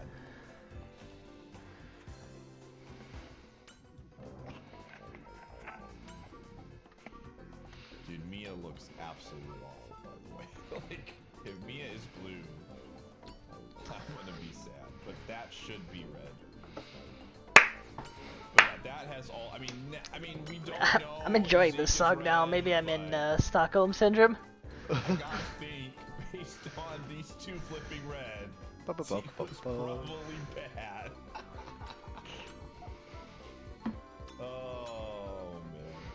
Alright, but we'll see. 1, 2, 3, 4. Alright, there's 3 Mafia left. It's about to be 3-8, so 4-8. Oh. Honestly, the Zeke OT was very good for Town for information.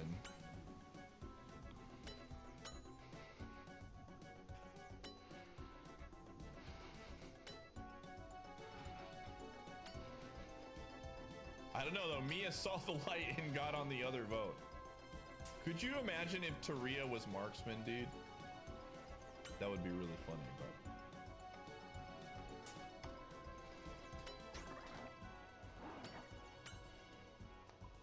but we'll see. They have 1 miscondemned left, and if they get Dawn, they get another one back. This is the Xenoblade 1 soundtrack.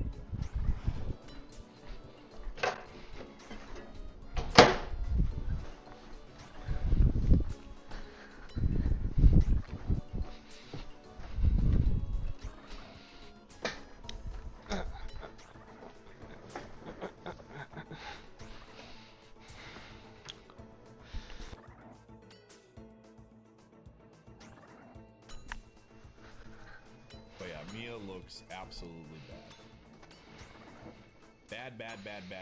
Bad. I think there's enough loud town. Gwyn has done absolutely nothing but mean.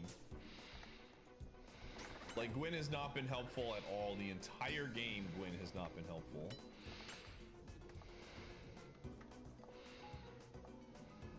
Like, they only, like, this whole thing was a huge waste of my time.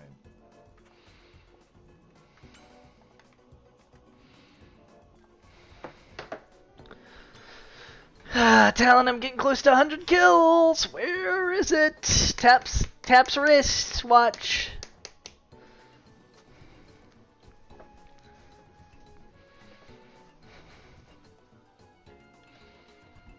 Talon's not here, man. Could be also bad, but again, I just don't like me. Man, you know what's exciting? What? The fact that Alliance Roulette isn't going to be cursed anymore.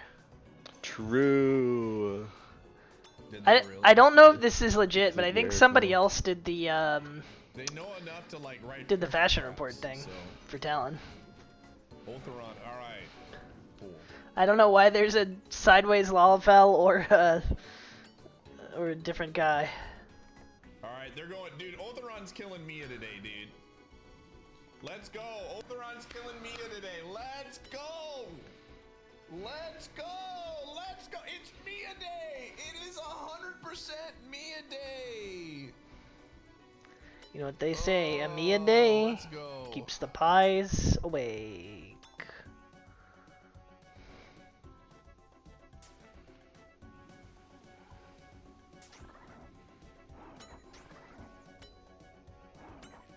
We'll see. That was I mean, bad. Mia has looked up. No, Otheron, no, you were there. You had the lights.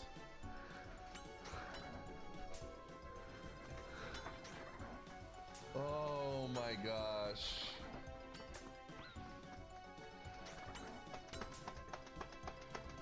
I mean, Tatsu might not be a bad vote either. Everyone is pushing you, lol. I mean, Mia could just be a new player too. Like, there's a very world, but like There's a very world. Where is Juju? We live in a very world, honestly. Let's see what Juju's been up to. He just talks about Kudo. Moger.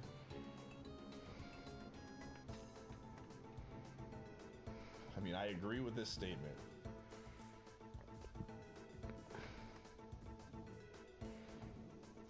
Am I gonna try to greed out one more kill? I think so.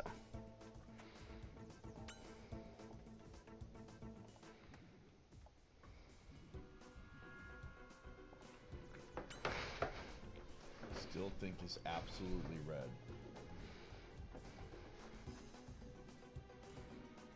The Juju's logs have not been great.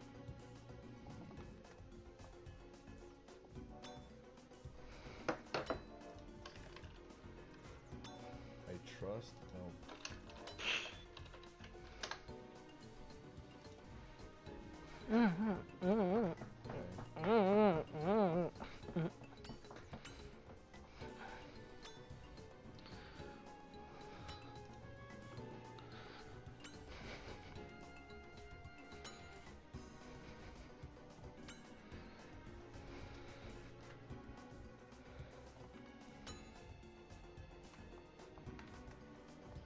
Dude, Juju's got some bad logs, man. Some awful logs, dude. A lot of town has awful. There's only 3 Mafia left. This is the tough part. I mean, Everyone's got bad logs. all the info has. Oh no, Elma voted no one on that day. Juju voted no one on that day. Yelv also voted no one on that day. Is it really this easy? Is it really this easy, dude? Yes. Quite simple. Trickster, why would you do that? I am going to vote Poppy. Just leaving up time to talk. I see. They did not vote Poppy. And they're back to Yelv, dude. On a day where Poppy could die.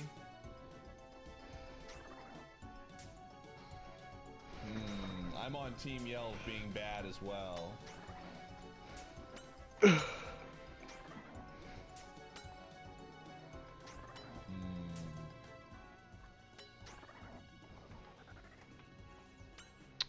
Ooh, the bailout package. I could stay here for another freaking year with these sharks. Who is the tax CC, by the way? I love how they wanted to know who the tax CC was, dude. Oh, man. Elma does not look great. Mia does not look great. The no voters on that day look really bad, in my opinion. They do not look great at all. Who else? There's another one. Hold on. There was a bunch. Poppy voted no one. Tatsu voted no one. Zeke voted no one. What if you were shotgun Yeah, Tatsu, I mean, though? Tatsu looks really bad. There's a lot of people that don't look great. Tatsu is a good vote. There's a lot of people that look red. The no one vote from Tatsu, though, is pretty rough. Those sharks 1 out of 128s. My drop luck is so weird in this game. Yeah, they are. I get the sharks right when I need them, but instead I could be done. The game likes making me work for it. Oops. Dude is just literally calling out reds that are dead. What is this?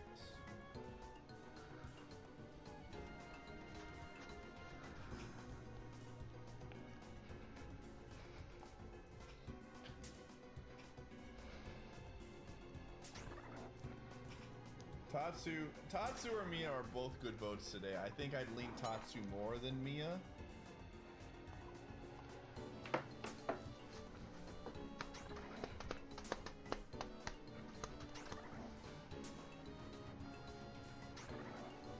I would lean Tatsu more than Mia because of the no one votes.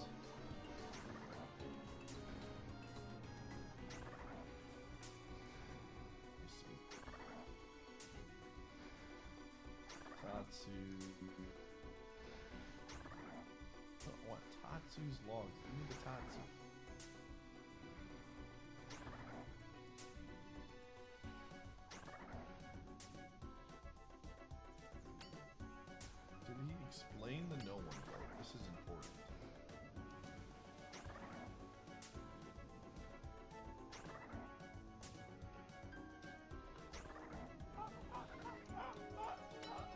Oh my gosh, dude! I just got the back-to-back 1 out of 128s. Alright, that looks bad.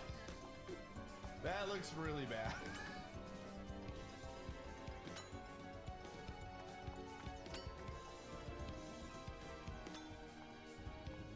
That looks pretty awful. A lot of people in this town look very red. I think if this flips red, Vandam is a more blue in my eyes.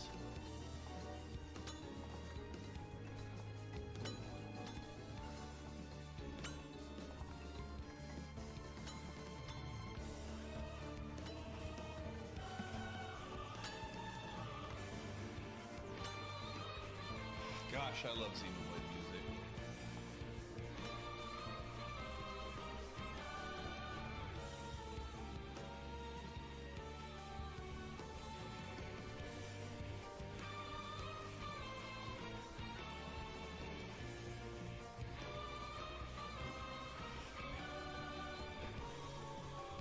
Why are they letting Tatsu have the hammer, dude?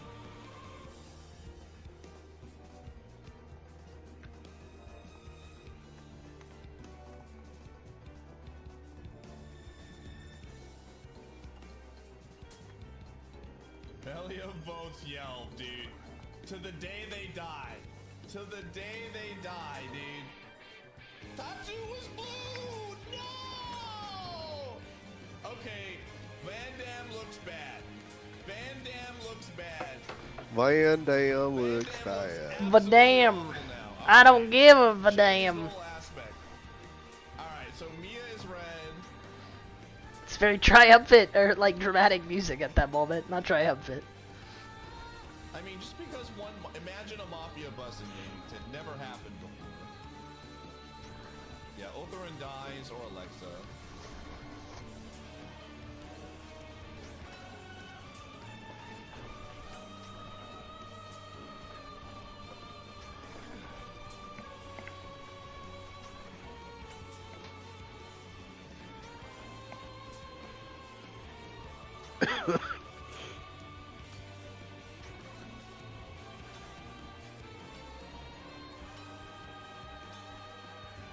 Oh shoot.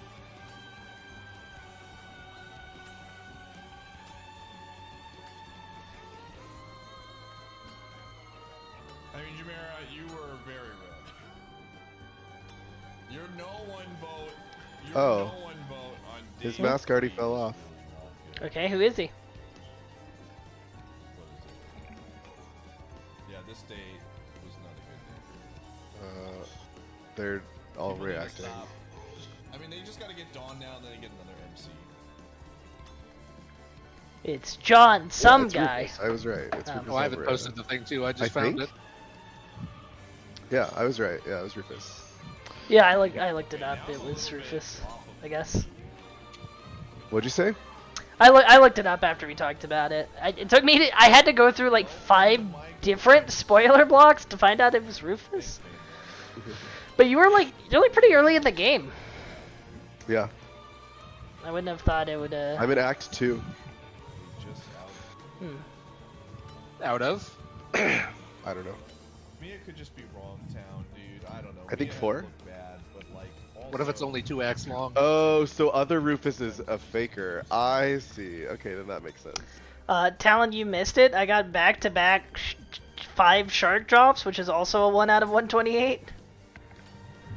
Excellent, but still no actual ring. Oh yeah, of course not. But I was out of food for this trip, and now I have a million foods that I'm like juggling on the ground. Excellent. So I'm stuck here forever. And this is you're just in time for kill number 100 when this guy goes down. Kill 100 statistically has to give me good drops. Oh, you got saved. Wrong. Alright, let's see how Van Damme has looked for the early parts of the game.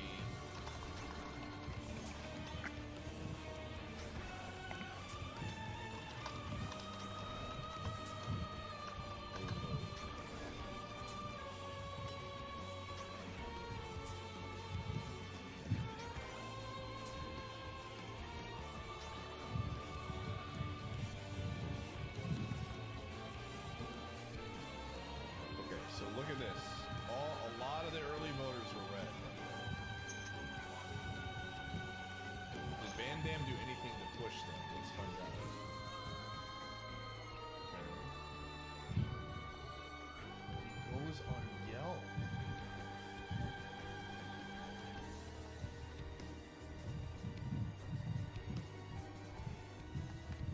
He literally just said these are bad votes. This day happens.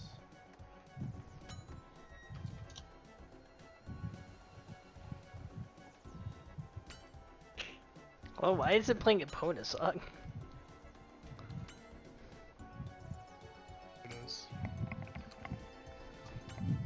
Okay. Let Mafia So we were right. has been on Yelp the entire It was Rufus Shinra all along. Yeah, I mean it's the only person who. It's again the thing where like they're wearing a mask, so whoever the most surprising person to be wearing the mask is the person who's under the mask. Dude, I hate it when it's like when it's so obvious about that. Yeah. Yeah, like every time I'm reading a book or watching a show or playing a game and there's like this person who's mysterious wearing a mask, it's always like, okay, well, who would it be the most surprising for this to be the mask wearer?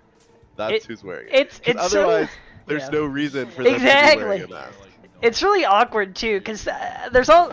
I mean, Trails I'm sure ramped it up to 11 and made it like really obvious or something. But like, no, I mean, in Trails' defense, there's 600,000 people it could be. It just like I guess it made the most sense here. But yeah, as a writer, I wouldn't envy having to hide a face.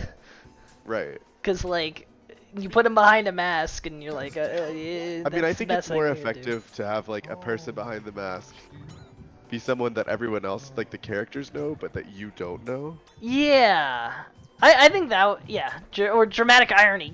It tells you who's behind the mask, and the tension is the characters don't know. Just don't know, yeah. But yeah, characters behind masks is a little overdone at this point. Think about this.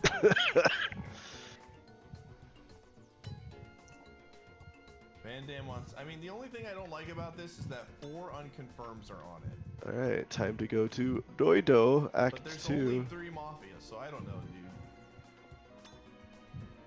Doido Do you kun. think Elma's votes were bad on that day? There was another person that was bad on that day. Juju didn't vote it either. Juju's been early on a lot of votes too, man. Doesn't vote it here. Doesn't. Dude, day 2, I literally, day 3 had all the information, man.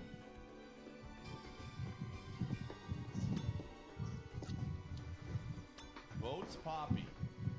No one. Unvoted. Votes Yell. Okay, I don't know, man. There's a lot of people I don't like on this vote. BRB. Dude, Van Damme, you did the exact same thing, brother! Dude, Van Damme, you literally did the same thing! Brother. Oh my gosh. Van Damme did the exact same thing. Literally did the exact same thing. Man, why did Marksman have to shoot me, dude?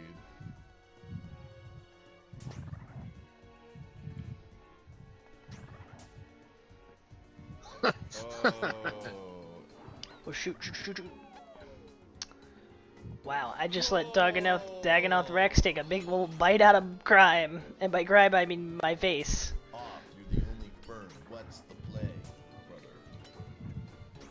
Brother, the entire town is red.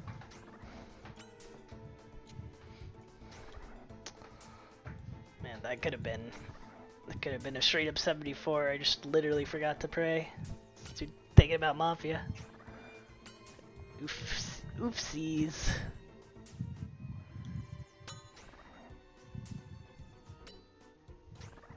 I just polstered, dude.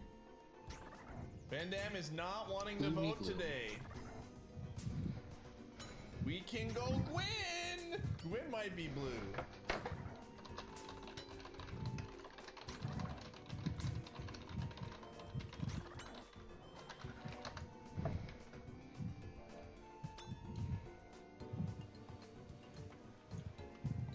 Hello, small die merchant.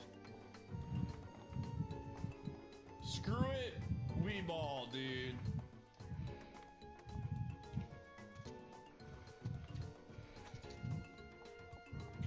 Fine, Van Damme says. Well, they're saying they're villager. Well, GG. Okay. So it might be Melia, Juju, and Mia. It might be. A lot of town panicked on that day. Juju, Mia, and Ricky. Mia was red.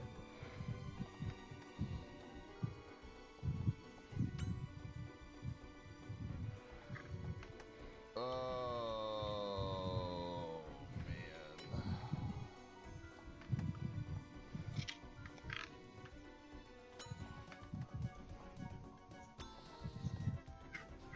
All right. Well, Golden was one of the surviving villagers. That's funny. Yeah. I feel like I'm a fishmonger. Mafia 1? Yeah. Yeah, Golden with was one of the Melia? Oh my god.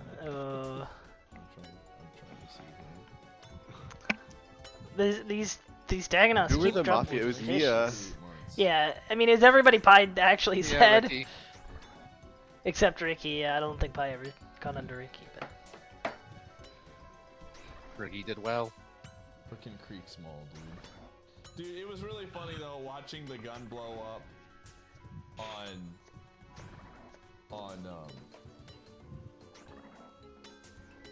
Nitro Mario though. I laughed really hard. Alright, game 2. If you are a friend of the stream, Econ Sean can DM me since they got killed day 1. If you are a friend of the stream, you can shoot me a DM. Pi should have said slide into my DMs. He's so uncultured. Where are we going today? What is this deck? MS Paint Do it. Oh, this is it right here. This is good. Is there a homosec deck? I'm sure, surely there is, Yeah, right? there's 100%. I'm sure there is. Oh, he went to bed? An Points MGP card. Gonna spend all my Pi bucks to pick the homosec deck. Okay, I see. You'll spend them and then he won't use it and he won't refund either. Sure. As God, DM me. as God intended. Okay.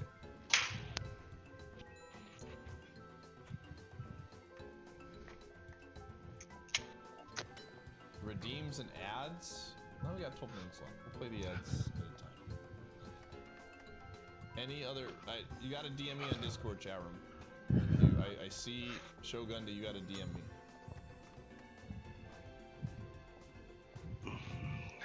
How many Pi bucks do I have? I have 32,000. What does that buy me? How do you have so few? 'Cause I don't watch Pi. You watch them That as much buys as me I do. Nothing. How many do you have? 56k. Wow. No, because I go to bed earlier than you, so I like watch him half as much as you do. Never say that again.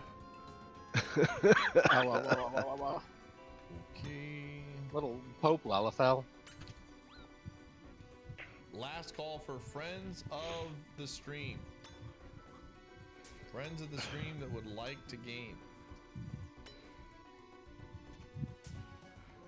Alan M is in. I'm ready, dude. I'm ready to be a friend of the stream with Alan.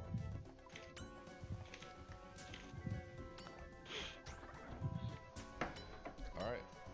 I'm posting it in the Mafia channel if you played game 1.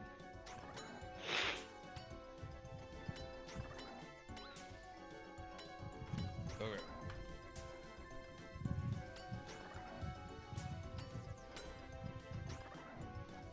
You played game 1, let others join first. Alright. Mute stream. Close chat.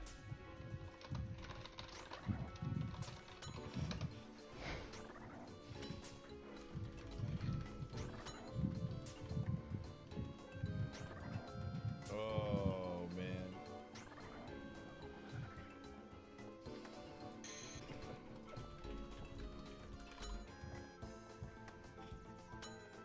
you have enough time to be? Are you in the game?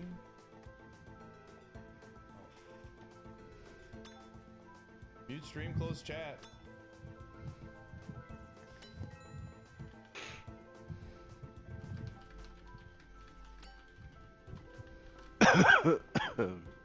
Golden, go for another round? No. String cheese? The heck? Ooh. Whoa. Alright. Mute stream.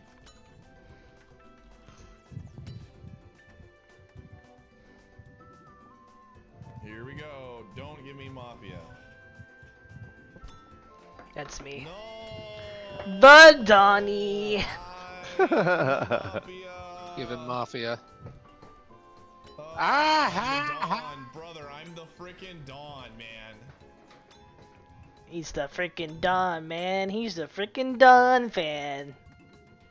Same. Dawn. It's alright. Eggplant is red. Everyone vote mango immediately.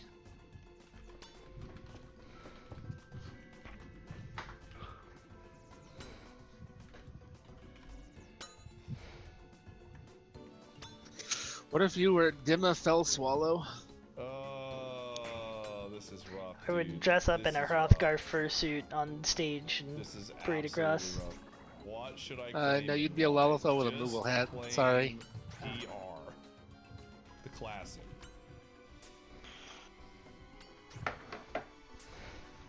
Alright, we're gonna have to play Townie.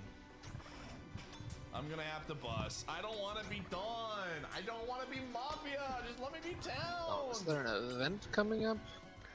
Donnie! Everyone in no, Leap of Faith. No, you must be Mafia. I already killed Peach, I don't care. Oh. Rock shell legs. That's my second rock shell legs. I'm literally gonna cut day one.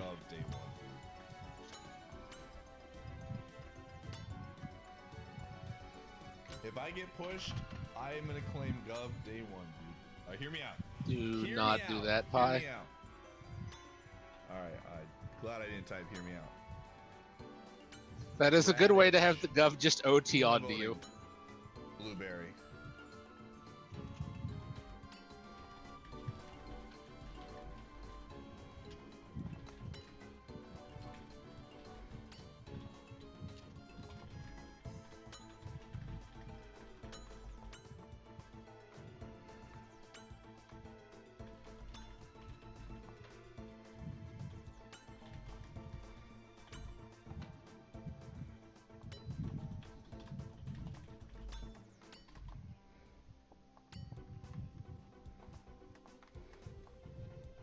Oh man.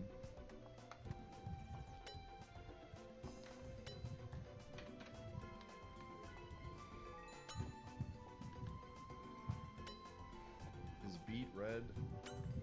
Find out. Beet is in fact not red.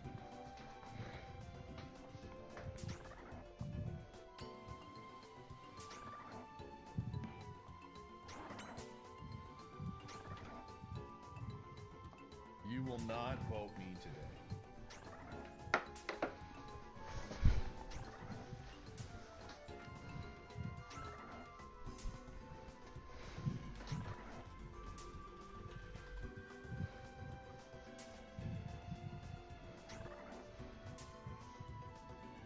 What if you were Anime Girl? Is Radish red? Oh man. Anime Radish Girl is with an also apostrophe red. because Anime Girl was already taken. Probably. I have my reasons.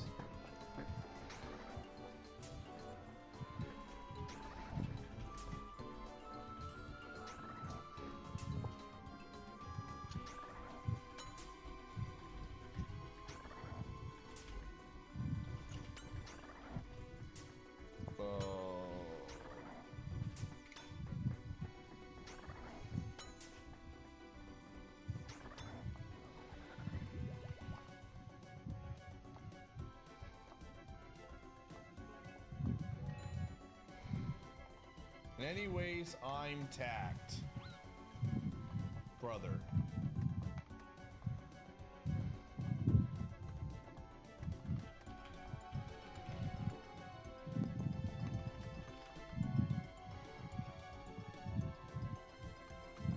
Well, Beat is getting voted today.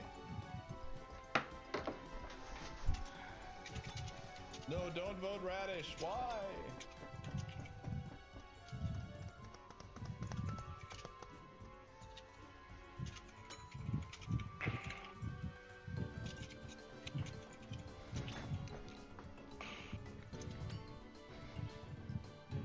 I'm poisoned. Ever been Yes, poisoned? I poisoned you. Oh.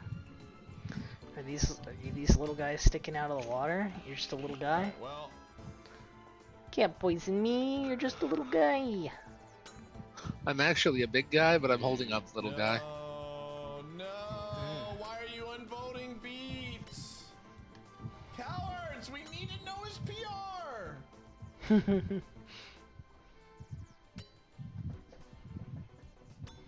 Why? What? Mafia? Why are we getting off of that vote? Oh man. And now Raspberry will get owned.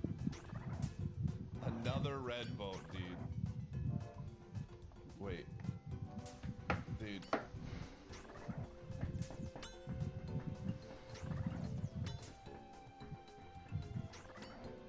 No, Raspberry's fine.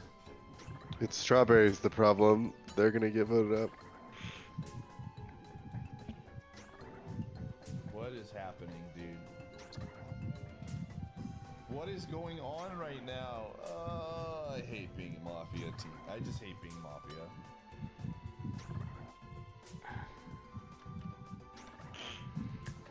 Wait. Oh my goodness. This is rough, dude. Oh boy. Raspberry, strawberry. I'm gonna...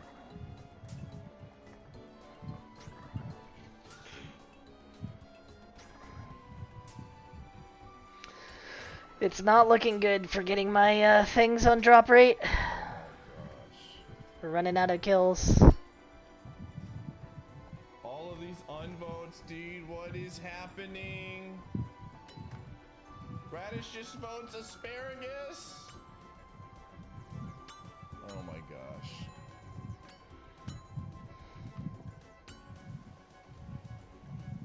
Please, if you're Mafia, just vote this. How many Mafia busted? Eggplant, bust strawberry. Let's see what else. Lava voted beets. Corn voted raspberry. Good. Celery voted pomalello. And strawberry. Pomalello. Pomalello! Pomalello. Pomalello. Pomalello.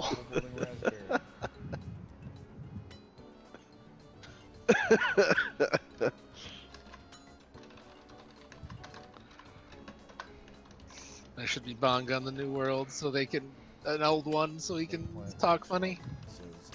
Ponello. Ponello. Raspberry the villager. Alright, well, strawberry's toast. Okay.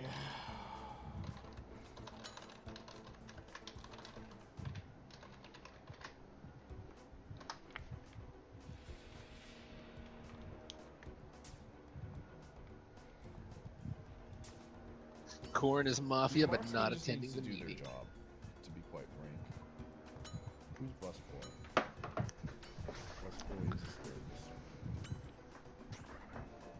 Who claimed Jack?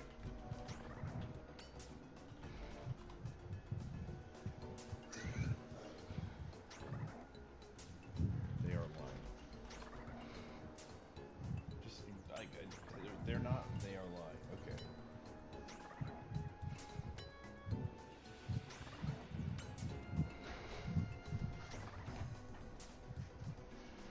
They're lying. They're lying. They're lying. They're all lying. Okay. Here's what we're gonna do. Here's what we're gonna do. We're gonna kill Lemon. We're gonna kill Lemon.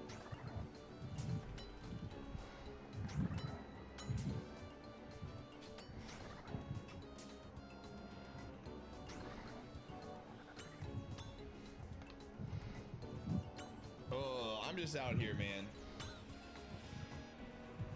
No, we don't. What? No.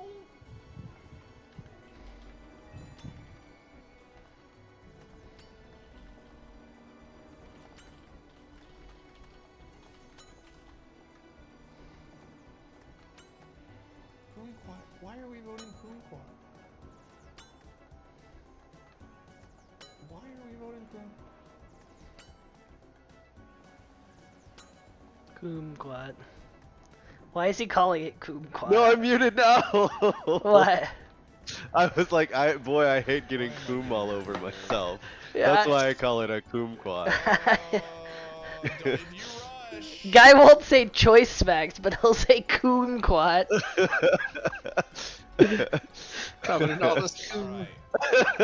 I know, all this coom. Talon I got some logs. Why is Alright, Pi like this? Strawberry. I got some logs. Because he just wants to No one coom knows. for Quat.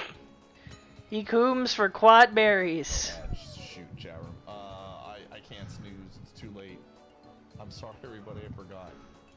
It's Rip, too late. Remember that time where he'd Jack. shoot out that other person for telling him, like, I'll do ads later. He's not doing So- ads later. He's doing ads now. I know, that's what I'm saying. Plum. What? I never. Plum? Took the beat votes.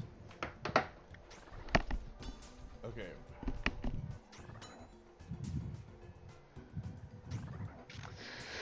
Blocking ads.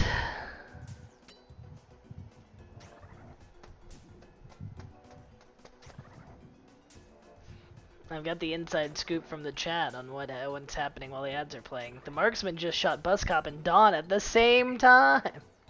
Seems legit. Curious.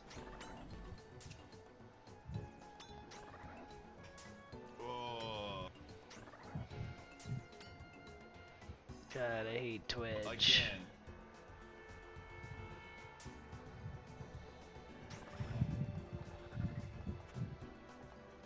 What the frick? 100 coal. Okay. Dude, what is this?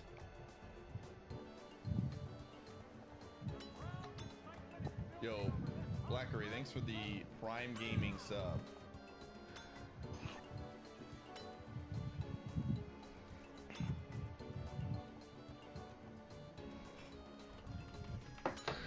$109 Talon by 128. You gotta let me get a ring. No, I don't. Please? Don't they? Oh, okay, well, Martyr's dead. I don't know why they didn't just shoot the tack claim, but that's fine. Walladole, thanks for the 13 months.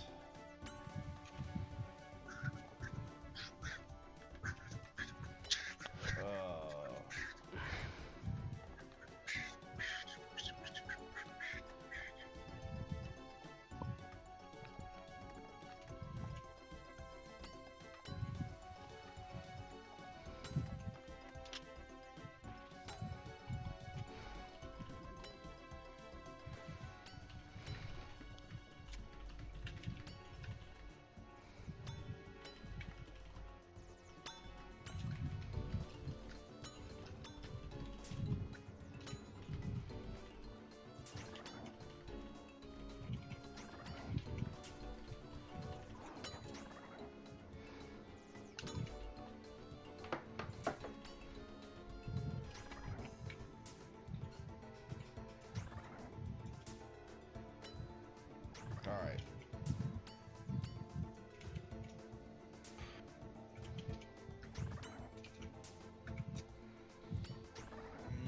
I'm kind of risking this here busing because but Strawberry, I'm done. I have to make this play, dude. Strawberry looks bad. Well, do you really need to save Strawberry though? I really don't like Mango here. He just doesn't like busing against Mafia, which is fair.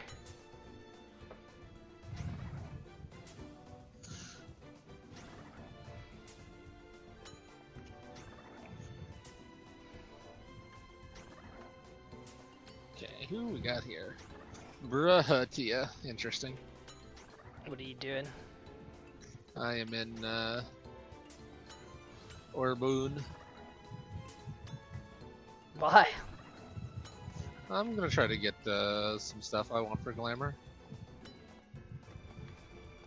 This guy wants to become his waifu Gugurigus.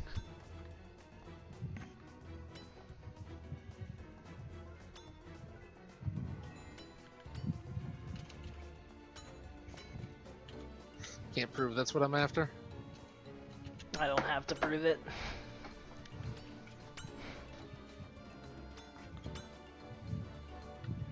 I think you do, or else I'm gonna vote you. Can you vote for me to have a ring? No. Mafia spinach bread. At this point, I'll take another of the same ring I already have. Strawberry is literally throwing away their vote here, and it might get them killed. Okay, but can we name it to Starbird Hand Gone and Larbird Hand Gone? No. Absolute powerful move here by Strawberry.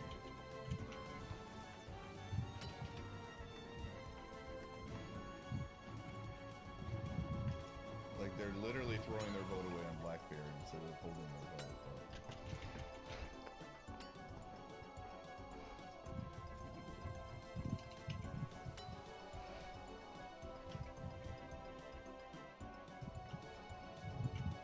Alright. Oh man, they are throwing their votes away. Alright, here we go. I mean, Strawberry is literally, their vote's gone, dude.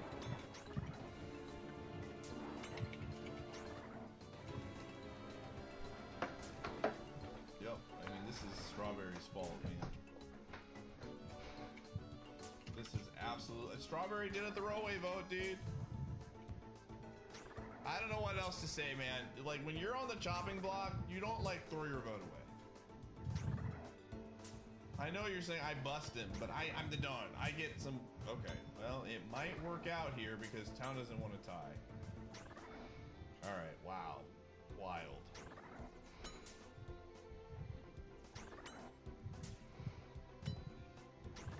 Gov my notes here. Oops. Like, this is fantastic for us, honestly, because then I don't get checked by bus cop. Like, I'm A-okay. I'm busing. That Black Mage is effing dead, kiddo. Plum votes Plum. Plum's Town, right?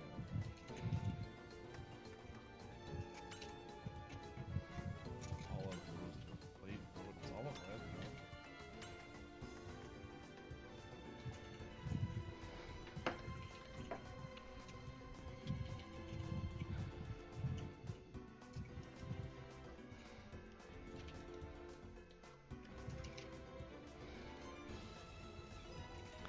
Please, Mr. Daggonothy. Wait a minute, I've gotten 3 Runite bars from this guy, and they are 1 out of 400. LOL. What the frick?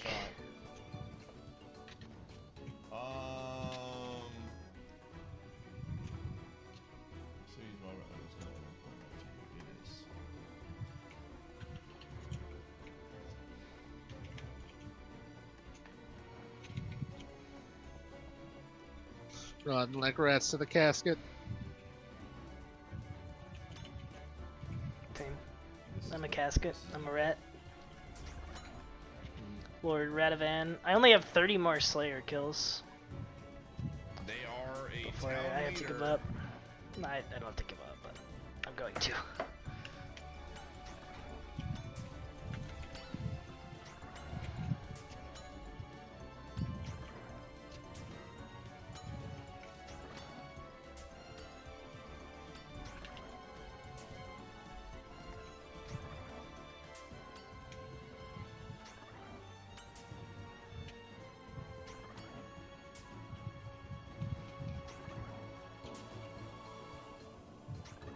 mean...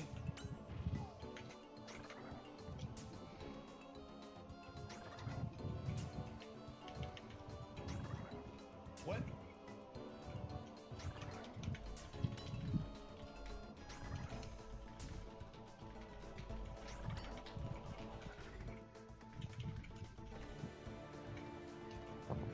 If we use strongman and they are on, that we die.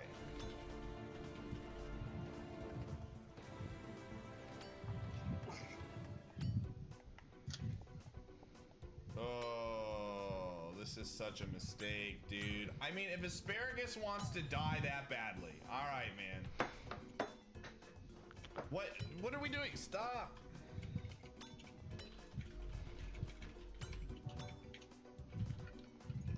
Let's see, you just got an adamantite bar. What is that chance? Oh, it's only 1 out of 40.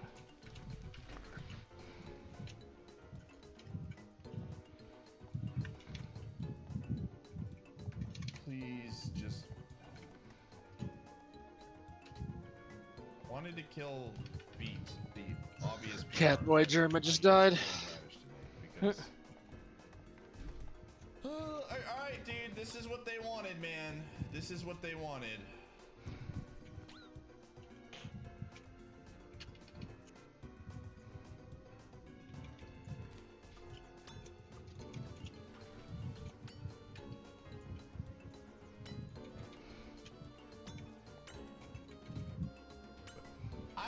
I tried. I wanted to live, Asparagus said. Just know that. When this flips and kills Asparagus, let him know.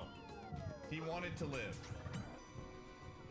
I just want everyone to understand. When I tried to go after Beat, and he wanted to live, dude. He wanted to live, man.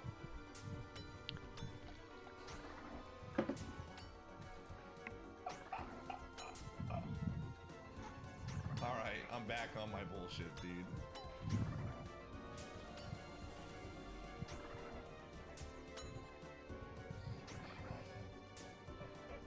I did not kill you. No, no. You killed you. You die either way. This is what I wanted right here. And you said, nah, man, I don't want to die. You killed you. If we use strongmen, you still die. You killed you. You didn't want to go on my kill, so you died.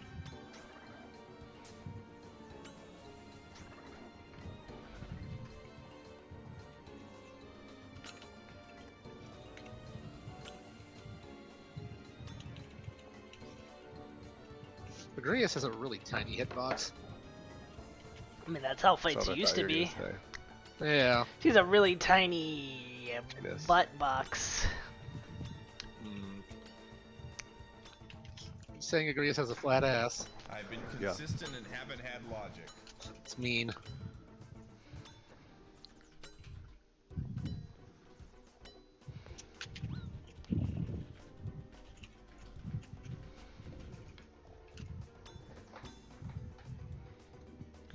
I'm poisoned, oh no. Zoinky's Scoobert. Imagine fight mechanics that require you to stop DPSing. No. No! No. Eskimo Callboy. Excuse me? That's the character name right here. Oh my gosh. Dude, the Reddit is so stupid. I'm reading the thread where they announced like no more eye level cheesing. People are like, they can still cheese. They just need to not have unlocked any other A raids. It's like, okay, but people don't do that, especially if they're long-term players. Yeah. Like, if they're downranking their items, then they don't people aren't not going to do an entire series. Yeah, they're not gonna ignore like new content for them to just for the sake of cheesery. And other people are like, Crystal Tarot still be the most common. Yeah, but at least you'll see other things. It'll go from being 90% to like 60% at most. And it means like every run you'll get a new player bonus for whatever you, like wherever you end up, which is cool.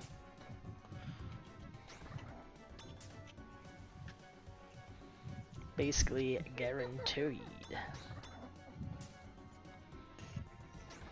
People can't retroactively undo content they've done.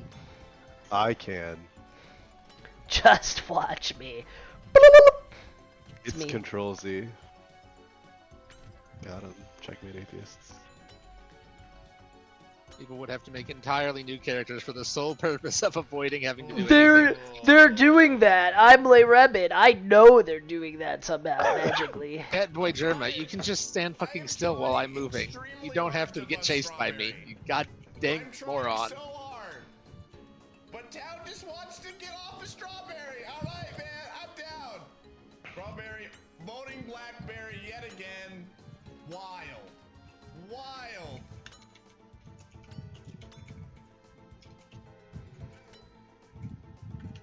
Absolutely wild, dude.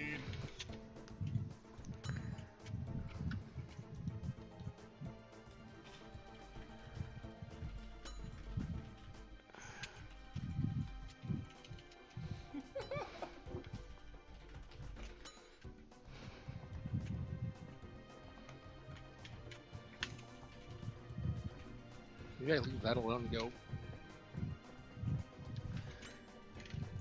Yeah, okay, I think that's for the tank.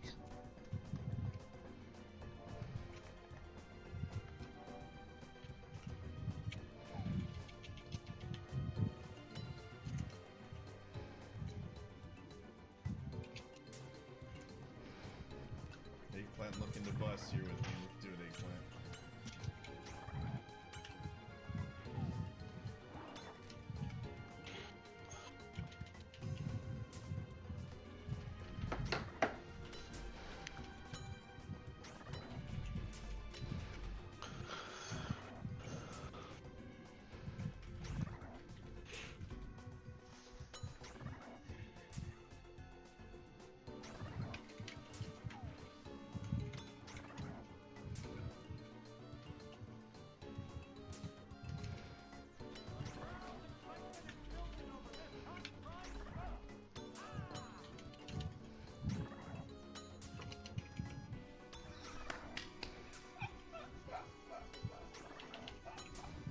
Desert Wolf, thanks for the 64 months.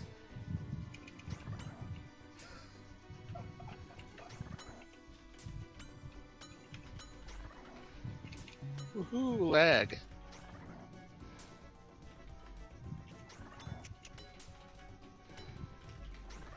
One of my clanmates just got destroyed by titties in the wilderness. Same. Hmm. Discuss. Oh my gosh.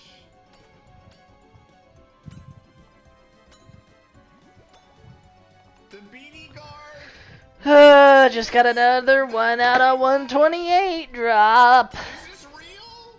Is this real? Oh my gosh, this is amazing. Oh my gosh. This Wait, is actually why did? nuts. Oh my gosh, dude. Celery is a coward, Why did? man.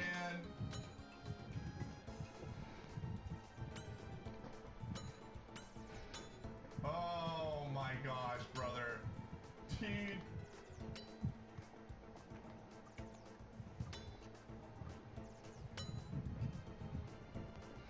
I cannot believe this is happening. I cannot believe this is happening, dude.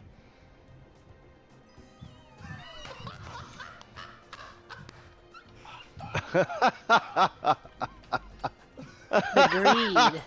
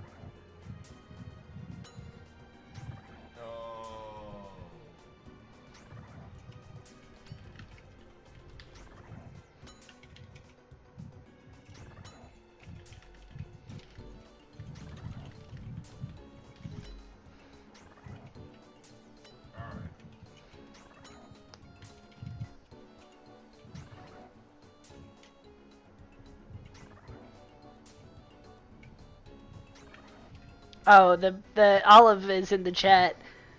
I'm like, surely there's no way Strawberry escapes again. I don't need to out, and then it was too late. Gamer.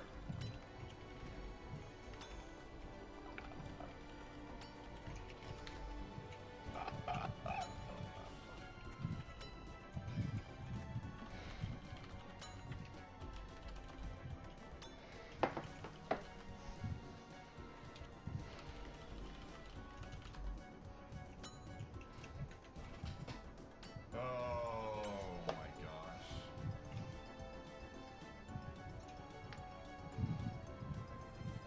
This is absolutely nuts.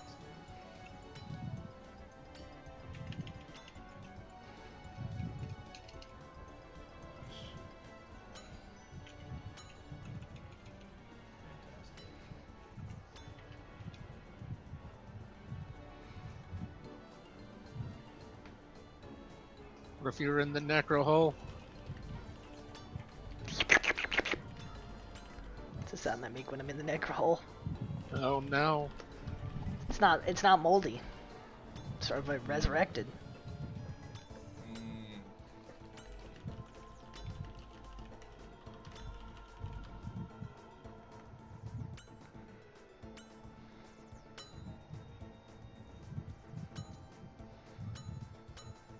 Dave's gonna be cheesing the raid roulette. True. Having the highest level things unlocked, but not lower ones. My gosh.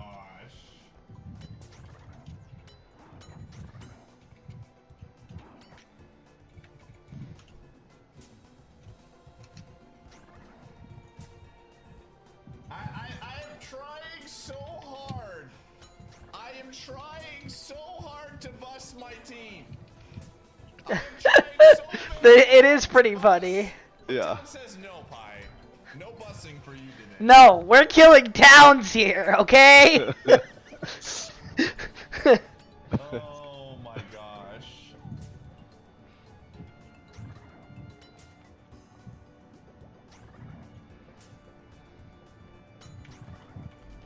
Give it up.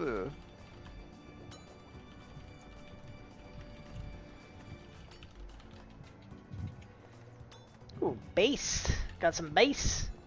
Drop the bass. Held once held high, such as poor cover for when the heavens fall. When the heavens ward. Alright, cool. Alright. Celery is next, dude. Come, show me more. Come.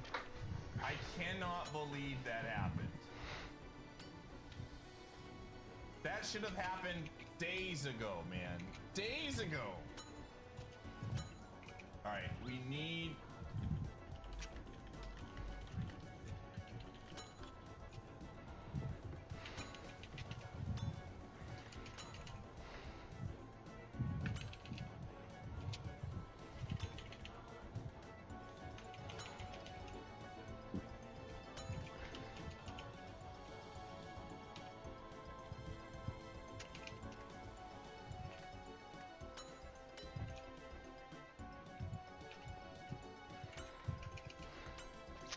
$11 more kills until I'm officially below average. Talon has done this to me. Yes, it was me. This is what I get for forsaking RuneScape for so long. It's like, no, I'm taking away your beginner's luck if you are going to leave me. Yandere escape. Baby. I think Apple's a good vote here. Quiet. No, why?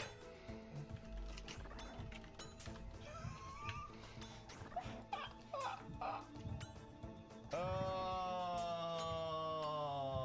my gosh.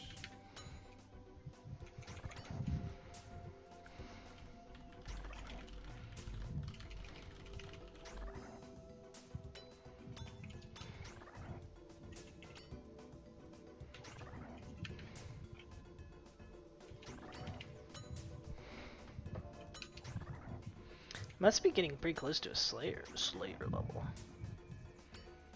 Yeah, like 5 or 6 more kills. Nice.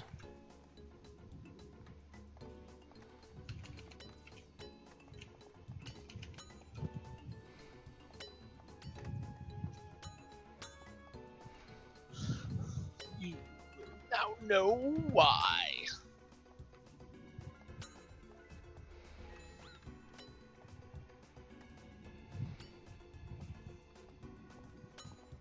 Tell me why you're never gonna destroy my save. Who sings that? Justin Bimberblob. True. Alright, cool. Good stuff. Yo, they got Apple. Rip. Yeah.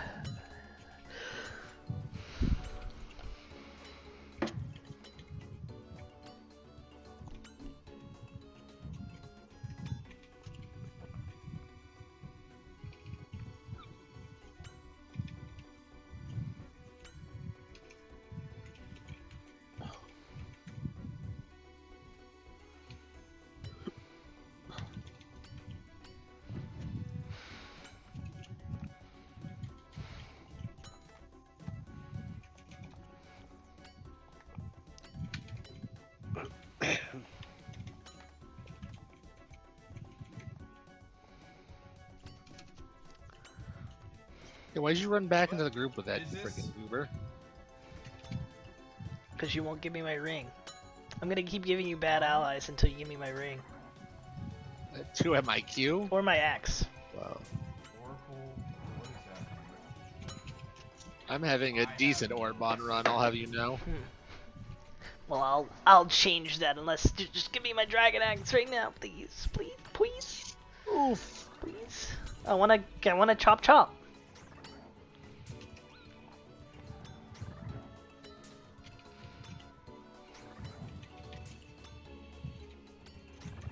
This kind of looks bad.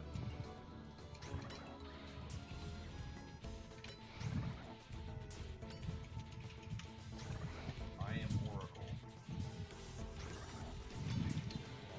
Strong. Okay, we got it.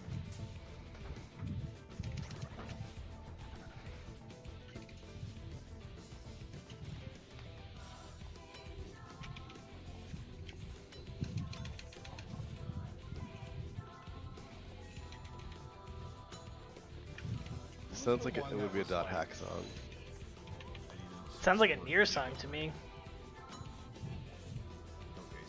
Oh, tank, you fucking moron. Same.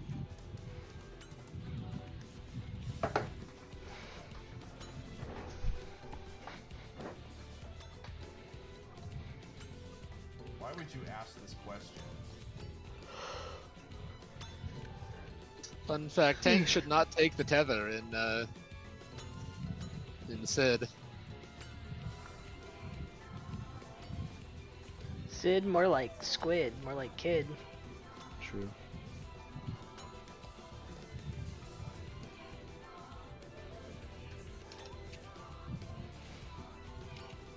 Okay, I'm just gonna let this play out.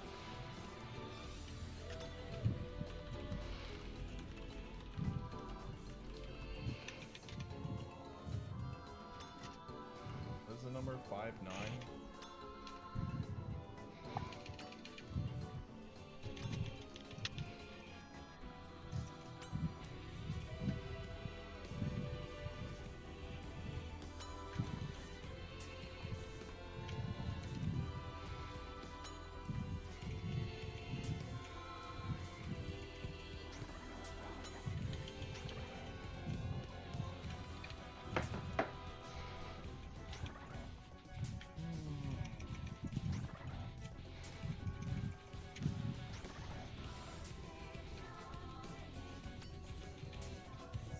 Oh, the rock shell legs are also 1s out of 128s. That's wild.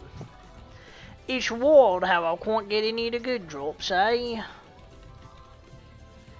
Sure would be cool if I did. Sure would be freaking cool.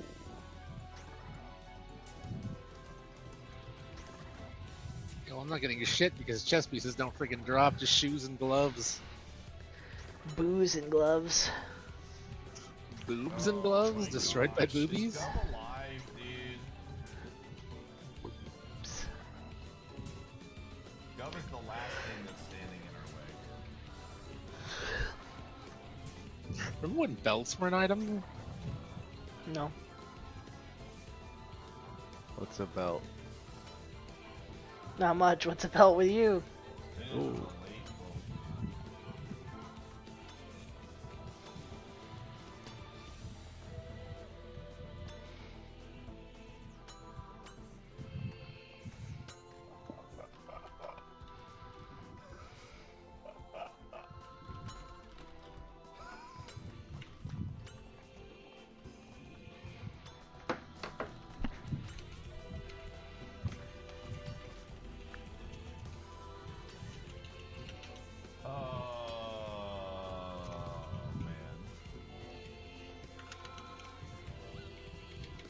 Can we talk about how Kumquat threw a vote on Celery? Do you? Kumquat, Mega Coom. Guys, I just got some coom on me. Mega Coom. Mega Coom.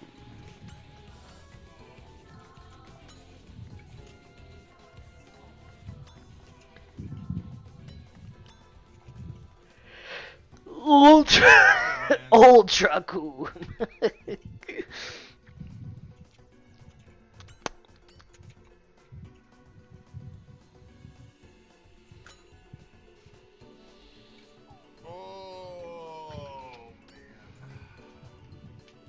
How much is the poison? 6 damage? You just want to bust your team, but town refuses. Also, the lines on the floor aren't super helpful. There are lines on the floor.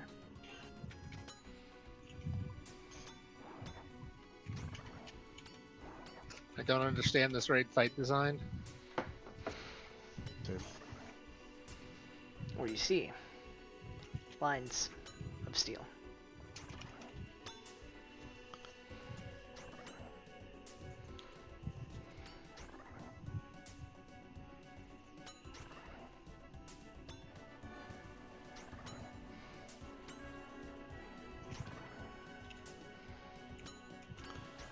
Blackest night. I summon you.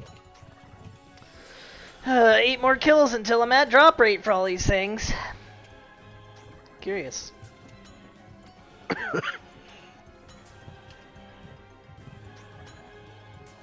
Looking into this. Dude, if we die here. Dub, don't OT, hold on. A blackest night.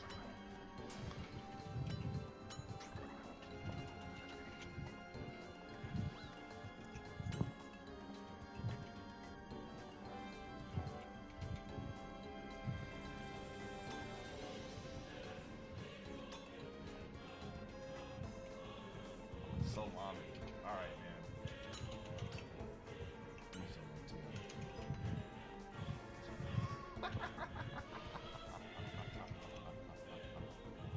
This is fantastic. Alright. I mean, Bell Pepper has just been wrong a lot, so we just go down the line.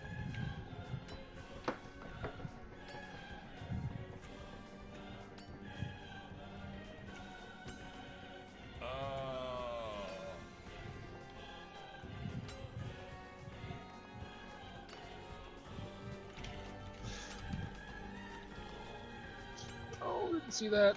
Oh, come on, I wasn't in that. Sounds like you were. The stupid moving water is bigger than it looks. Moving.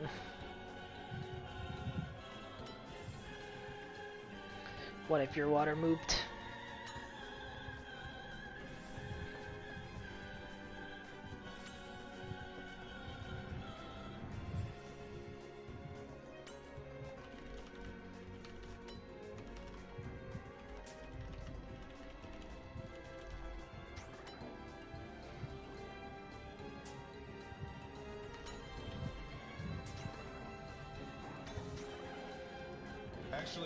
Actually, hold up.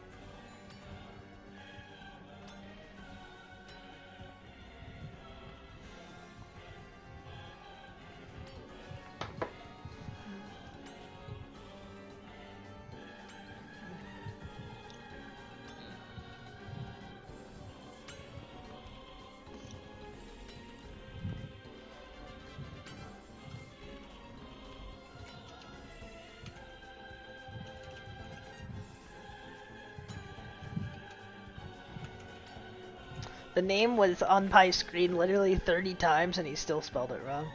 Like. Galva. Professor Galva.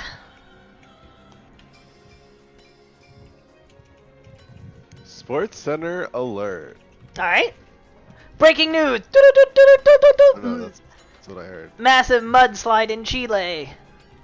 This has been your Sports Center alert. Why is Sports Center alerting me to mudslides? That's the joke. Like it was a real alert, but it was from Sports Center because we live in hell. Everything's got to be sponsored by somebody.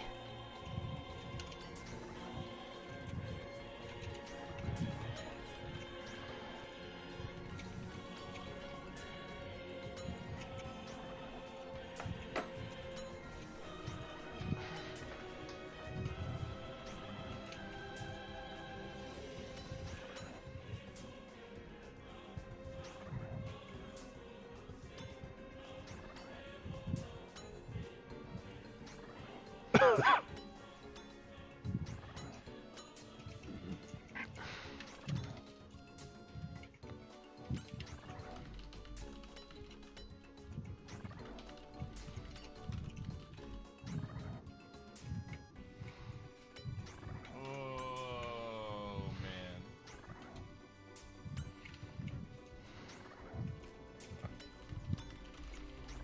Two more kills this trip, maybe.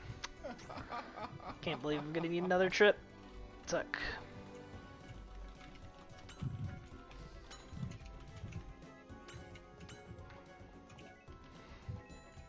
Oh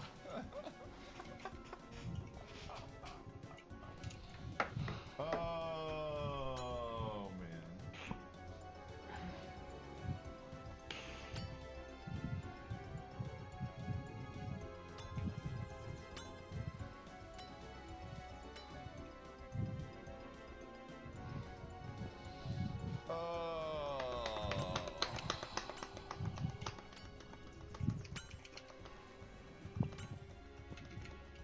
Did Jack actually CC this dude?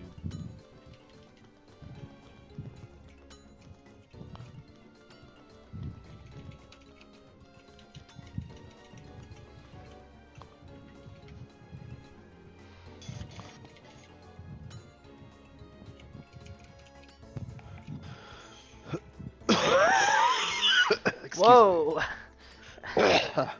Is 911 private in Texas, Q? If we need to call for emergency aid for you, is there a Texas specific number? I'm sure. Do they have a toll on their emergency number in You Texas? call your area code first, and then you have to talk about how much you hate The liberal media. the liberals, and how many guns. Depending on how many guns you have, is the priority for which they'll. Well, arrive. you're effing dead, kiddo. Yeah. Well.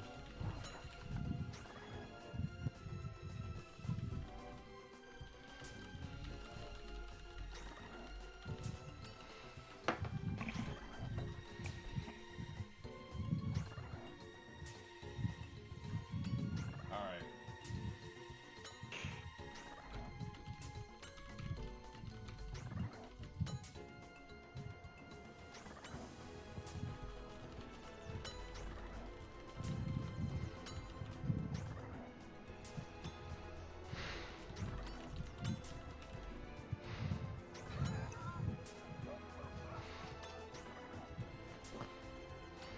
Oh my gosh.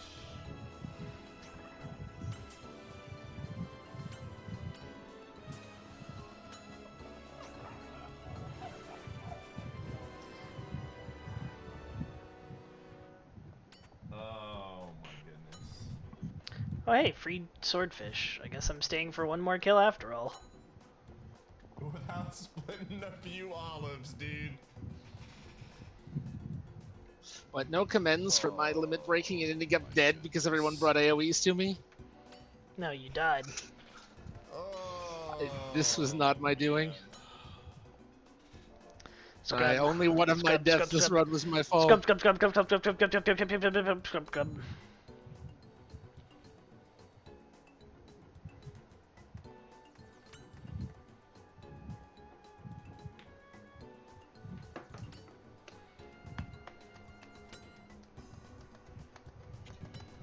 cute.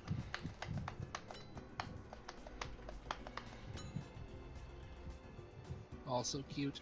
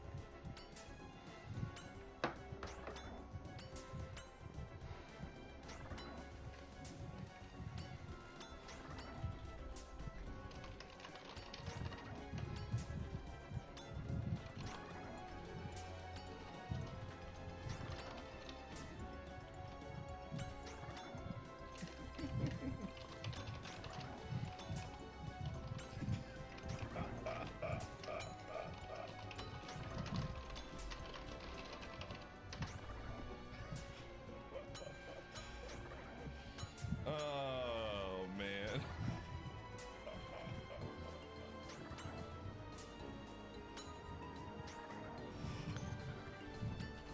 Pi is trolling. Pi would never troll.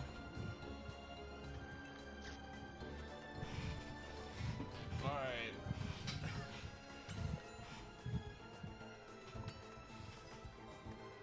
Alright. Premonic Blade. Is that another 1 out of 128? No, 1 out of 64.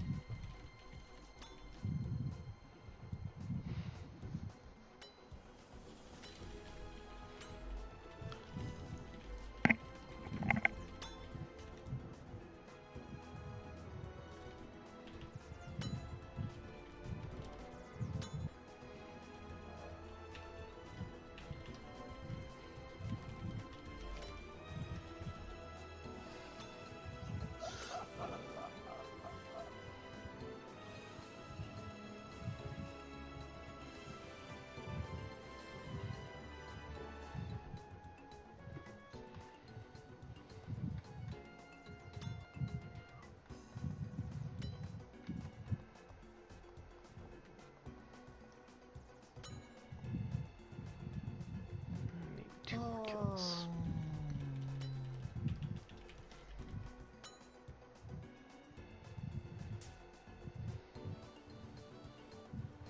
Oh wow, I'm really close to a magic level too. That's sick.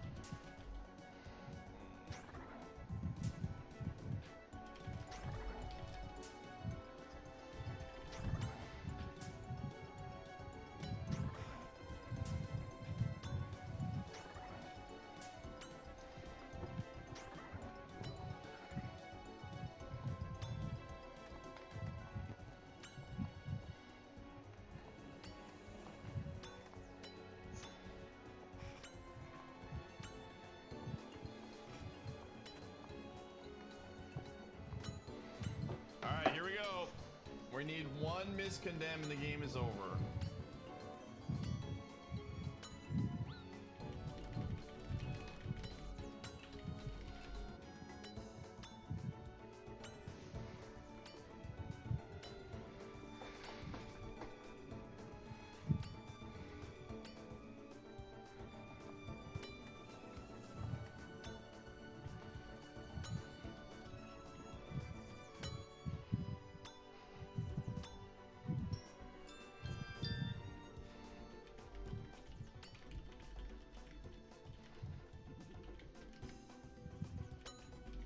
Why did you want to?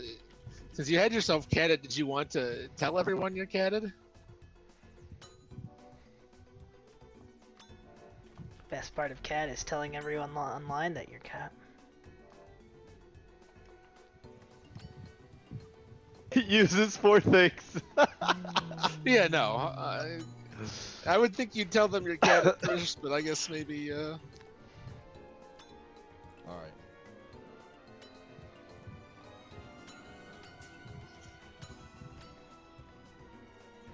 Can I kill this guy in 19 casts? Or 17.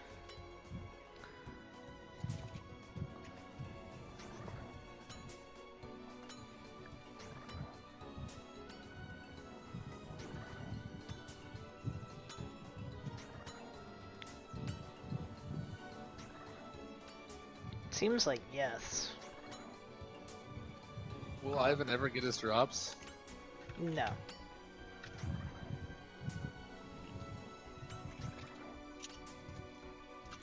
I might not be able to kill him. I'm getting good. I'm getting like alternating good and bad rolls. 5 more casts. Okay. Okay. Ooh, okay.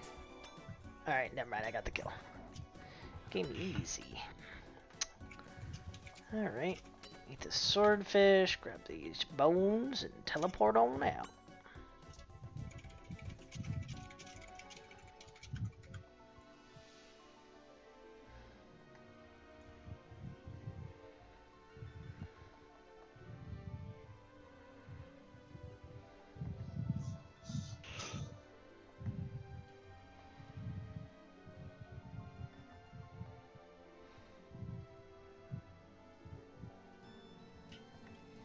Pomelo. What are you doing today?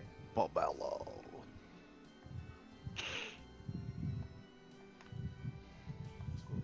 Spinach is voting me. Oh my gosh, celery.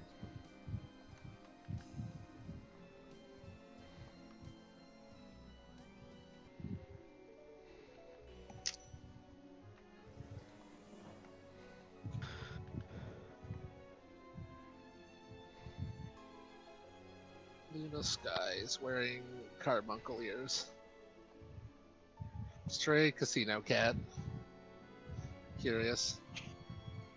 Ooh. Maybe?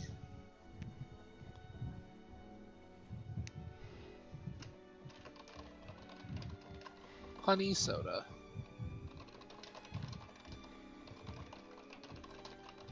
Sparkly and Scrimblow bouncing in my chair. Curious.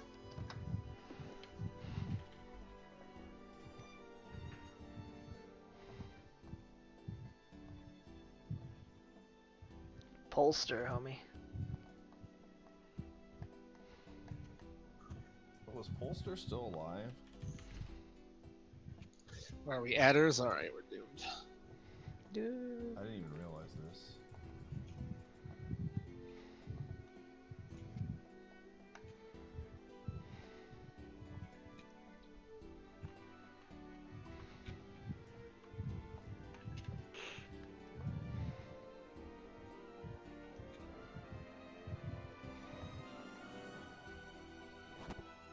Oh, blue and red decided to fight over the same point.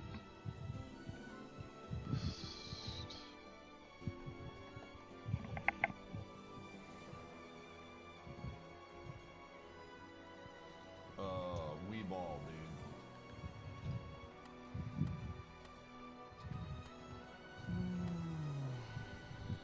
Adge? Okay, I'll run into tonight.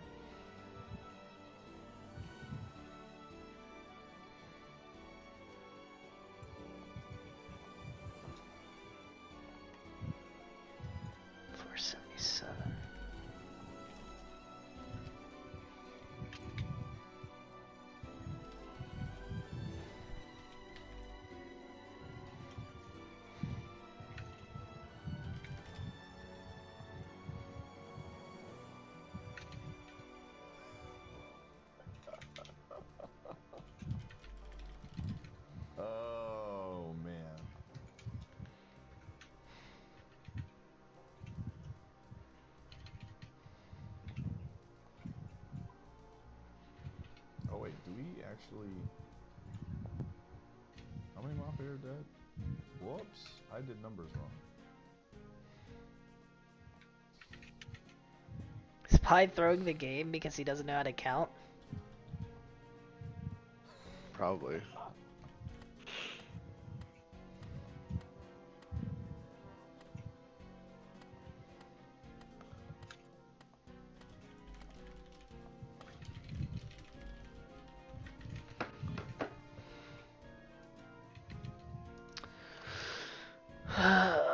What's it called? Iban's Blast. No, it's my blast. It's my... No, it's my blast.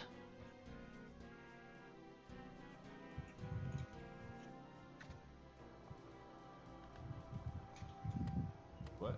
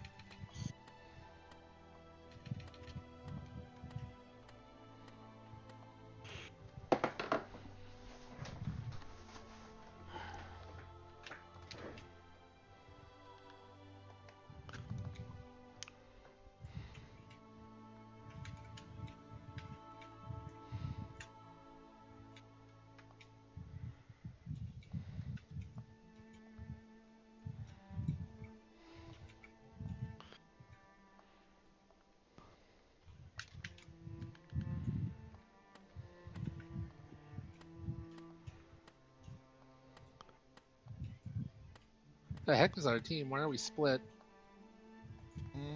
Make like a banana.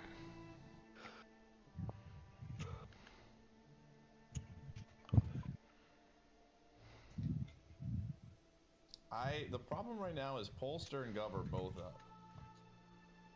That is the issue. And if I somehow get polstered with like Gov, I'm screwed. Alright, the enemy team's wised up and are pinching us.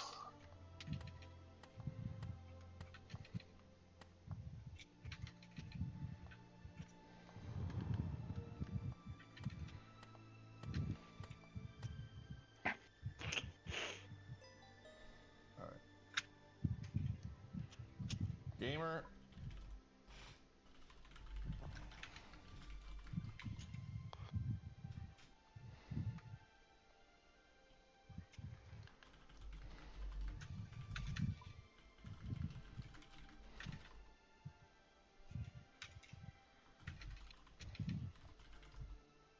Badge. Oh, sorry.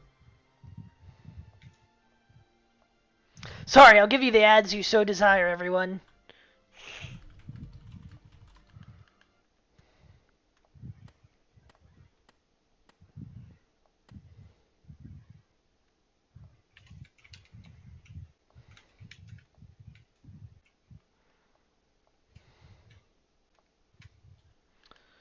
Okay, let's just buy a few more of these.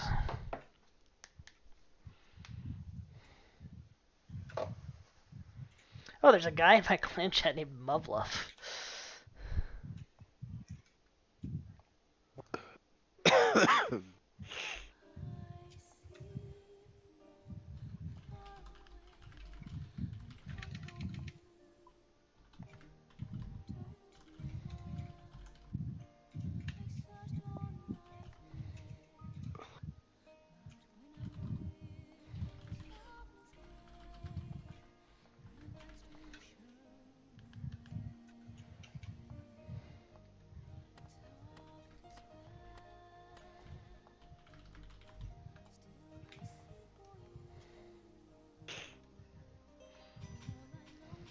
Alright.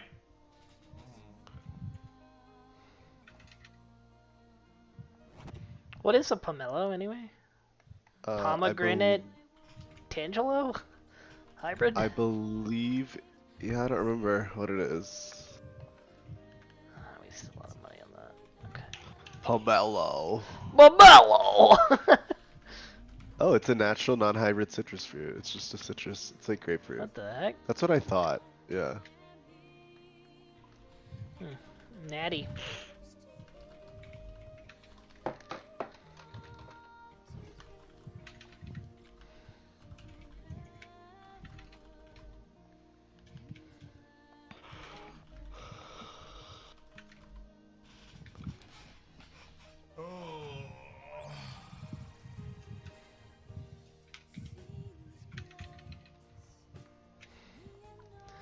The frick is this track?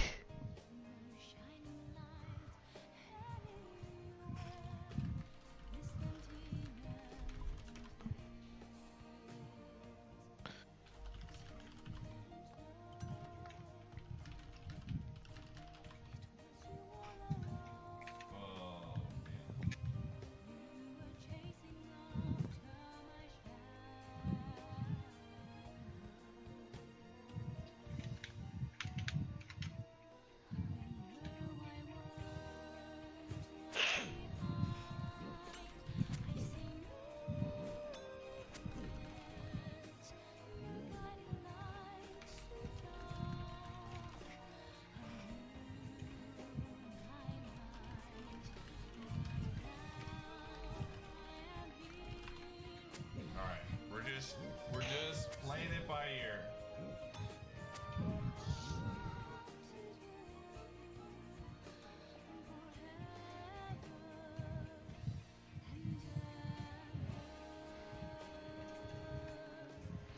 I am the wind. Sounds like that. Freaking so movie.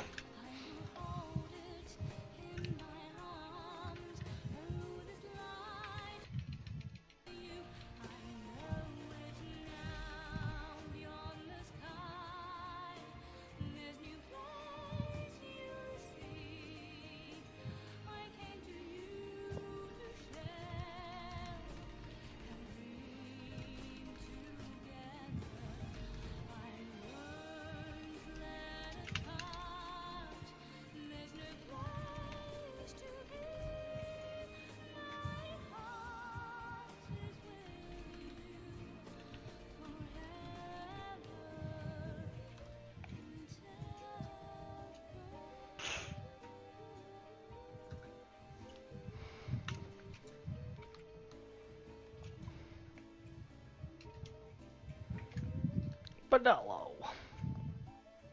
Pomolo.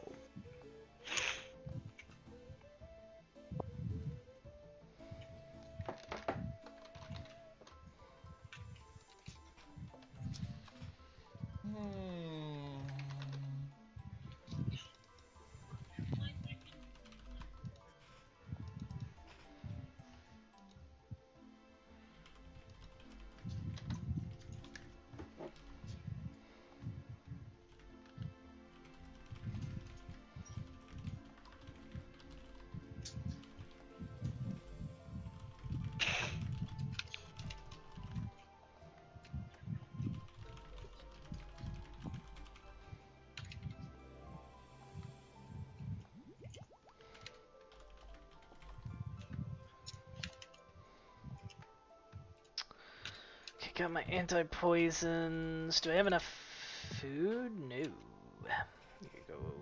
Buy some at the food house. Gamer neck. Use my gamer necklace and say the gamer word. Let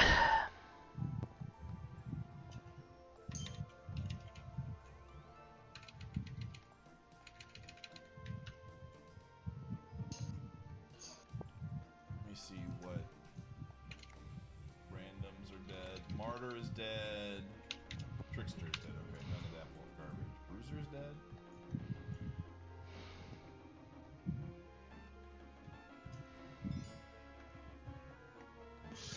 Blue's up in Red's house, which means it's perfect for us moving up and stealing from Blue. Don't have my gold on me. Sad.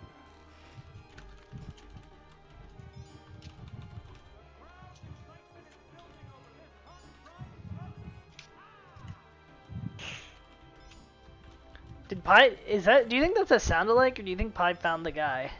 No, he found the guy. So it's a what-you-call-it situation. Cameo, yeah. Deva Destruction guy. What's his name? Gundam Tanaka. Thank you.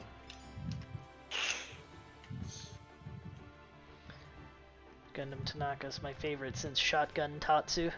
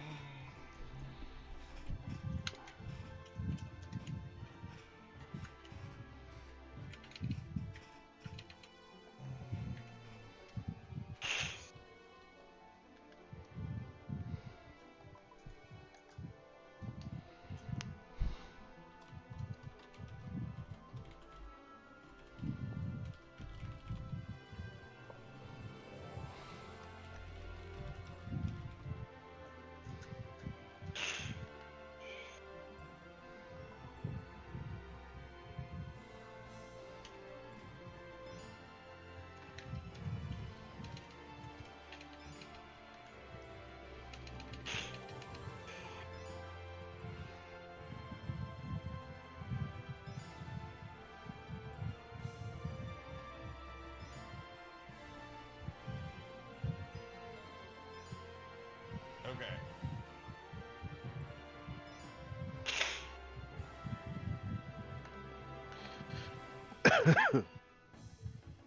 It's a freaking Little Mermaid sounded track. Part of your world. Today, dude.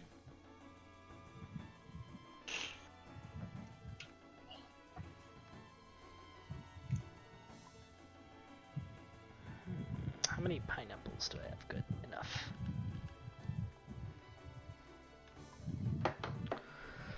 Oh, I'm cutting up pineapples all day and all night. I'm cutting up pineapples. And no one can stop me.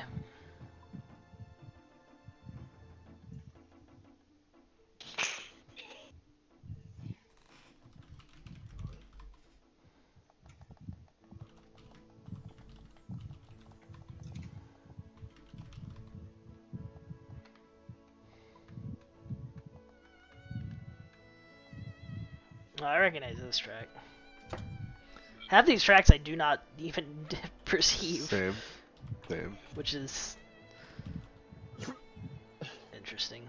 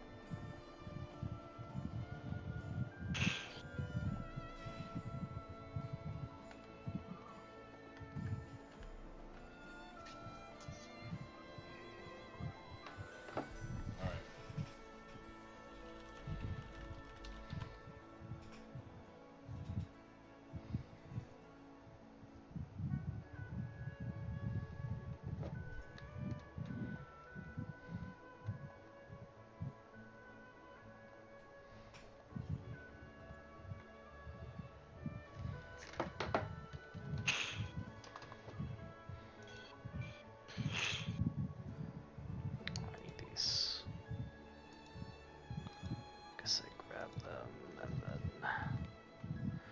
teleport to...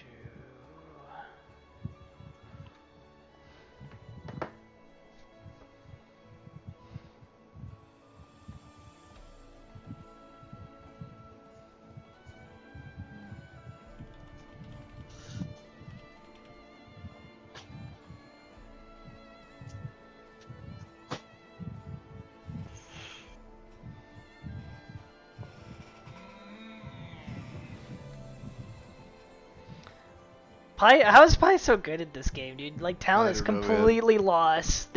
No one... I mean, he's been playing blue, but, like, the fact that just no one suspects him at all is just like, wow. I don't know what I want to do with that info.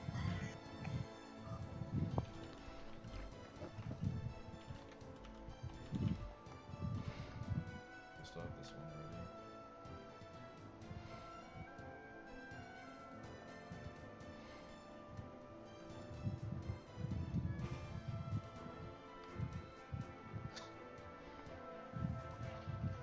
He's going to try to fake claim Polster. Yeah, I guess he thinks Polster, like, if Polster selects different people, you're kind of screwed with that copy-paste.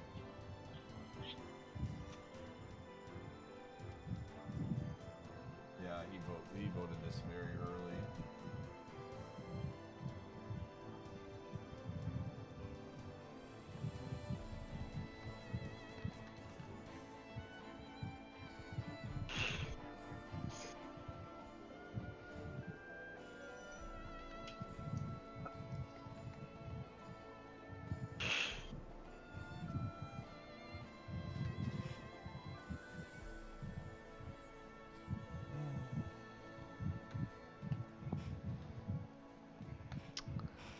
Okay, my antipoisons.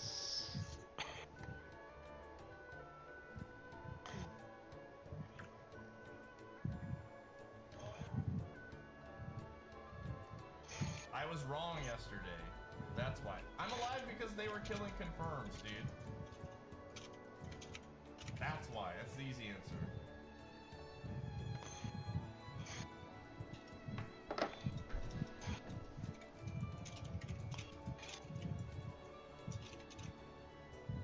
That's fine.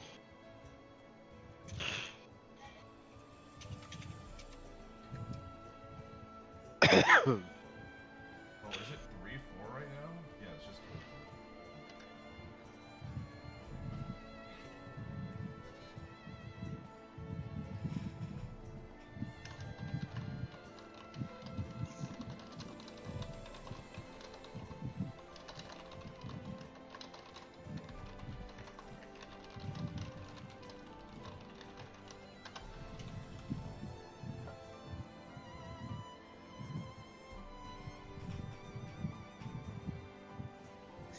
Pie, do not try to hint at being Polster. There is still a real Polster there, and he can just shove your ass on the vote.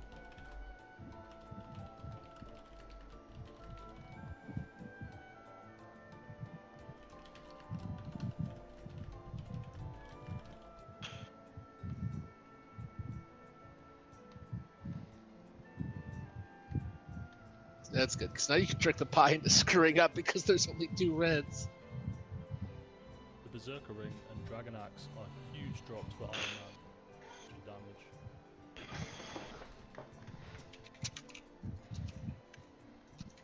No.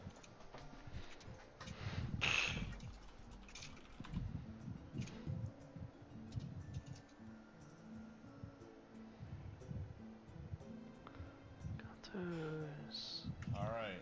So I just need some bizzes.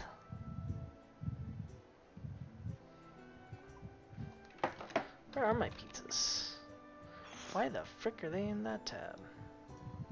I put them in the wrong tab again. Go to tab 2, you darned pizzas.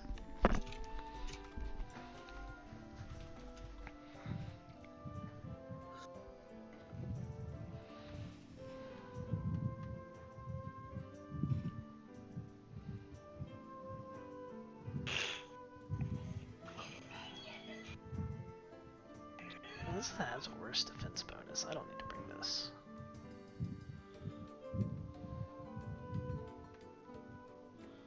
Bring another pizza. Okay. They should have started playing ages ago. Let's get this artichoke.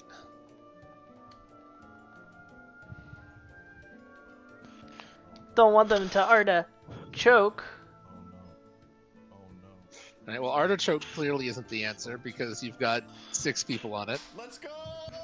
Who did they pass the ball to? Alright, I'm guessing artichoke is Gov. Yeah, he was. No. Oh, I guess we don't know who he's... If he was, he would have gone for what's-his-face, unless he decided to go for cauliflower. Probably go back and see what happened.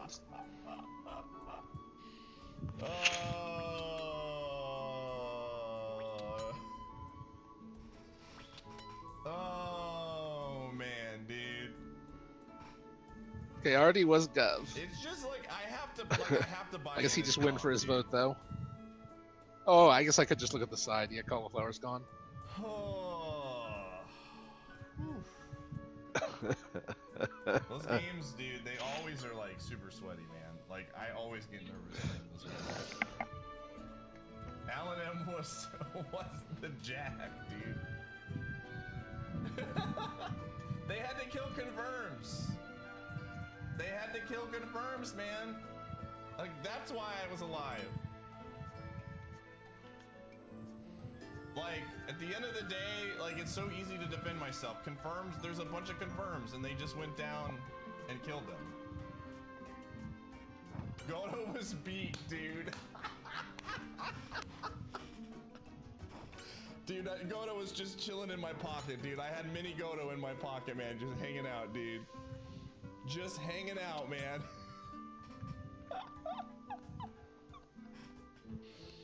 Oh, man. That's really funny. I know, that's why I killed you, dude. Although, like, at the end of the day, you fake claimed. And I feel like if I had to go against you 1v1, I think I win that one. The fake claim makes you look awful. But I also think that, like, you were starting to solve, and I needed to chill in that last day. And I think you start asking questions I don't want you asking in today if we get there. Oh man.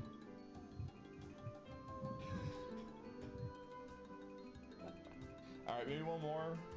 Maybe two more depending how this goes. I really don't want to be Mafia, dude. I really don't want to be Mafia, man. GG though. Alright. Yo, Team Major, thanks for the raid, by the way. I just saw it now. We were deep in the game. We were deep in the game, dude.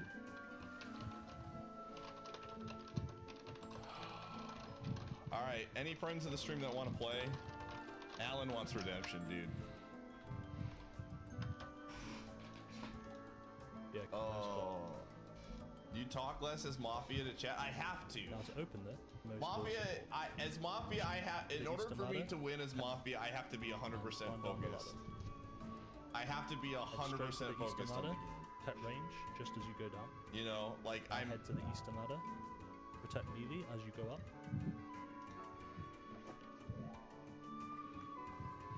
Yeah, there's no downtime. I have to like make good reads. I have to be playing blue while also playing red. You just tried the, yeah, but my buses have to make sense. Shadin, I just want you to know what was really hilarious. You called me red immediately early on and I just ignored you.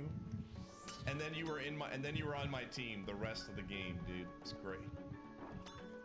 It's fantastic, dude. Oh, man.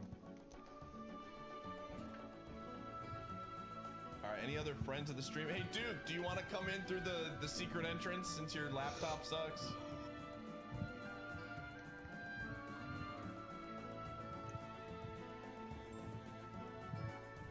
I mean, I do get to the end. Like, we literally won a game yesterday where I was BB. Or was I Tactician? I don't even remember. But I do get to the end game as Town a lot. Turning on Protect range as you go down. Heading to the west. It's just, again, with confirms getting killed, it's just very helpful. Turning on Protect magic. Alright, if you played game 2, wait.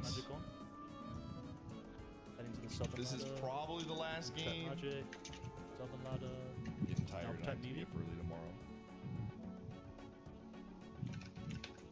And you had to kill me to reach the end. It didn't count. All right.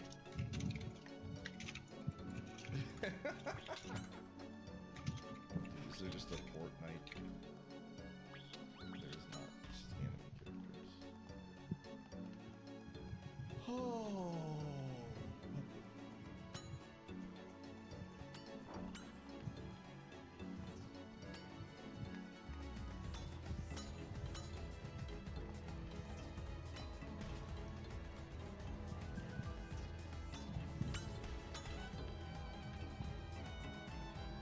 We haven't done this one. Let's see guard tools.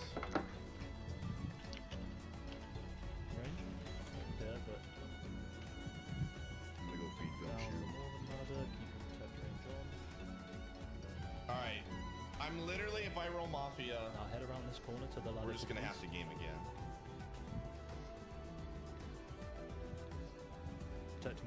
as you go down.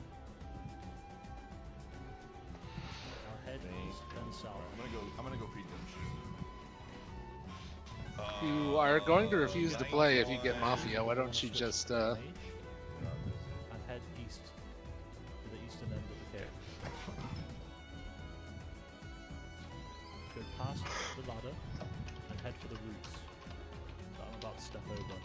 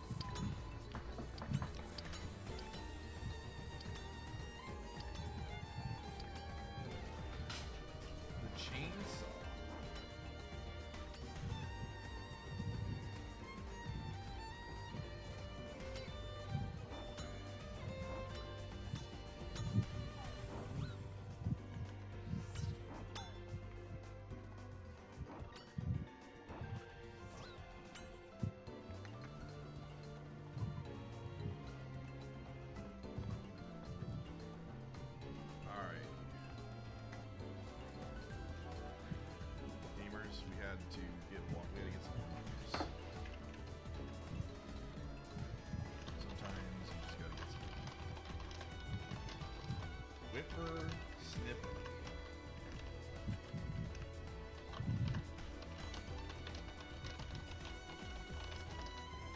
Who died? I don't even know who died. Who died? Plant Cage Builder.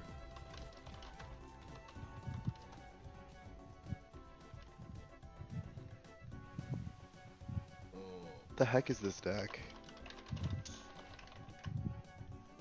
You like yard. Farming implement? Yeah, yeah, farming equipment. I was gonna say like yard care stuff, but yeah, something like that.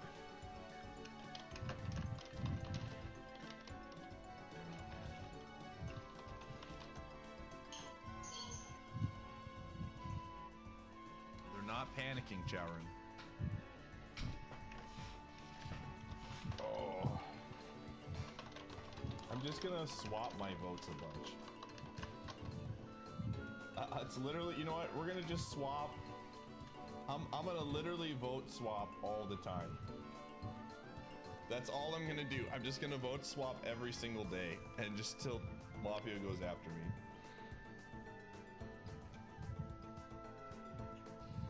Just to confuse them.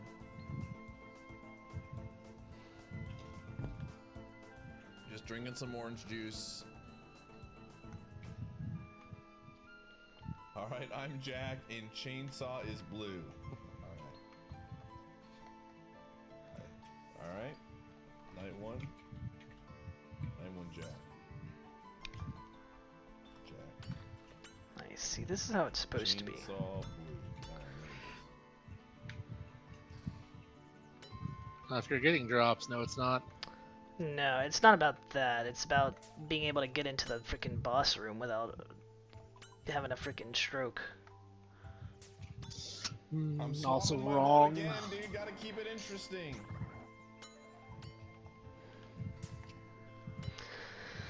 Alright. Well, back to the grind. Got nice and comfy.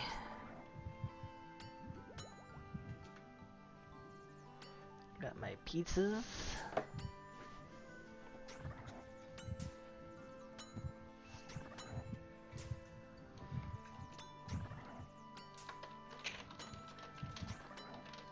Alright, dude. We're making it interesting, man.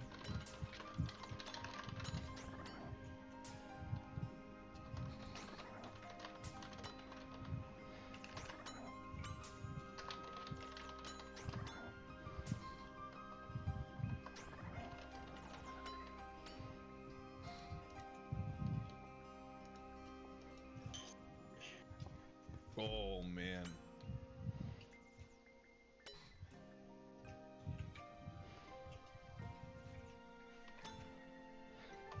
Move things along. Wow.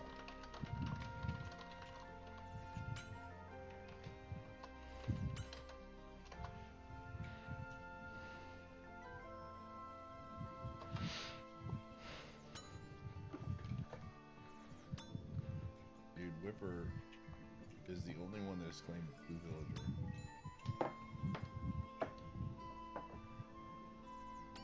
Can you believe that everyone's PR, dude?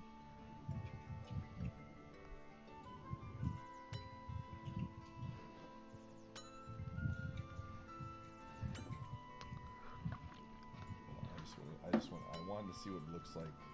This is what my logs look like, dude. Too many similar things. I agree.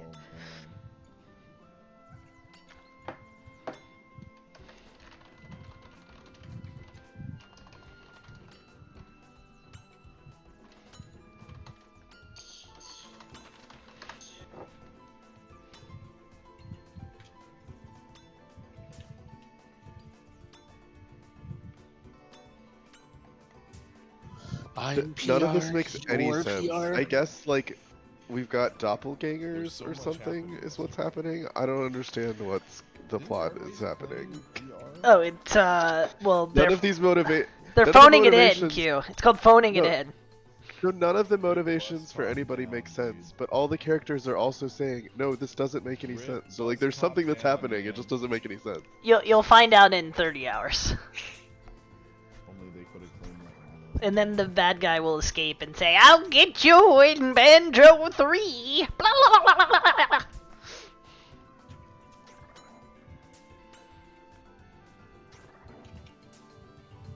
What a wild day one. This is actually gross. I mean, you hear me out. OT to Composter. Composter. Composter. Sussy. Composter. That's. Imagine like going in your life, going through your life and having like no concept of how words are. Like, surely he's heard of a composter, right? He knows what compost I think is. he's heard of compost. Like, I've never made compost in real life, but he's played video games, right? Or read books, or heard about how gardening works? No, I don't think he's ever read a book, actually. Okay. That's probably true. I'm not sure So if I I think can read. somehow I'm gonna be honest with Ilya you. got possessed by a mask, and that's what's causing everything to happen. I think is what my current. Ilya suspicion is. Einsburn? Yeah. Is she the fake septarian? No, that's Kia. No, Ilya Platier is the dancer from Arc-en-Ciel who was paralyzed and now is not. Oh, okay. Did they explain how she got unparalyzed? Maybe it's all a dream. I don't remember if they explained in Cold Steel 4, but they did talk about her undergoing lots of physical therapy. So. I was gonna say maybe she wanted. It's like the Entei movie, but for her it's her legs. instead of her- am Entei. I am your working legs. Yeah. I am leg day. I am leg day. I'm gonna get either way. Even if I don't get the drop, I'm gonna get my magic level, and that's the important part. Because then I can start considering elves, because this will give me the big level 80, and it'll give me access to a new spell called Bloody Blood. When's Dave playing RuneScape with me? Who's Dave? Good freaking question. Unvote. Oh, Jingo is? Alright, sure. Jingo ain't my baby!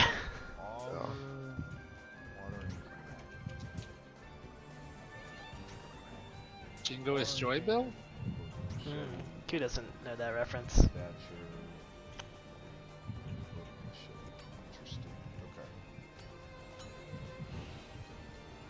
You will never know the Jingoist joy. True.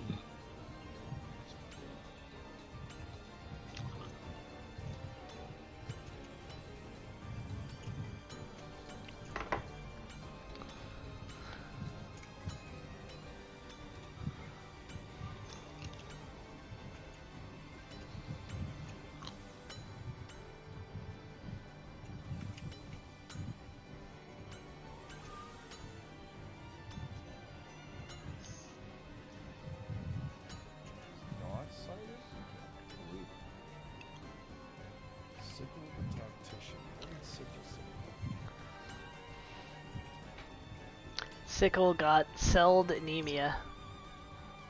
That's a biology reference.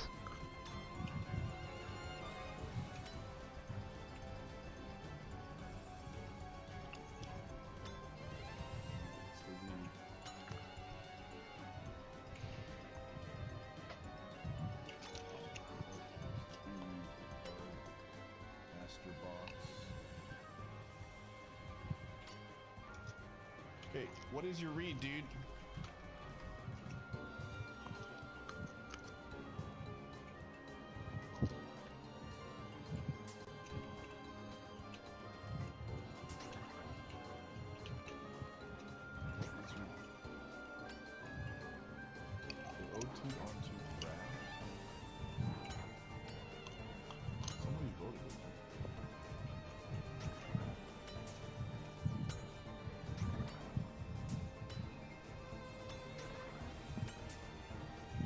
Remember that time Pi played a Trails game? Yeah. Yes. I forgot. Look, he didn't just do it for the money, okay? It's possible he could have liked the game and just done it for that reason. They Got said... mad at Ivan for calling him out for shilling. They said it was a good jumping. Man, if he wants to get the money, get the money. But like, I think it's honestly less on Pi and more on Falcom. Yeah. Bro, like, there's tons of people who play JRPGs and have played a Trails game, probably.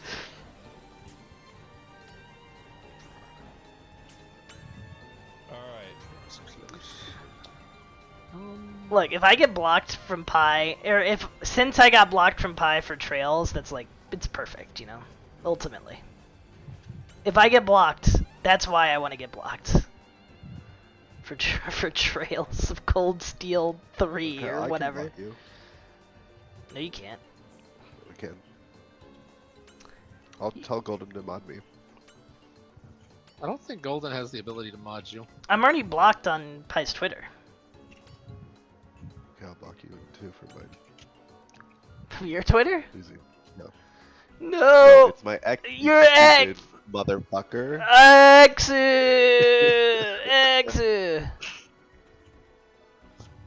The website still says twitter.com for me. Why would you do that? What is Jinx? X. Caliber? Not a lot of PRs left. Yo, I got an ad. I was watching YouTube on my phone because I was like looking at something for piano while I was playing piano. Anyway, I got an ad for freaking Fate Grand Order on YouTube. It's wild.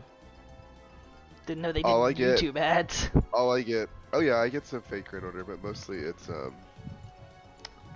shit. Hunk Guy Star Rail. I'm an underworld doctor. What? I get that one a lot. Is that what she My name's says? Natasha. Nice to meet you. I'm an underworld doctor. Feeling sick? I can do a better impression when I'm not sick. Well, you're feeling sick. I You should need go the see underworld underworld doctor. Oh my Cute. God. That's why you're getting the ad. She why I'm knows getting the ad. you're dying. She's trying to help. You, please let me heal you. I'm an underworld doctor. I'm an underwear doctor. Probably true. I'm a doctor in my underwear.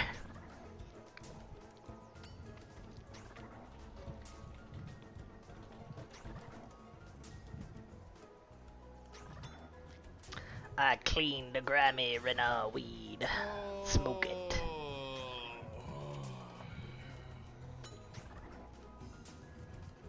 I wonder if, okay, so my current theory is Prince Idiot Ali, The other you can see Alibaba. is somehow impostoring as Rufus. Bus cop is outed. IDK. Who cares about Oracle?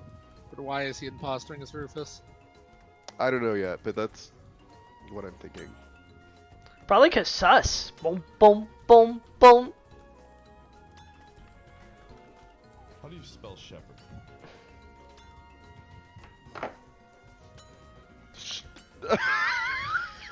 They're not. Wait, Pi is composter, and he doesn't know how to say it? He also doesn't know how to spell shepherd. Pi doesn't know. Sheep herd. Sheep herd. It's not that hard. You think about what they do. They herd sheep. Shepherd only has one E, doesn't it? No. Oh yeah, I mean it. Yes, it's not sheep herd. It's a shepherd, but it's a word that came from sheep herd. Oh yes. Or has a common origin with sheep herd. I'm not sure which. I'm not a etymological expert, but.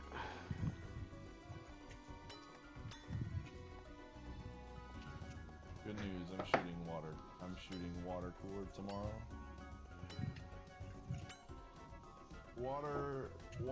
Or not watering can, I'm sorry. Water the Oddish.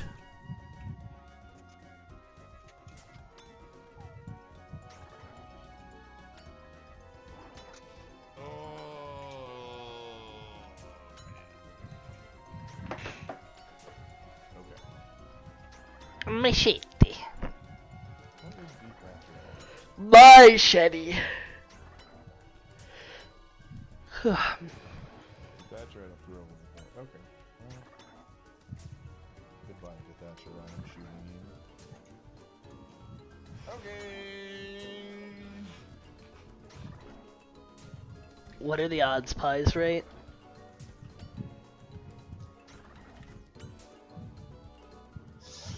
Higher than they should be.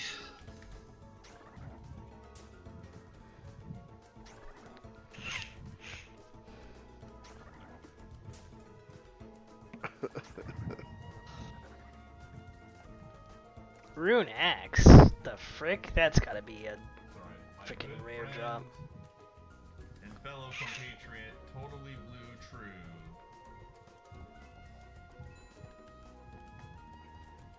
Where is it? Bus top yard waste bag. Yard waste bag right here.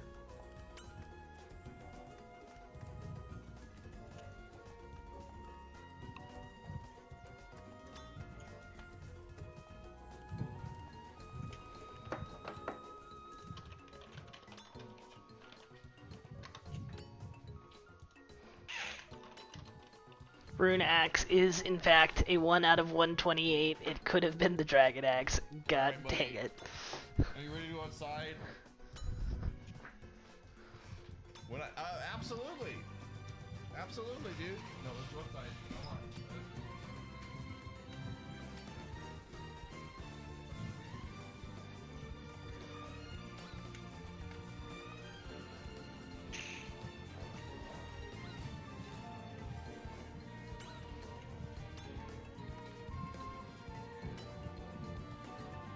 I know this track. Yep, same. It's good. I still think Xenoblade 2 has better music. It's got better. Wooga! Brr, brr. Larger bazongas in many ways as well, yes.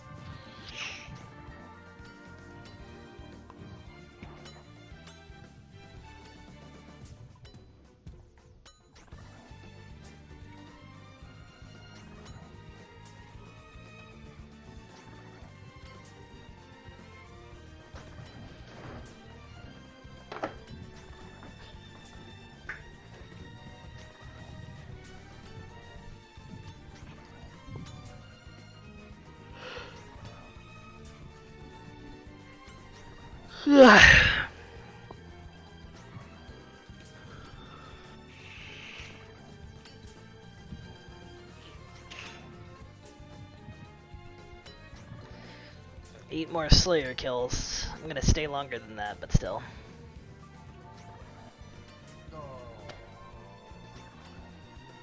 Wait, do you need to slay this boss for your Slayer thing? I can. The dethatcher.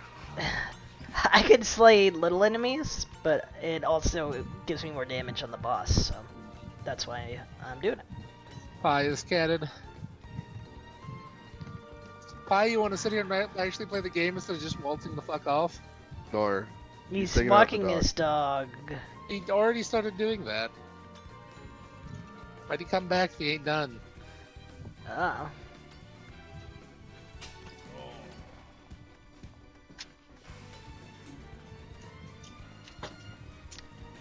Anyway, Pie's read was what they call in the business not correct.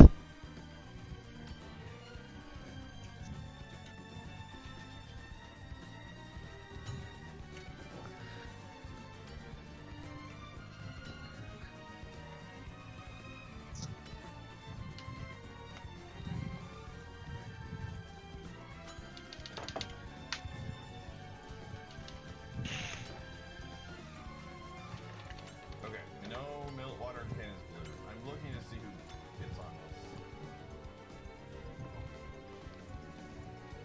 Blood Blitz, that's the name of the spell I can cast now.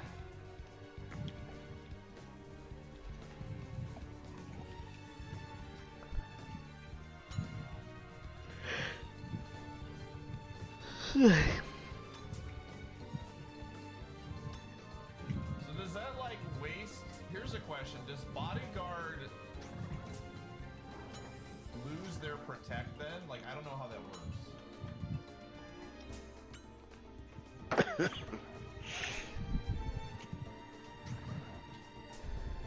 I can't wait to see how Pi pronounces Civ.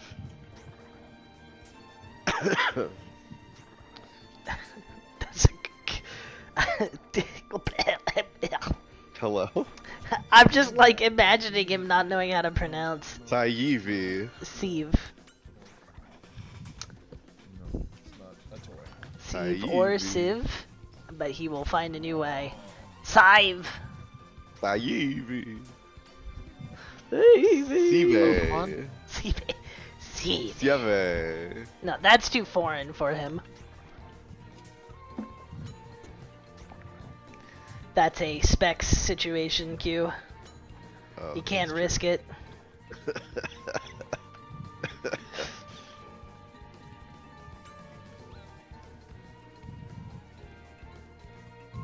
We have one mock in. It's like 6:11.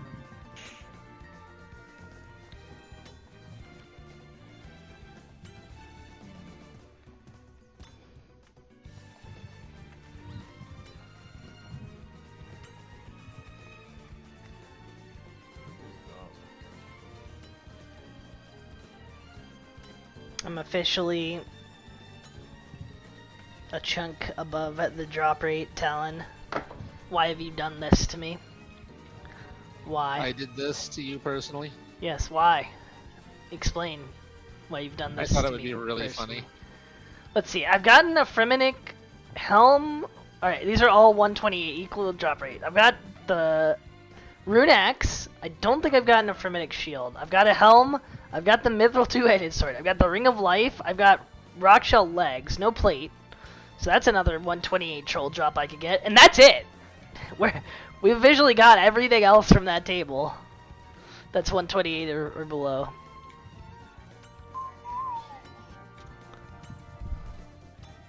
So that's exciting.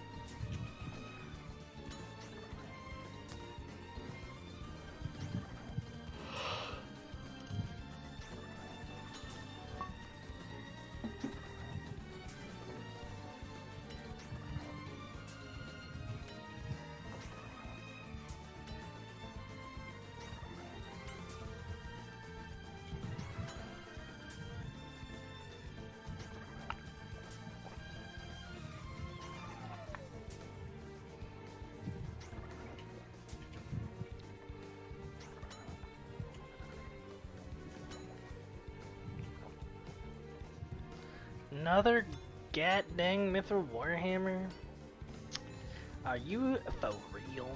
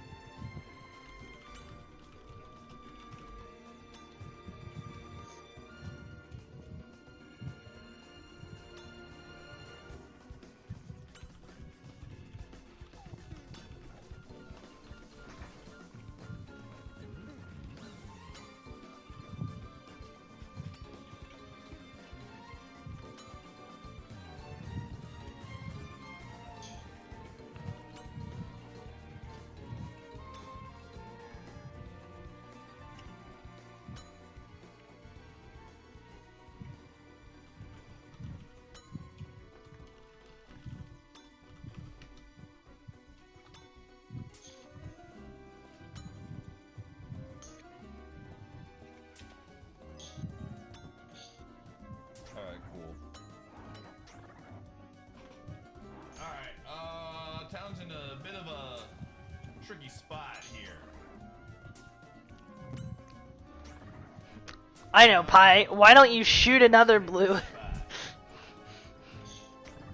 thing Mafia outed yesterday. How much of that is your fault, Pi? Well, you know. Did they though? Well, you know.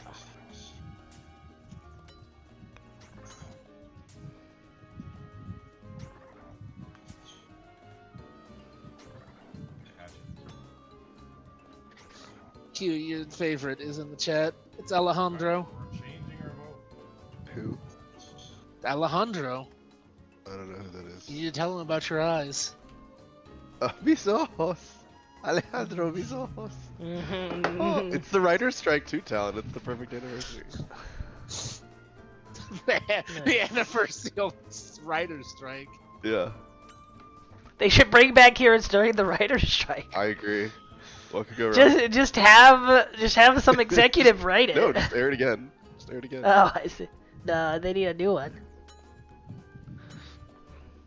This time we'll get AI to do it. The AI to strike.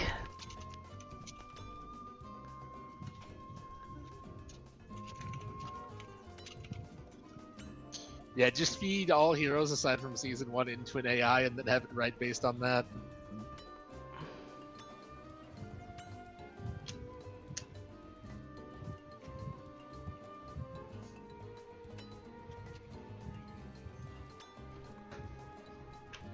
Why did I say Steve is Boofer? This might not be. Why did I? Oh, he said Steve. Wow. I mean, of course he knows what a sieve is, right? We're not. He doesn't know what compost is. You seem a good ham. I don't even remember how he mispronounced it. Compost. No. Composter. Composter. Oh yeah, it's Imposter, like it was okay. like imposter. Yeah, Sasibaka. I hate it when my composter says Sasibaka. Sometimes they do catch fire. Sabotaged, if you will, because they're sus.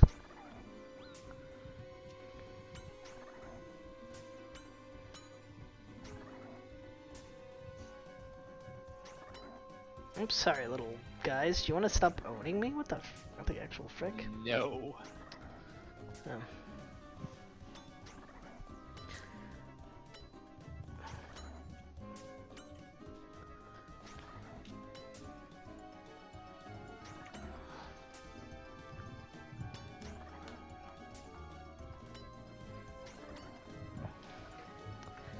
Do you think he's gonna correct his logs?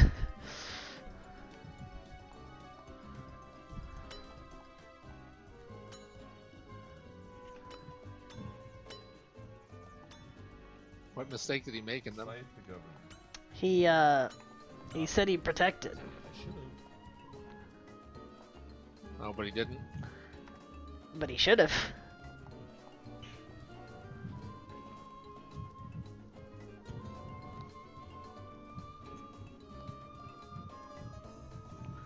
I want to hear him pronounce auger. What do you think he'd even say? Oger? Oger. Oger. Ogre. Moger. It's a moger, guys. Instead of moger, it's ogre.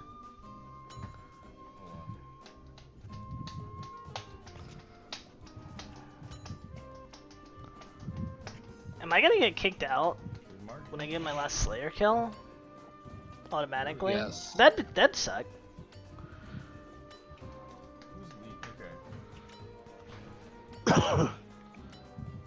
Surely it just won't let me back in. You know, it's really interesting that Hatchet went for this.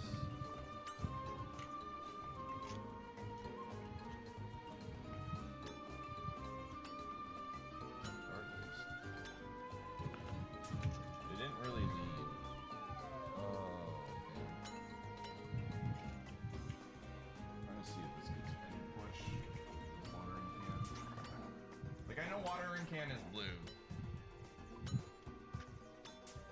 Roses are red, watering cans are blue. Composter. Bottom text.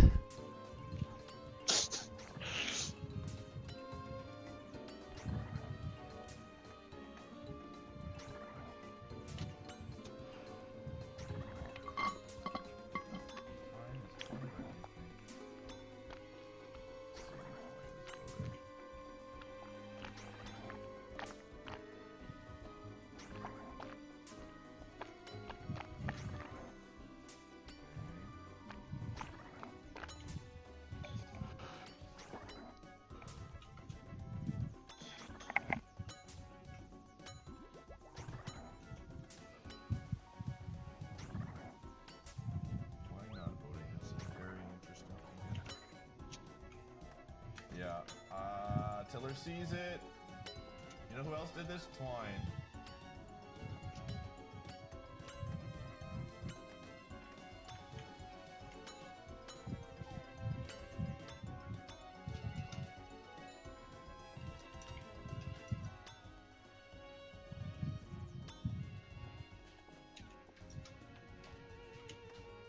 This is wrong. This is wrong. I mean, Hatchet activated in Milo today, which is weird.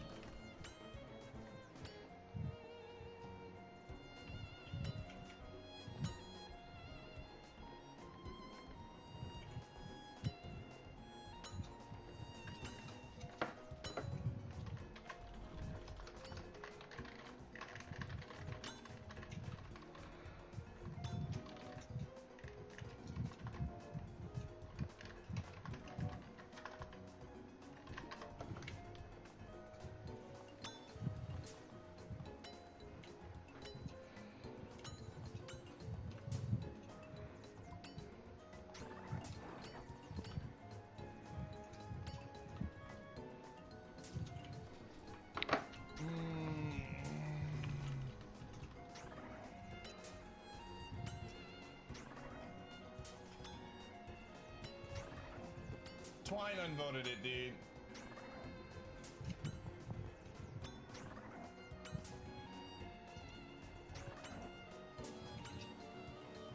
Oh, now Kneeling has pointed that out.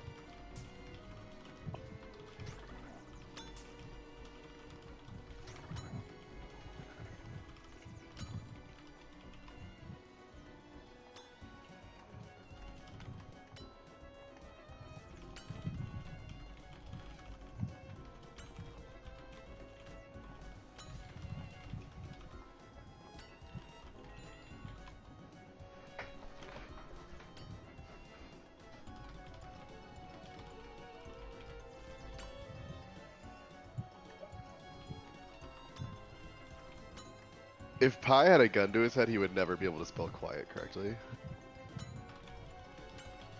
If I had a gun to his head, he wouldn't be able to spell correctly. Oh, true.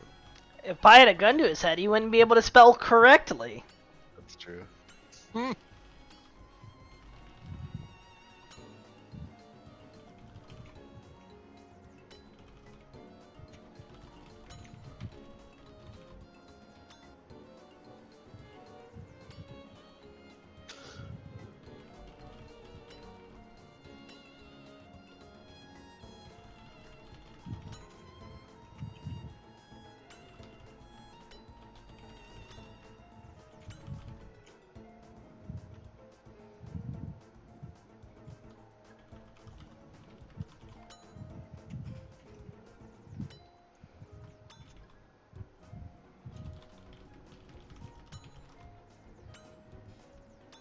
I think if Pi said it out loud, he would call him Steve. That's just. Did he? Okay. Yeah. Remember that one time in the DK where you just called the guy a different name? Yeah. I can't remember what it was, but it was the pig, and he just called him something completely unrelated.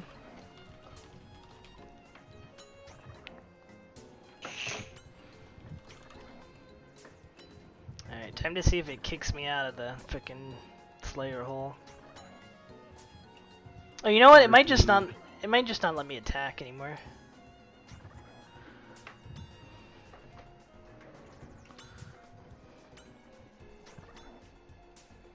I guess this is Papa?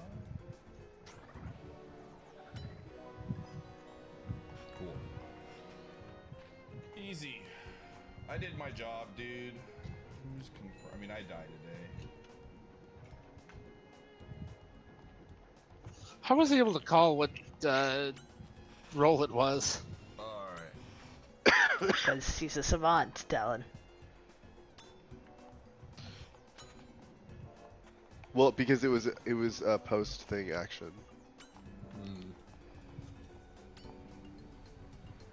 Yeah, it's. I also don't like that they call a Papa. It should be a Pap. Oh, Shush? Let's go. Yes, Pap, shush. Alright, I've given Talon the info.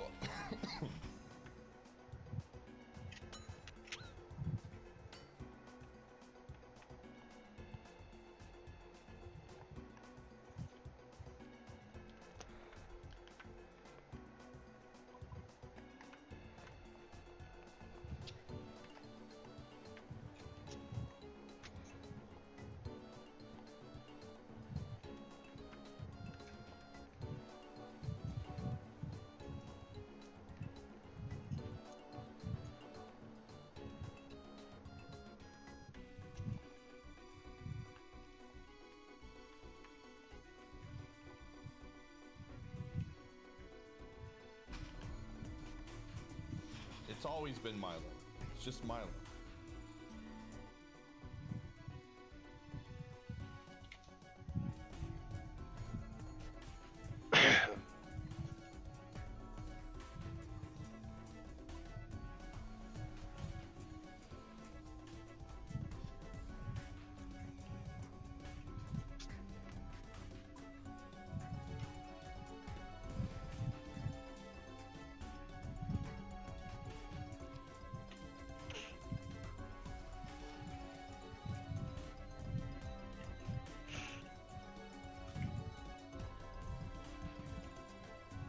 Okay. Time to go back to the beginning.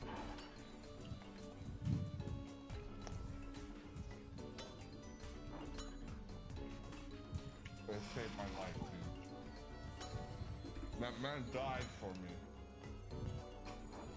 That man died. Why are we going back to Hatchet?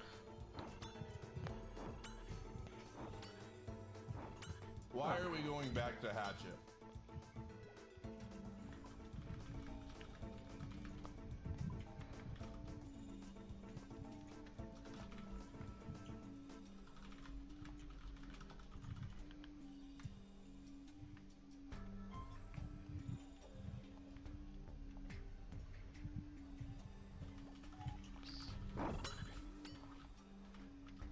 Why is it like this?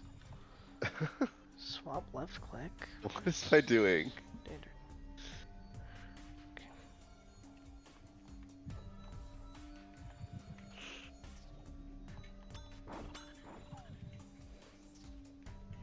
All right.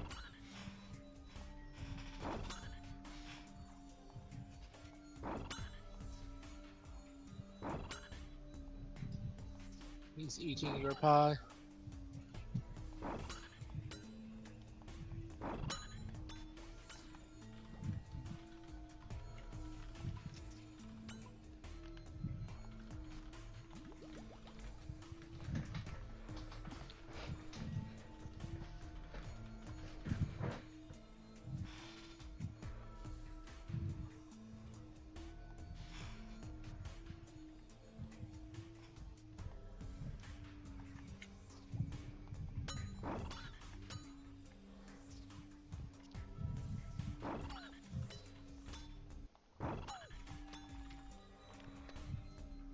Oh god, I'm probably dead. Frick, frick, frick, frick, frick. Yes, I have killed you. No, no, no. No. Okay. Oh man.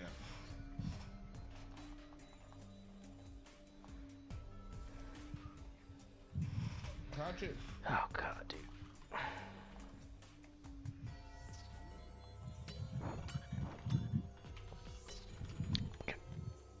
Nope, the coast was not clear. I thought it was clear. It was not clear.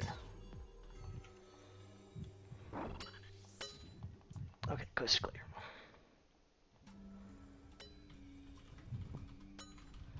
Coast not clear. Coast not clear. Coast not clear. Coast not clear.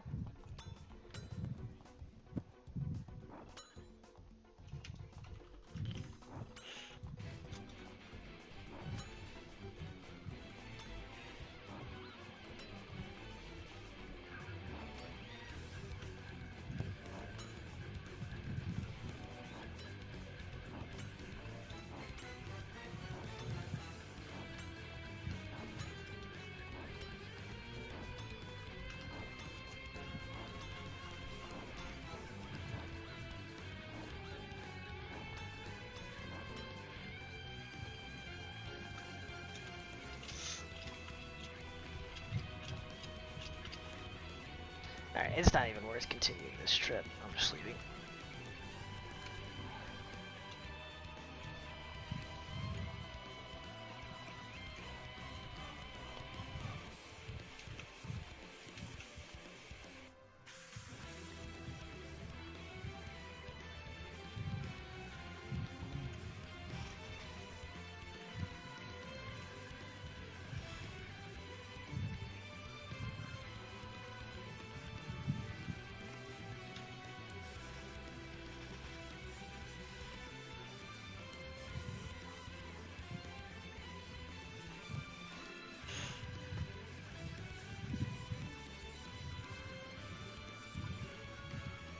Dude, if the game ends right now, chat room, we'll play one more game. I'm host for also like email. What bird feeder done all game?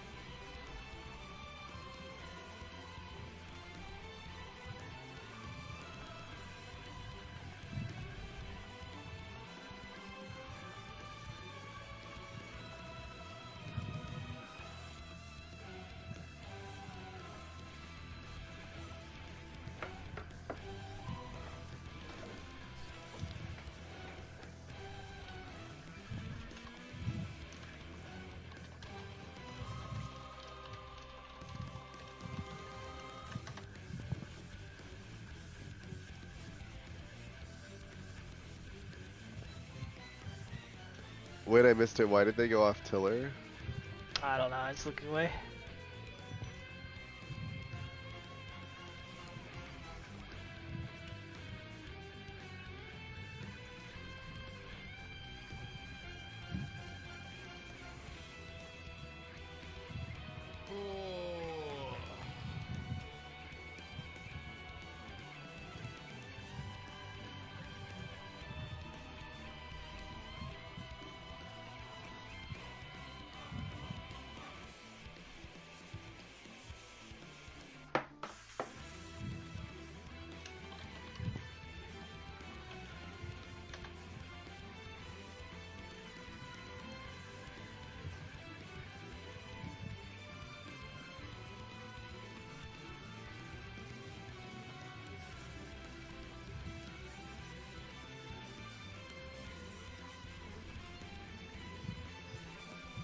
Oh well, Hatchet was red.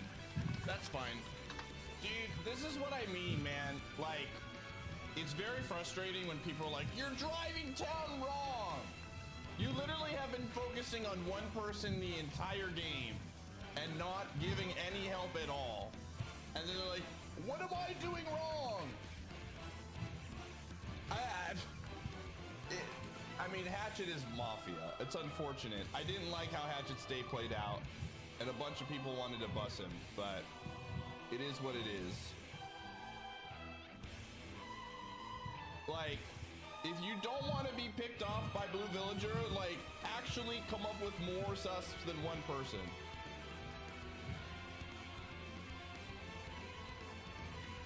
But, I mean, Hatchet is red. Yeah, that's fine. That's fine. Yeah, Tiller was Mafia too. Oh well. Oh well. Where was Oracle? How did he fuck that? Tiller.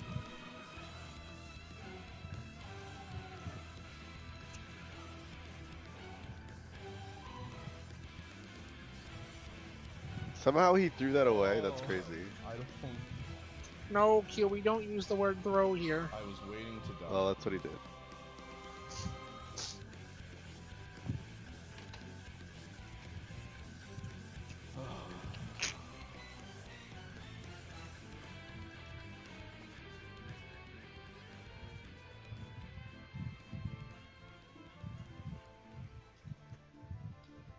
Oh my god, bird feeder.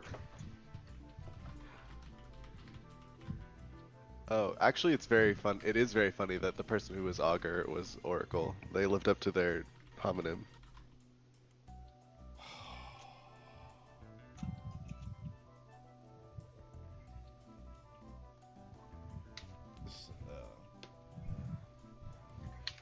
Oh well. All right, one more game. I'm host role selecting this one. I don't care. Okay, everybody's red. Last game of the night for real. For real, for real. Who wants in? For real, for real. Yeah, I mean, they did. No, I agree. And all the Mafia, I didn't follow my own advice because all the Mafia, like, literally went out of their way to say somebody was... They said, oh yeah, I've been on this all game. And it was, both of them were Mafia that did it, and I got off of it. Oh, I just started looking at logs of other people, and people just kept pushing one person over and over, and I second-guessed myself. It's my bad.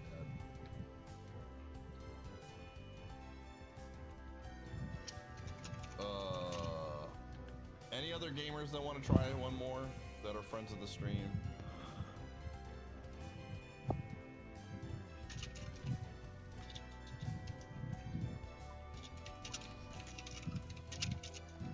Like, I don't know, man. It was very weird to see that day, and like, this person is pushing a random person and not going with the town. Like, it's one thing to like push it, but then to just do a throwaway vote and look like you're tunneling is just, it's not helpful. I mean, it doesn't matter if you're so damn sure. Like, there's 6 Mafia left in the game, and you know what Mafia loves to do in that? Tunnel on another Mafia and never really do anything with it. Again, my bad for going on you there, but like, it's...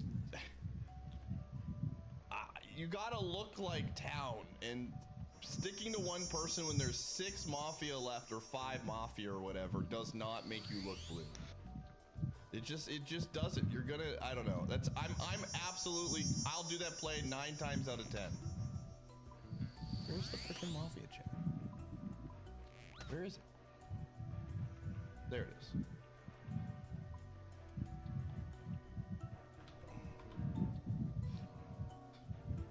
Oh, man, Marksman not CCing was rough. I should have got off of that. Should have stayed on that one guy. The 2 people that looked awful were bad, and I second guessed myself. It's my bad.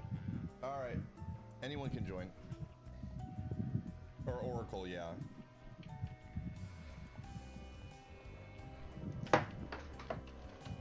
Yeah, you just gotta CC in those situations.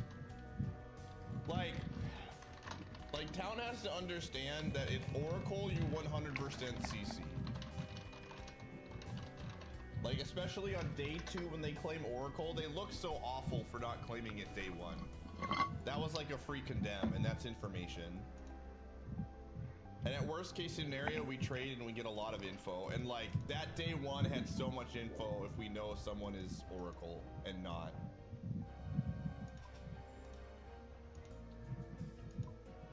Oh, it is what it is, though. It is what it is. Mute stream. Mute chat, close stream.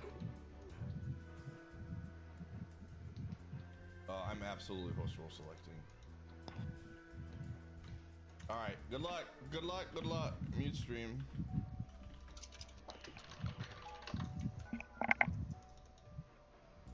Whatever does everyone think Pie's gonna pick? I think he's gonna pick tact. Or, yeah, that's my guess. Alright, here we go. Could be. Cool. Not using it. Blink. Oh. He just wants to gubinate. Yeah, it does. It does.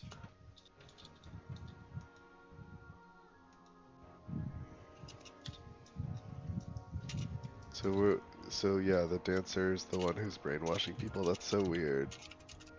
But okay. Oh, oh. Huh?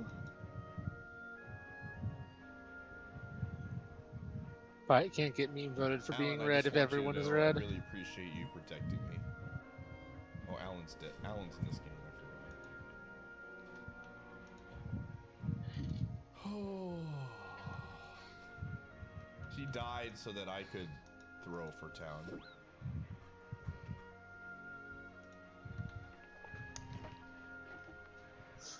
Oh, he used the throw word. Oh, I'm getting tired. I shouldn't have done one more game. This was a mistake. Mistakes are being made, but here we are. Yo, Bob the Tomatoes in this?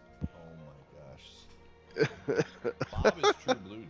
You can cure the whatever brainwashing by using the status cure spell. That's very funny. What the frick? Dude, if I'm bodyguard, I protect Bob. All right, take it easy on Noah.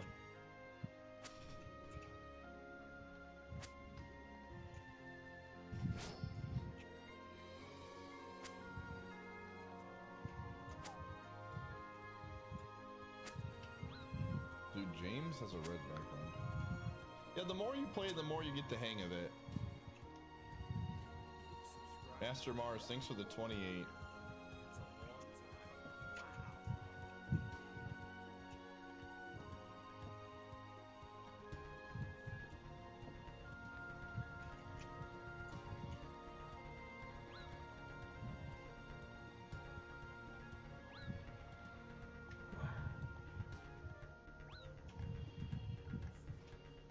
Dude, if I'm bodyguard, I'm on Bob, dude.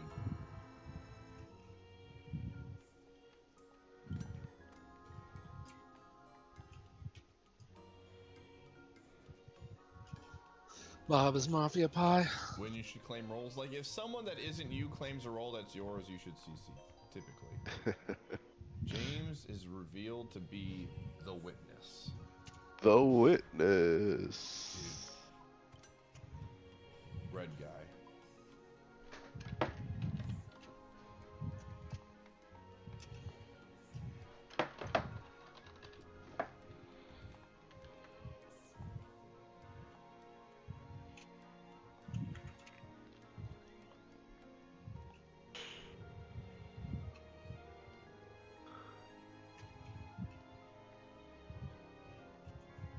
Red guy just voted themselves. That's really weird. That's really weird. One, that they voted themselves. And two, it's not getting traction. Red guy is equal to red. The fact that it's not getting traction is very, very weird. I am voting red guy. Let's do it.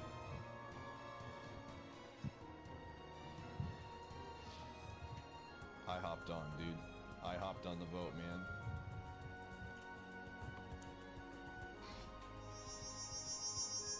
And then people are... Alright, here we go. Yo, Blinky, dude. Look at that. Yo, why are we getting off a red guy, man? Red guy's still red. You didn't even have to claim a PR, bro. Who? Red guy literally...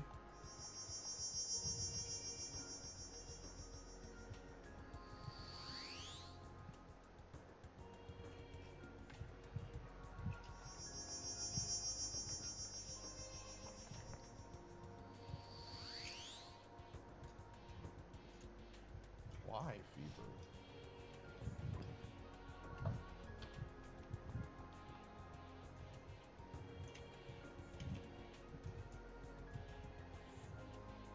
Why don't we just let James pick, dude? What did James pick?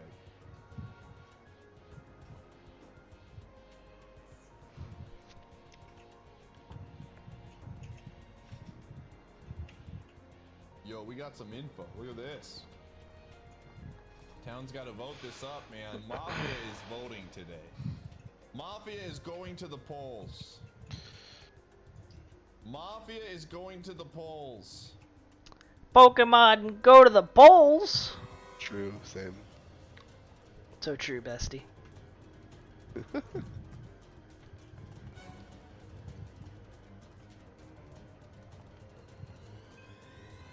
Yo, we finally got a new party member in Rufus's party. It's everyone's favorite angel of slaughter. Why does the bad guy have a party? He's not the bad guy. You weren't listening. There's a he's the real Rufus. The one who's the bad guy's a faker. Wait, but he was the bad guy a while ago. Has he been a fake the whole time? No, so he was an Iron Blood. That part is real, but he's not the instigator of this current crisis. He is reformed, much like the other two. He's John Seaman. He just got reformed off screen or something. Well, he's not like technically reformed. He just is mad that someone well. James. What happened was someone broke into his prison to stage a break, like him breaking out, so that the fake guy could break out, and they were supposed to murder him, but they failed at his assassination. So now he's mad and wants to bring down the faker. Poe and Zoidberg would vote the dude that has votes. But they're not. Oh, she's an They're arts holding their user. votes. Hell yeah. That's so weird that all three of them are holding their vote today. Okay. Nadia's just kind of better though. That sucks.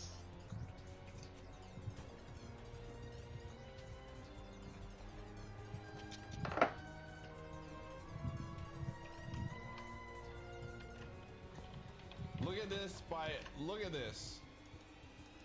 What is this vote on to Kazooie late, dude? What is this? Dude, what is this Kazooie vote, dude? But not Poe. Meanwhile, Zoidberg, Red Guy, and Poe are still all holding their votes. That's crazy. That's crazy. That's crazy that dude, Zoidberg's not even in danger anymore, man.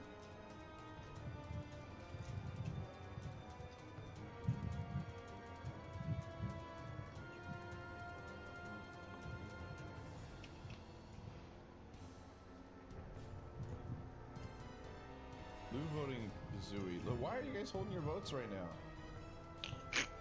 What you doing over there, Zoidberg? Save my shell! Brother, you have one vote!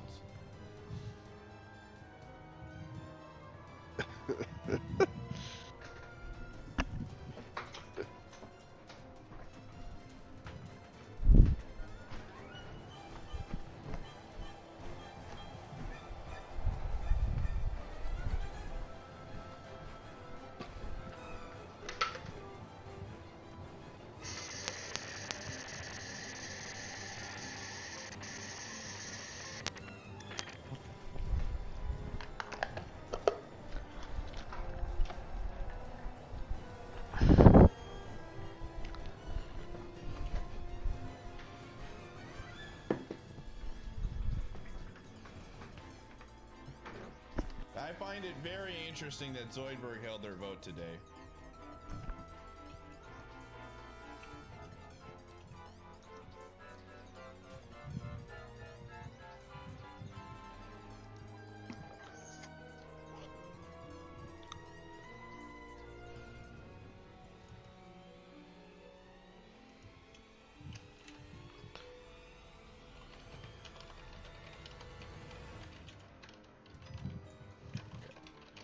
If that's Miller, that's Miller.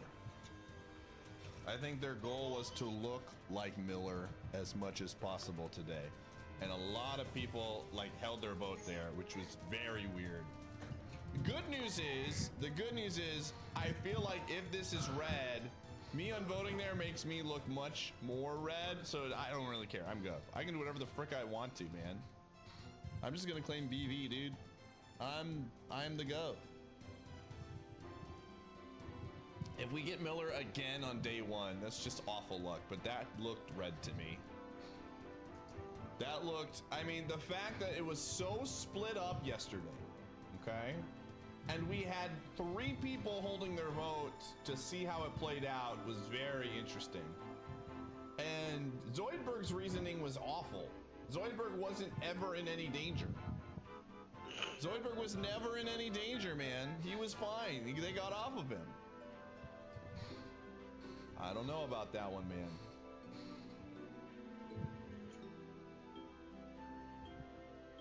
Yes, that is the tomato from VeggieTales, Abson. His name is Bob. It says it right there. Dude, is there a VeggieTales deck in this game? Do not insult Pie's favorite character. Is that why Bob the tomato? Tomatoes? No. True. That is not why. And canonical. Dude, we absolutely need to. If there is an actual mob, if there's a VeggieTales deck, we need to play this.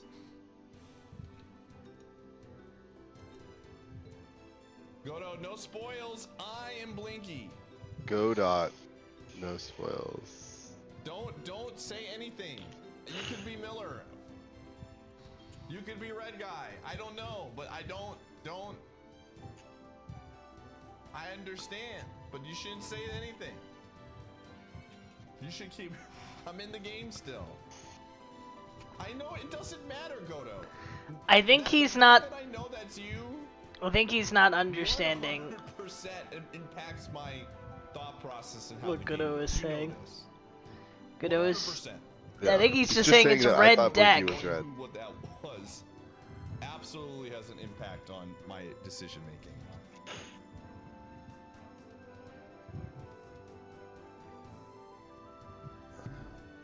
I'm just gonna assume you're red then, and if you're not, you're not.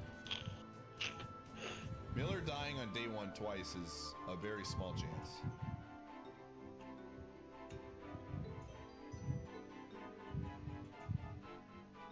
Let's get wild. James is nuts. James, what are you doing? James. James, you're not gonna do it. No. Okay.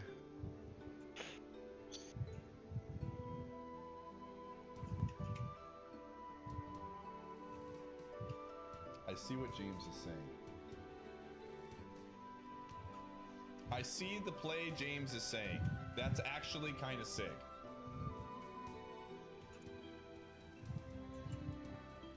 But I don't think you have to die. Why is Poe getting votes?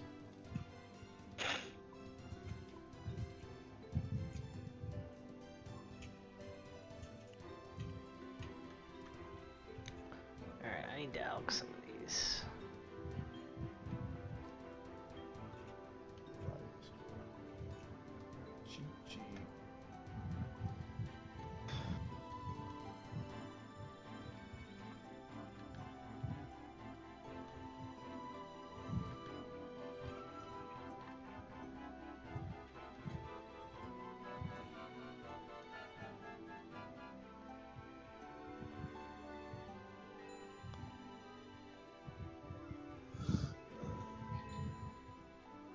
Who got on red guy early and then potentially got off? Dunce stayed on it. Kazooie Lou stayed on it, but then Lou swapped.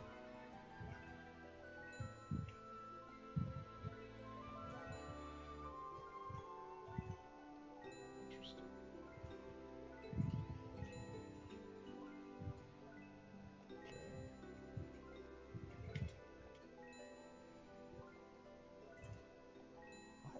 Why did Lou swap, dude?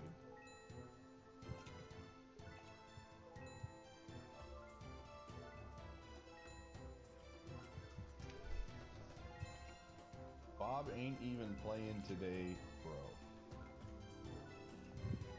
The finish.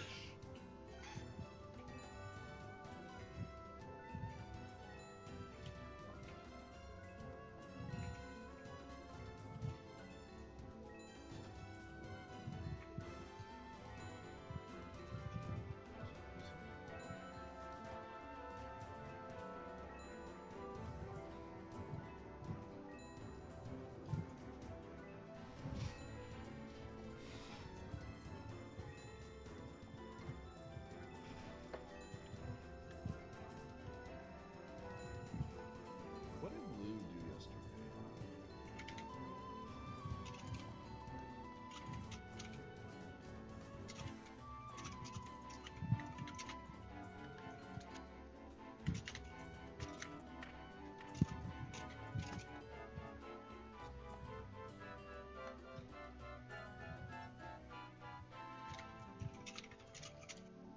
Dude, I'm just big coasting here, man.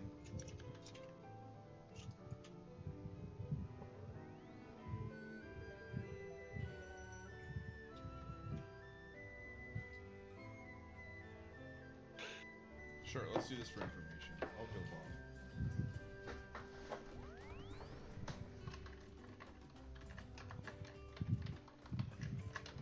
I want Bob for information.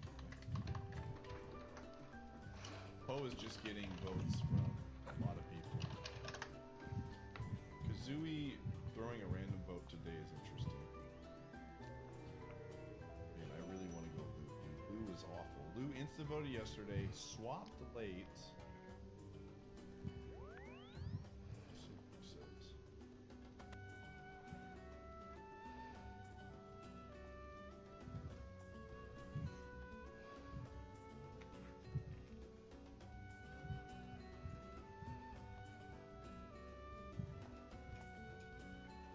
Dude, Lou is bad. Moosh, man. Let's see if Mushroom has said anything about this guy. Let's see if Moosh is.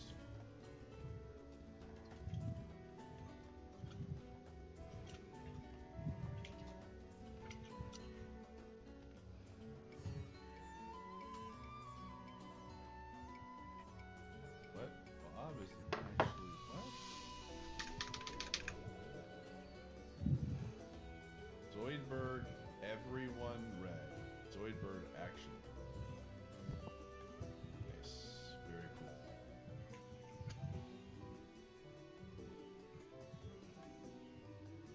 Are you actually?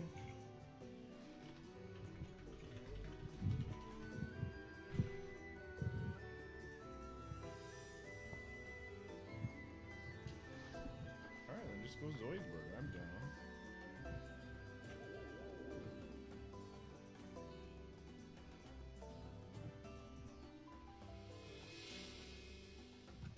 Why did he wait to limit it to do this?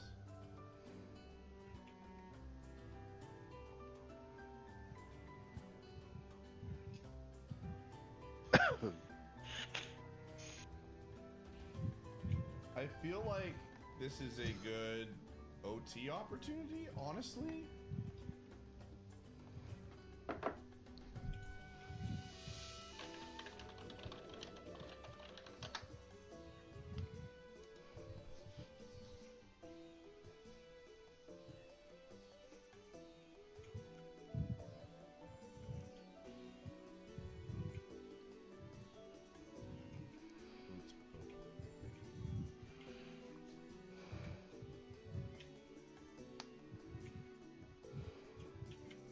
Okay, let's see what happened to Zoidberg. What has Zoidberg done?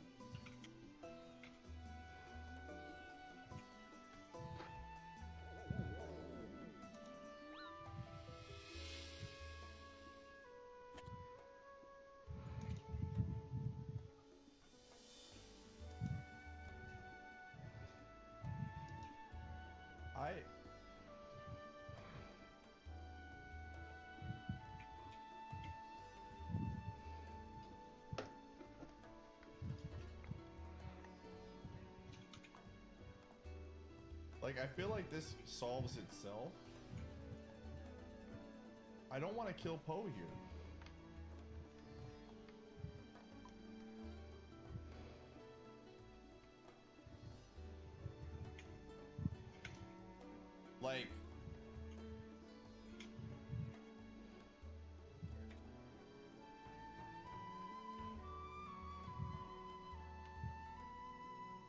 Like, legitimately, oh, this is an interesting play. Do I OT here? And then Bob looks awful.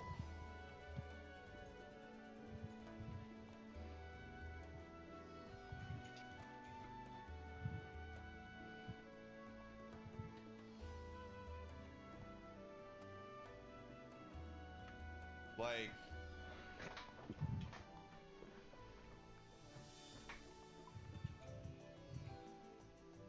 I don't know. I think I don't. I keep Mafia and I just let this go through.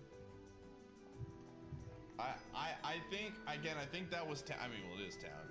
I just think that solves itself, and there's no reason to OT there. And I think I save it. Right? I'm not gonna be the focus. If this is actually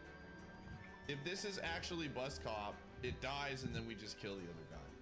I think using Gov there, I think it's not an awful play, but I think there are better opportunities, and I think they just use Strongman here. Zard, thank you for the 92. I just don't think it's a good use of my Gov there. It gets, Mod is still up. That could just be straight up marksman. Like, I think there's no reason. We'll see how it goes. If Bob is red, Bob is red. Zoidberg looks awful.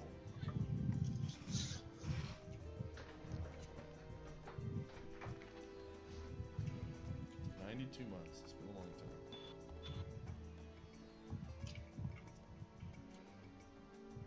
Yeah, I think I might look like Gov there, but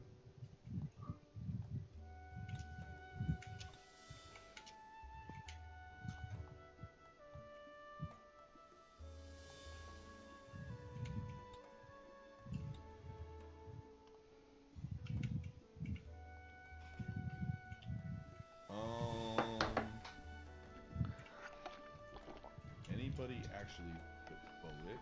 Bob did. Nobody followed, which was very interesting.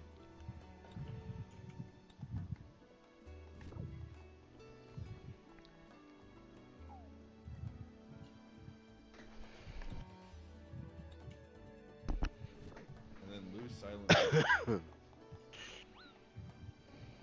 Why is...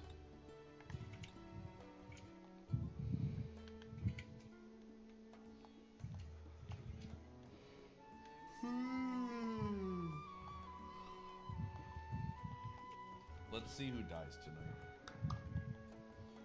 I don't think I'm in any danger of dying. If Marksman shoots the tomato,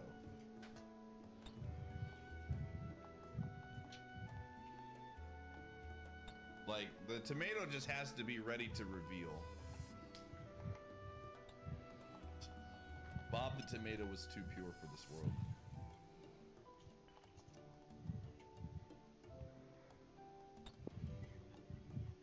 I don't think there's any reason to OT there. I thought about, I mean, there is, but I think there's better opportunities for me.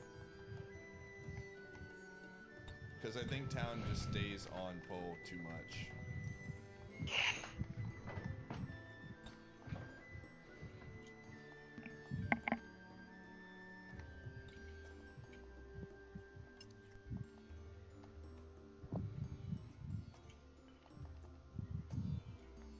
Let's see here.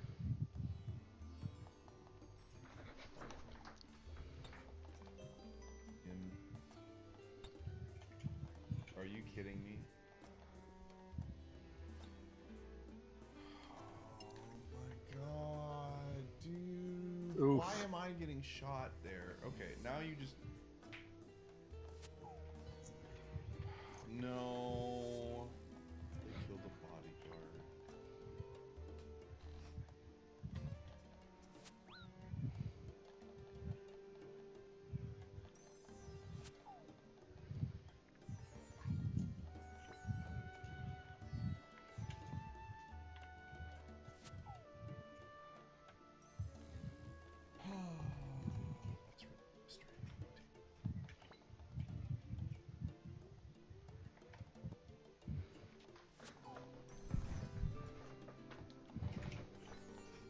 I think the jack shot the button here.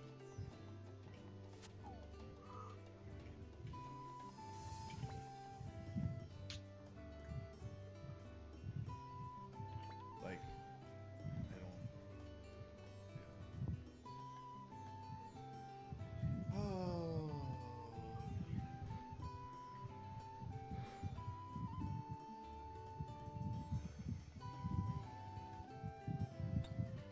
Man.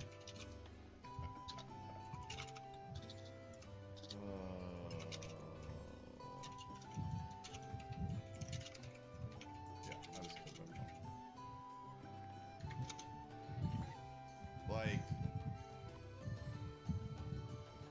the fact that nobody is going for Bob right now is extremely bad.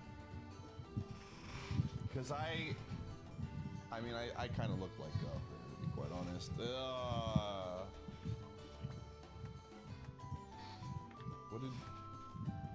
What are Bob's reads today?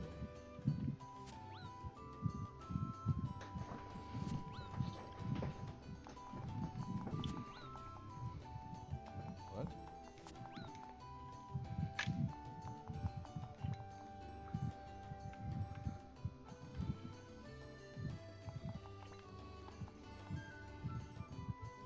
What? What is Shy Guy doing?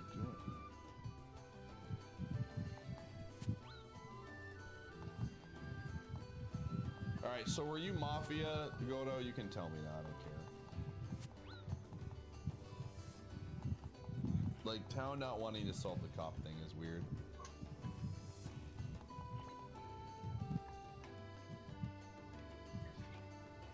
Not a surprise.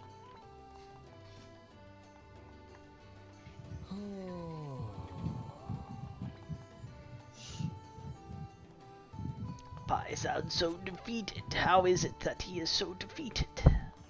Go ahead, tell me something funny.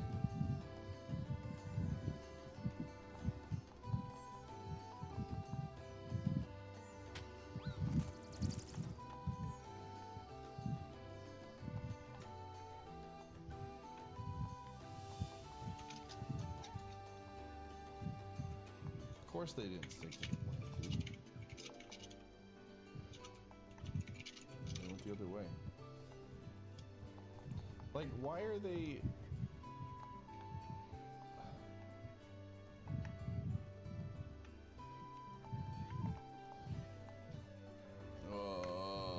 Town, I'm gonna be honest with you. Dying early here, I have no stake in this game. So I think I'm gonna call it. Sometimes you get owned, dude. I'm tired and I need to get up early.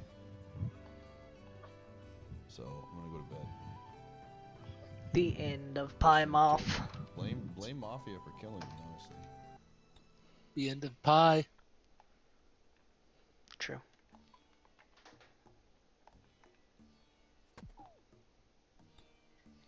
Yeah, you're not allowed to kill the game owner. Only the purse owner.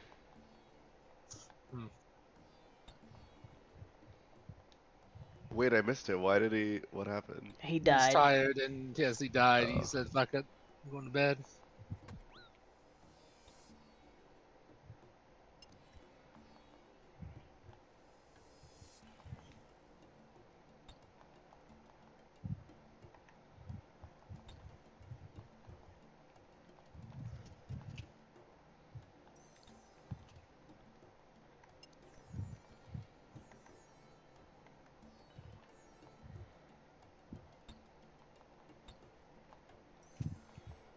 Oh. Ow, I didn't expect that to work.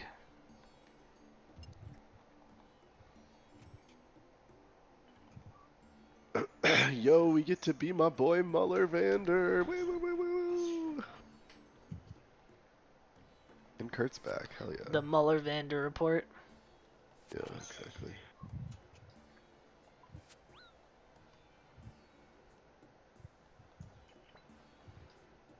Yeah.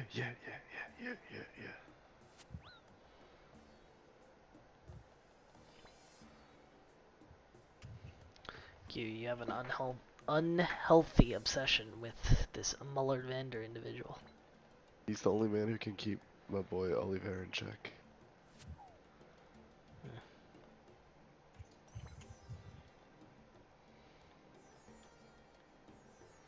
What if you get poisoned by something inside the urn? I'm poisoned. Cusco's poison. Poison specifically made to kill Cusco. Not poison.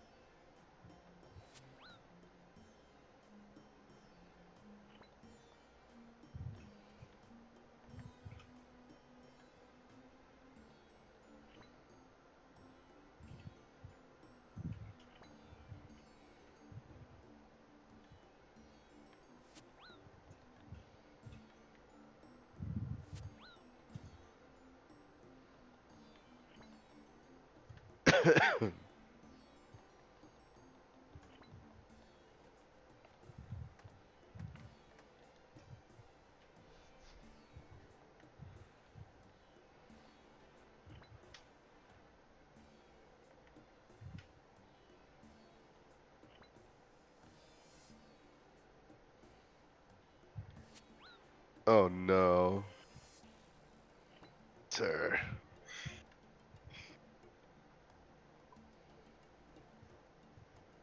And yeah, it's her. I can't believe witches are fake. Oh no, where's Cat? Dead. Dead.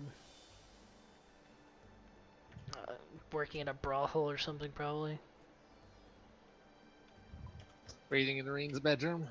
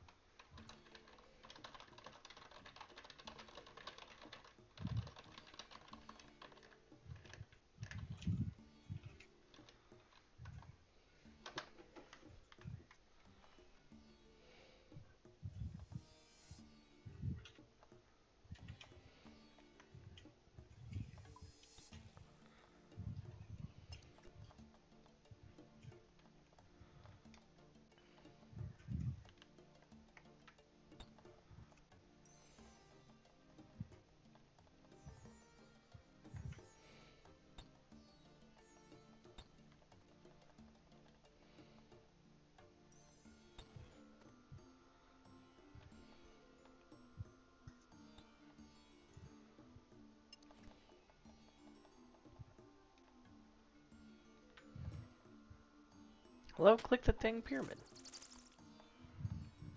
Freaking moron. Freaking Oregon.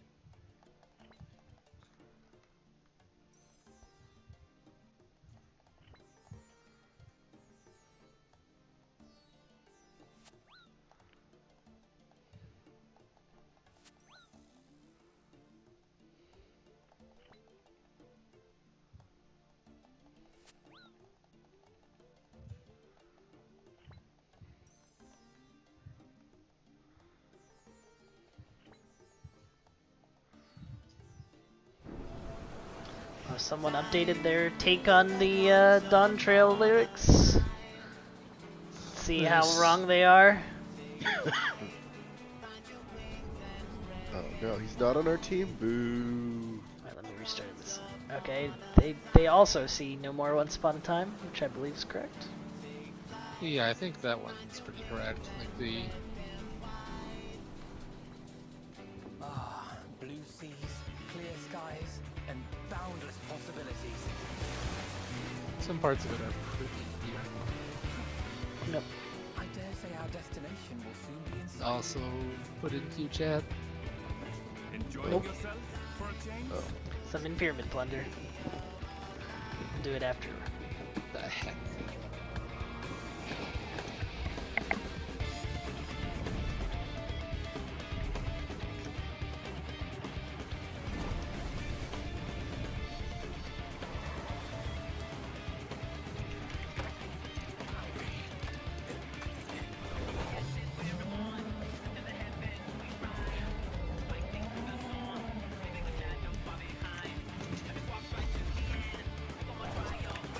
Yo, it's horsey time.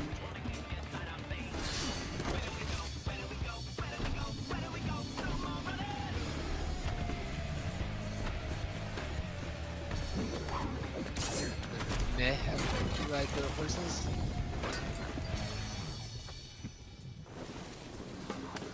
Mixed up games there for a second.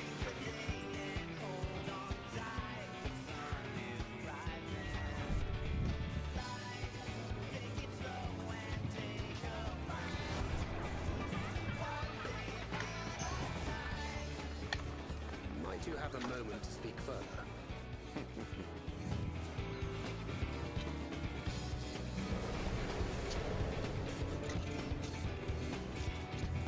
At last, we are come to the land you call the New World. My home. Tural.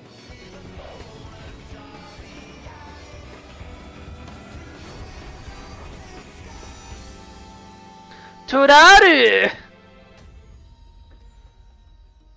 What if you were Todaru?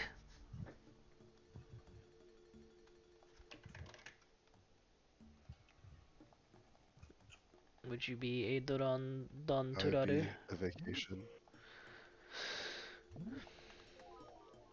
It's time for a beach episode. Darn right. Can't wait for Dawn Trail to be just like one of Q's Trails games.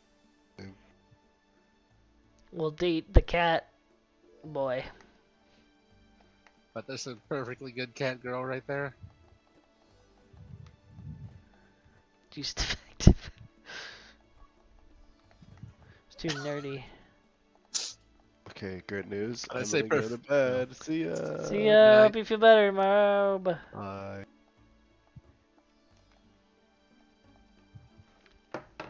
I say perfectly good, but she is technically blind, even though that has never stopped her from doing anything. There, Talon. Just for you.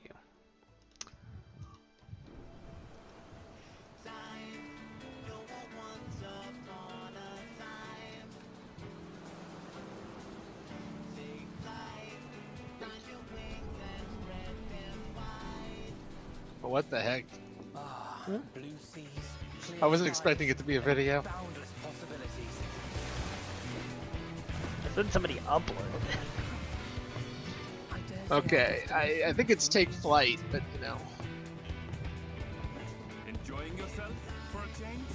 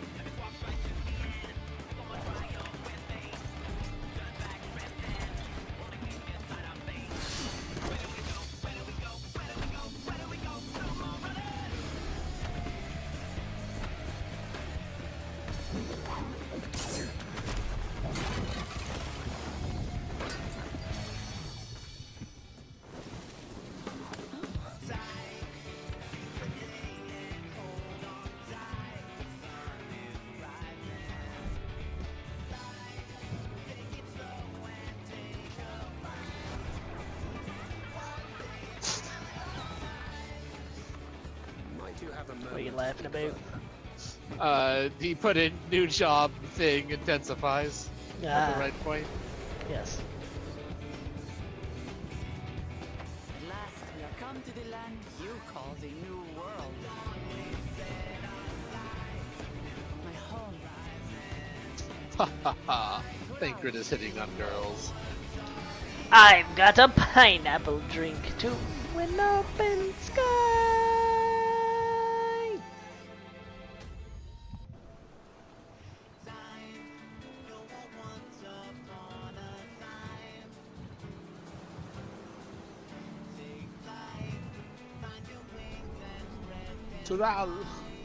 Turaru.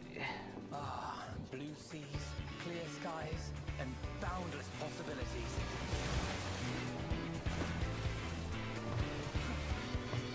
I dare say our destination will soon be in sight. Enjoying yourself for a change?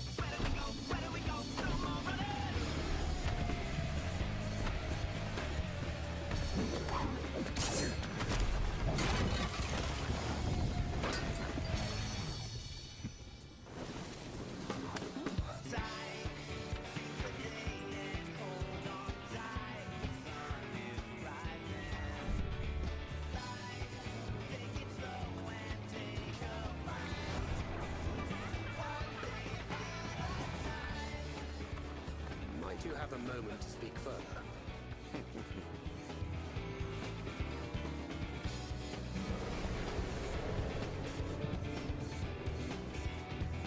At last, we have come to the land you call the New World. My home.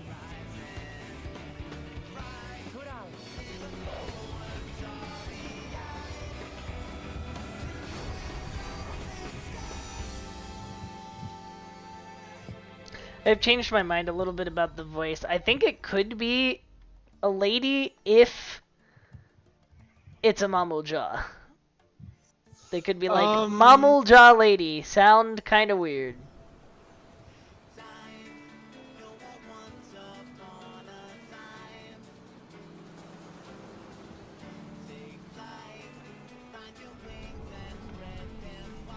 It is entirely possible.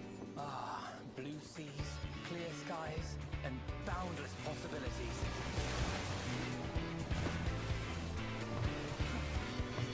I destination will soon be in sight. I just kind of figure it's probably one of the. Pello Pello could be. Yeah, one of the Pello Pello. It kind of makes sense since they're also supposed to be traders. So, like, yeah. I don't know why we technically haven't seen one hanging around Charlian before. Wink, wink. But no, we've seen them all over the place. They've always been come here. in all the time. Just like Vera, they've always been here. Just like Viera, which exists nowhere except the first and old Charlian.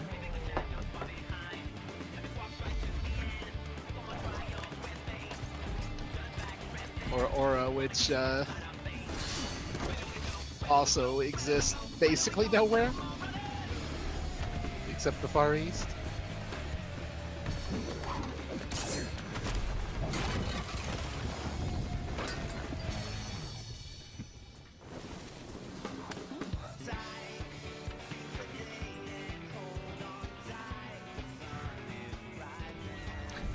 I heard the internet's so dumb. Let's turn it off. But I heard people be like, the music's not as epic as the other trailers. I don't like it. I don't like it. It's bad. It's objectively worse music. It's like, no, it's a different style of music. You don't have to think it like it's not. It's not. Oh, the other one is objectively, you know, musically superior. It's like, no, this one's trying to be like island vacation theme. I don't like it. Yeah, this is bad. very clearly like No, it's just bad. They made it bad.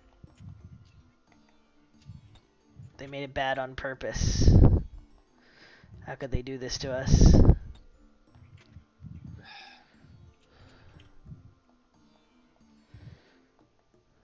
Oops, come on. Come on, dude, go through the door.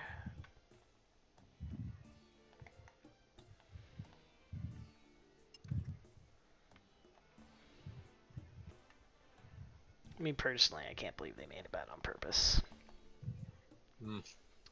Time to make bad trailers on purpose. The sky is rising. Can't believe they made this upbeatish song for our summer vacation. That it's just not epic. Yeah. Where's the epicosity? They turned down the slider. I do like how they interpreted the middle lines, like after the whole Realm Reborn, Heavensward, blah blah blah stuff. Is like, I think the idea of Signs of Faith pretty good. Yeah, I like that. Because it might mean we're looking for something, but something metaphysical, like perhaps I certainly like that better because I heard like Fate twice and I was like, that can't be right. Like Fate both on the end of like the Endwalker part and then the other one. It's Asm. It's Asm. It's Asm. It's Asm. Yes. And yeah, I like when this guy does lyrics, I do like most of what he does. He just usually has some like bad ones in incredibly obvious places. I don't know make why. Me go, but why? Did that you was do that on purpose? That was me with the vowels last time. No one ever said vowels for the Charlian part. It's like it's obvious. Yes. It's got to be vowels. They have a vowel. Like it's their whole deal. Okay, I will admit that word was kind of hard to hear, or that part was kind of hard to hear through that part. But like that, vows goes there. And that's kind of why I also selected vows for the Athena song, even though I'm not sure it's right. I thought maybe this was happening again, but I think another part was like when he did he did an Athena video too, and like the part that's taken like directly from one of the other songs, he put in words that don't make any sense.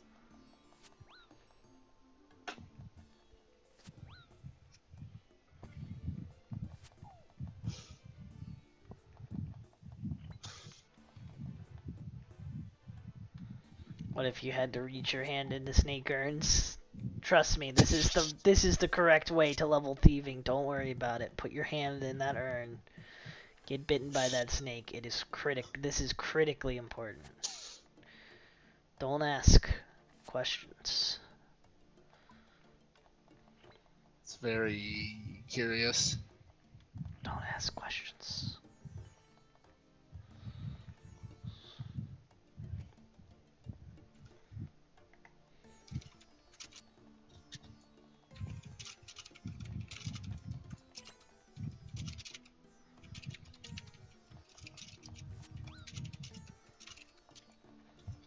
Look at all these guys already having the scepter. They're just showing off. One day I'll have a scepter, and then we'll see who's showing off, and it'll be me. Is there a reason to do it after you get a scepter? Get a second scepter. It's also the best thieving XP at really high levels of thieving.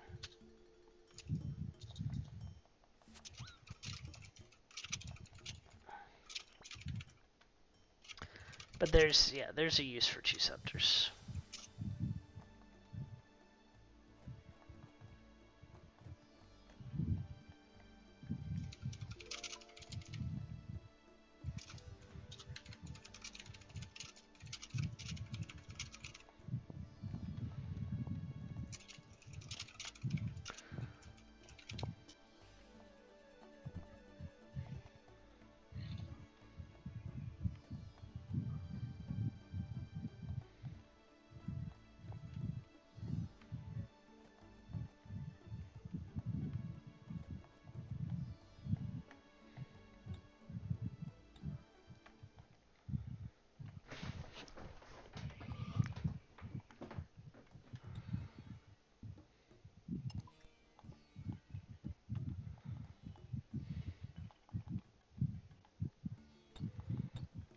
Anyway, I didn't get a ring, not gonna get a scepter. This game hates me now because it's not giving me free drops.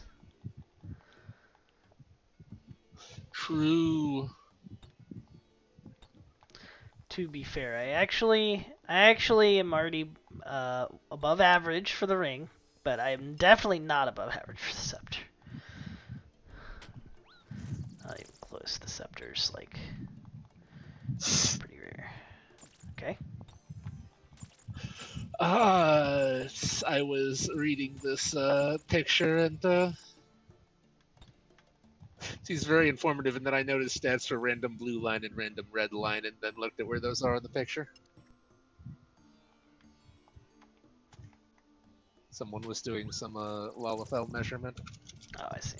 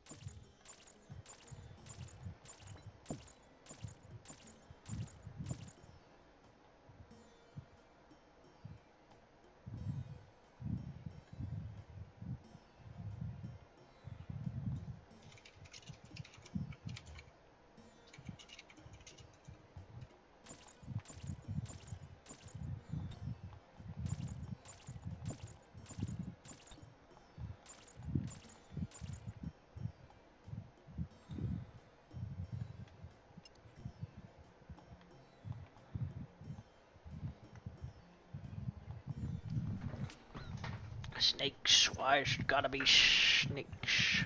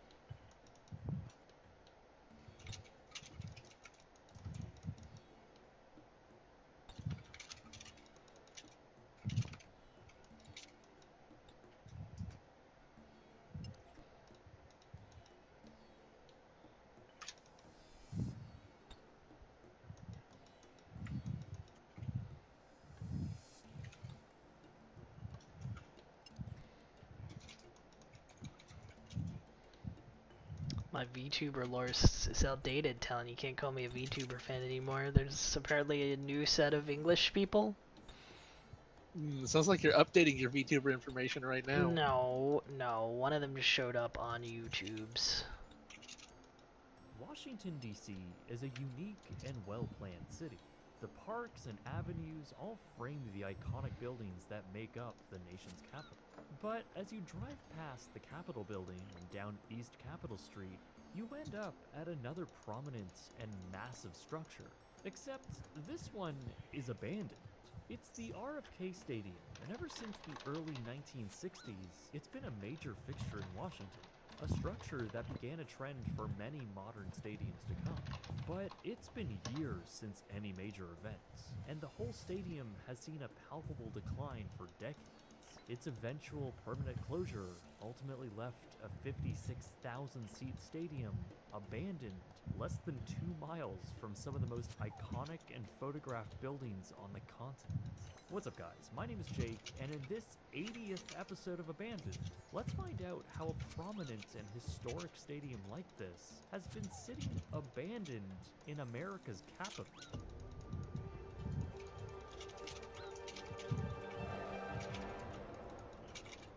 This episode is sponsored by Skillshare. The first 1,000 people to use my special link in the description below will get a 1-month free trial of Skillshare. The idea of a large stadium in the nation's capital began all the way back in the early 1900s.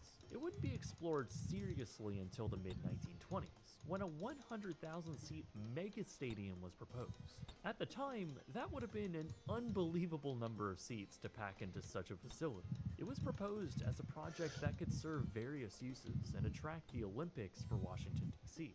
It could also be the perfect venue for massive events, like presidential inaugurations.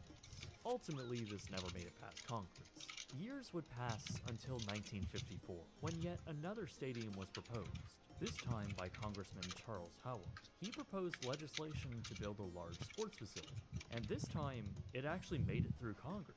It did so as a scaled-down version of the original concept, and slated to be constructed east of the U.S. Capitol building. President Eisenhower signed off on this 50,000-seat stadium, and soon architect George Dahl was hired to design it. This new project was yet another attempt to attract the Olympics to DC, and with its budget approved, groundbreaking finally began on July 8, 1960. After a little over a year of construction, the District of Columbia Stadium had finally opened after decades of proposals, concepts, and failed attempts. Some finishing touches of construction were still going on, and parts of the facility were closed. But still, the first official event to take place at the stadium was an NFL football game with the president in attendance. However, once total construction officially wrapped up, the stadium held their first MLB baseball game in April of 1962. This was the first major game to be held in the stadium, with President John F. Kennedy throwing the first pitch. For being designed in the late 1950s, you'll probably notice that the stadium is quite modern looking. In fact, this stadium was the first major American venue to feature a circular grandstand, one that wrapped all the way around the field below. And that field was dual purpose, able to accommodate both NFL and MLB games, as well as other sporting events and concerts. It was another first in North America. Overall, it was a modern and truly revolutionary design that would be copied elsewhere in the country. In fact, this design was largely built in a similar form at many other stadiums for the next few decades. But at the time, the DC Stadium was still something very unique, and so futuristic for the iconic streets of Washington just meters away. But it also adopted the design trends of the 50s and 60s, with its massive asphalt parking lots surrounding it. It sort of made the stadium stand out more across the dense and meticulously planned streets of DC. It was no doubt a staple of the city though. Its massive capacity made regular games huge spectacles, and from its opening, the Washington Redskins, the Washington Senators, and the George Washington Colonials became the first primary tenants for the venue. And for the next few years, the stadium continued to host games. However, following the assassination and death of U.S. Senator Robert F. Kennedy, it was decided that the stadium's name should be changed to honor him. So the DC Stadium was renamed to the Robert F. Kennedy Memorial Stadium, or RFK Stadium for short. Over the next couple of decades, some teams would depart from their home venue, the Washington Senators being the first to do so in 1971. Attempts to bring back the MLB didn't exactly work out, as they tried to get the San Diego Padres to come to DC. With that attempt to bust, soccer was then thought to be the next big thing, with the Washington Federals setting up a tenancy for a short period. That came right along with the 1980 Soccer Bowl being held there. But really, RFK Stadium was known as the home of the Redskins. Fans would pack the 56,000 seats and absolutely shake the building. It was the local sporting event to witness, and through the 70s, 80s, and early 90s, RFK was a hot-ticketed event in the area, seeing their home team play through 3 Super Bowl championship series. With such a massive venue in one of the most visited cities in America, RFK also played host to a number of massive events. The Beatles performed their last concert in DC there through the mid-60s, and later the Rolling Stones, the Beach Boys, and the Jackson 5 all played here through the 1970s. Bruce Springsteen, Pink Floyd, The Who, Paul McCartney, and many more continued on into the early 90s. By 1994, the stadium hosted one of the matches for the World Cup. beating the all-time record for the most tickets sold at the venue, cramming more than 58,000 people inside the facility. 2 years later, the Summer Olympics held a game there too. But 1986 also marked the end for the long-term football team tenant, the Redskins. Their owner brought them to the newly opened Jack Kent Cooke Stadium in Maryland, which would later be known as the FedEx Field. This meant that DC and the RFK Stadium were now without a football team. The only tenant left was DC United, part of the Major League Soccer. Washington Freedom, a team from the Women's United Soccer Association, would join them, but only for a short period of time. Really, massive sporting events at RFK had slowed to a crawl, and attendance for the soccer matches never really brought out the same massive and enthusiastic crowds. Even on the music event side of things, well, it was also slowing down. 2001's United We Stand, which was a charity concert put on after 9/11 and featured a number of artists like Michael Jackson, was the last big event. Following that, RFK wouldn't really host another major concert, just a few festivals here and there. Officials at the stadium were scrambling to find a new tenant to occupy the stadium, one that could hopefully garner the same crowds that the Redskins once could. Ultimately, they did succeed with the return of MLB, bringing in the Washington Nationals. President George W. Bush attended this event, throwing the first pitch, and it seemed like RFK might be on the right track once again. However, the return of MLB wasn't as it seemed. The Washington Nationals were tenants of RFK, but only for a limited time, as they were waiting for their new and permanent stadium to be built 2 miles away. Once it was completed in 2008, the team vacated the facility and made the move. This left DC United and the smaller Military Bowl, part of the NCAA, as the only remaining tenants. By now, the appearance of the stadium was looking a bit tired. Paint was peeling across the facade, one which hadn't been updated since the early 1960s. There were also infrastructure problems, with some critical systems not being properly maintained, and this caused power outages during major events. There were also design issues that just couldn't be ignored. While the stadium was a trailblazer and was innovative for its time, able to host both NFL and MLB games, the viewing angles from the grandstands had been sacrificed. No matter what field format they were in, either the top deck or the bottom deck had unfavorable views. So over the last few decades, attendance was down, and rarely there was an event that had a sold-out crowd. It didn't help that the National Park Stadium was now open, and by 2018, Audi Field, a soccer stadium, had opened up, also around 2 miles away. This facility was built for DC United, which meant they would also be leaving RFK. This was the last tenant the facility had, and for many, it marked the beginning of the end. By this point, any other events being held in the stadium were far and few between, all while the maintenance began to slip even further. The stadium was basically bringing in little to no money, and officials were quiet about any potential plans to turn the property around. So everyone began assuming the worst. It didn't help that yearly maintenance costs were coming in at $2 million, with another $1.5 million spent a year on utilities. Without a home team tenant and little interest for major events there, RFK was a depreciating asset, and it seemed as though officials had little interest in updating the structure. They instead chose the other option. In September of 2019, Events DC, the operator of the stadium, had announced their plans to completely demolish the structure by 2021, all at the cost of $20 million. Until then, the stadium would sit abandoned and completely disused. While a contractor was chosen by the next year, progress was pretty slow on demolition. This was all while the condition within the structure had begun to deteriorate. Brian and Michael from The Proper People documented the state of the building, which by this point had been sitting vacant and abandoned for years. The power remained on and security was on site. However, a chain-link fence now bordered the massive property. Behind it was a visibly decaying stadium, with paint peeling off and the rusty superstructure peeking through. The concrete was weather-worn as weeds populated the parking lots. Inside, the the stadium was a ghostly shell of its former self.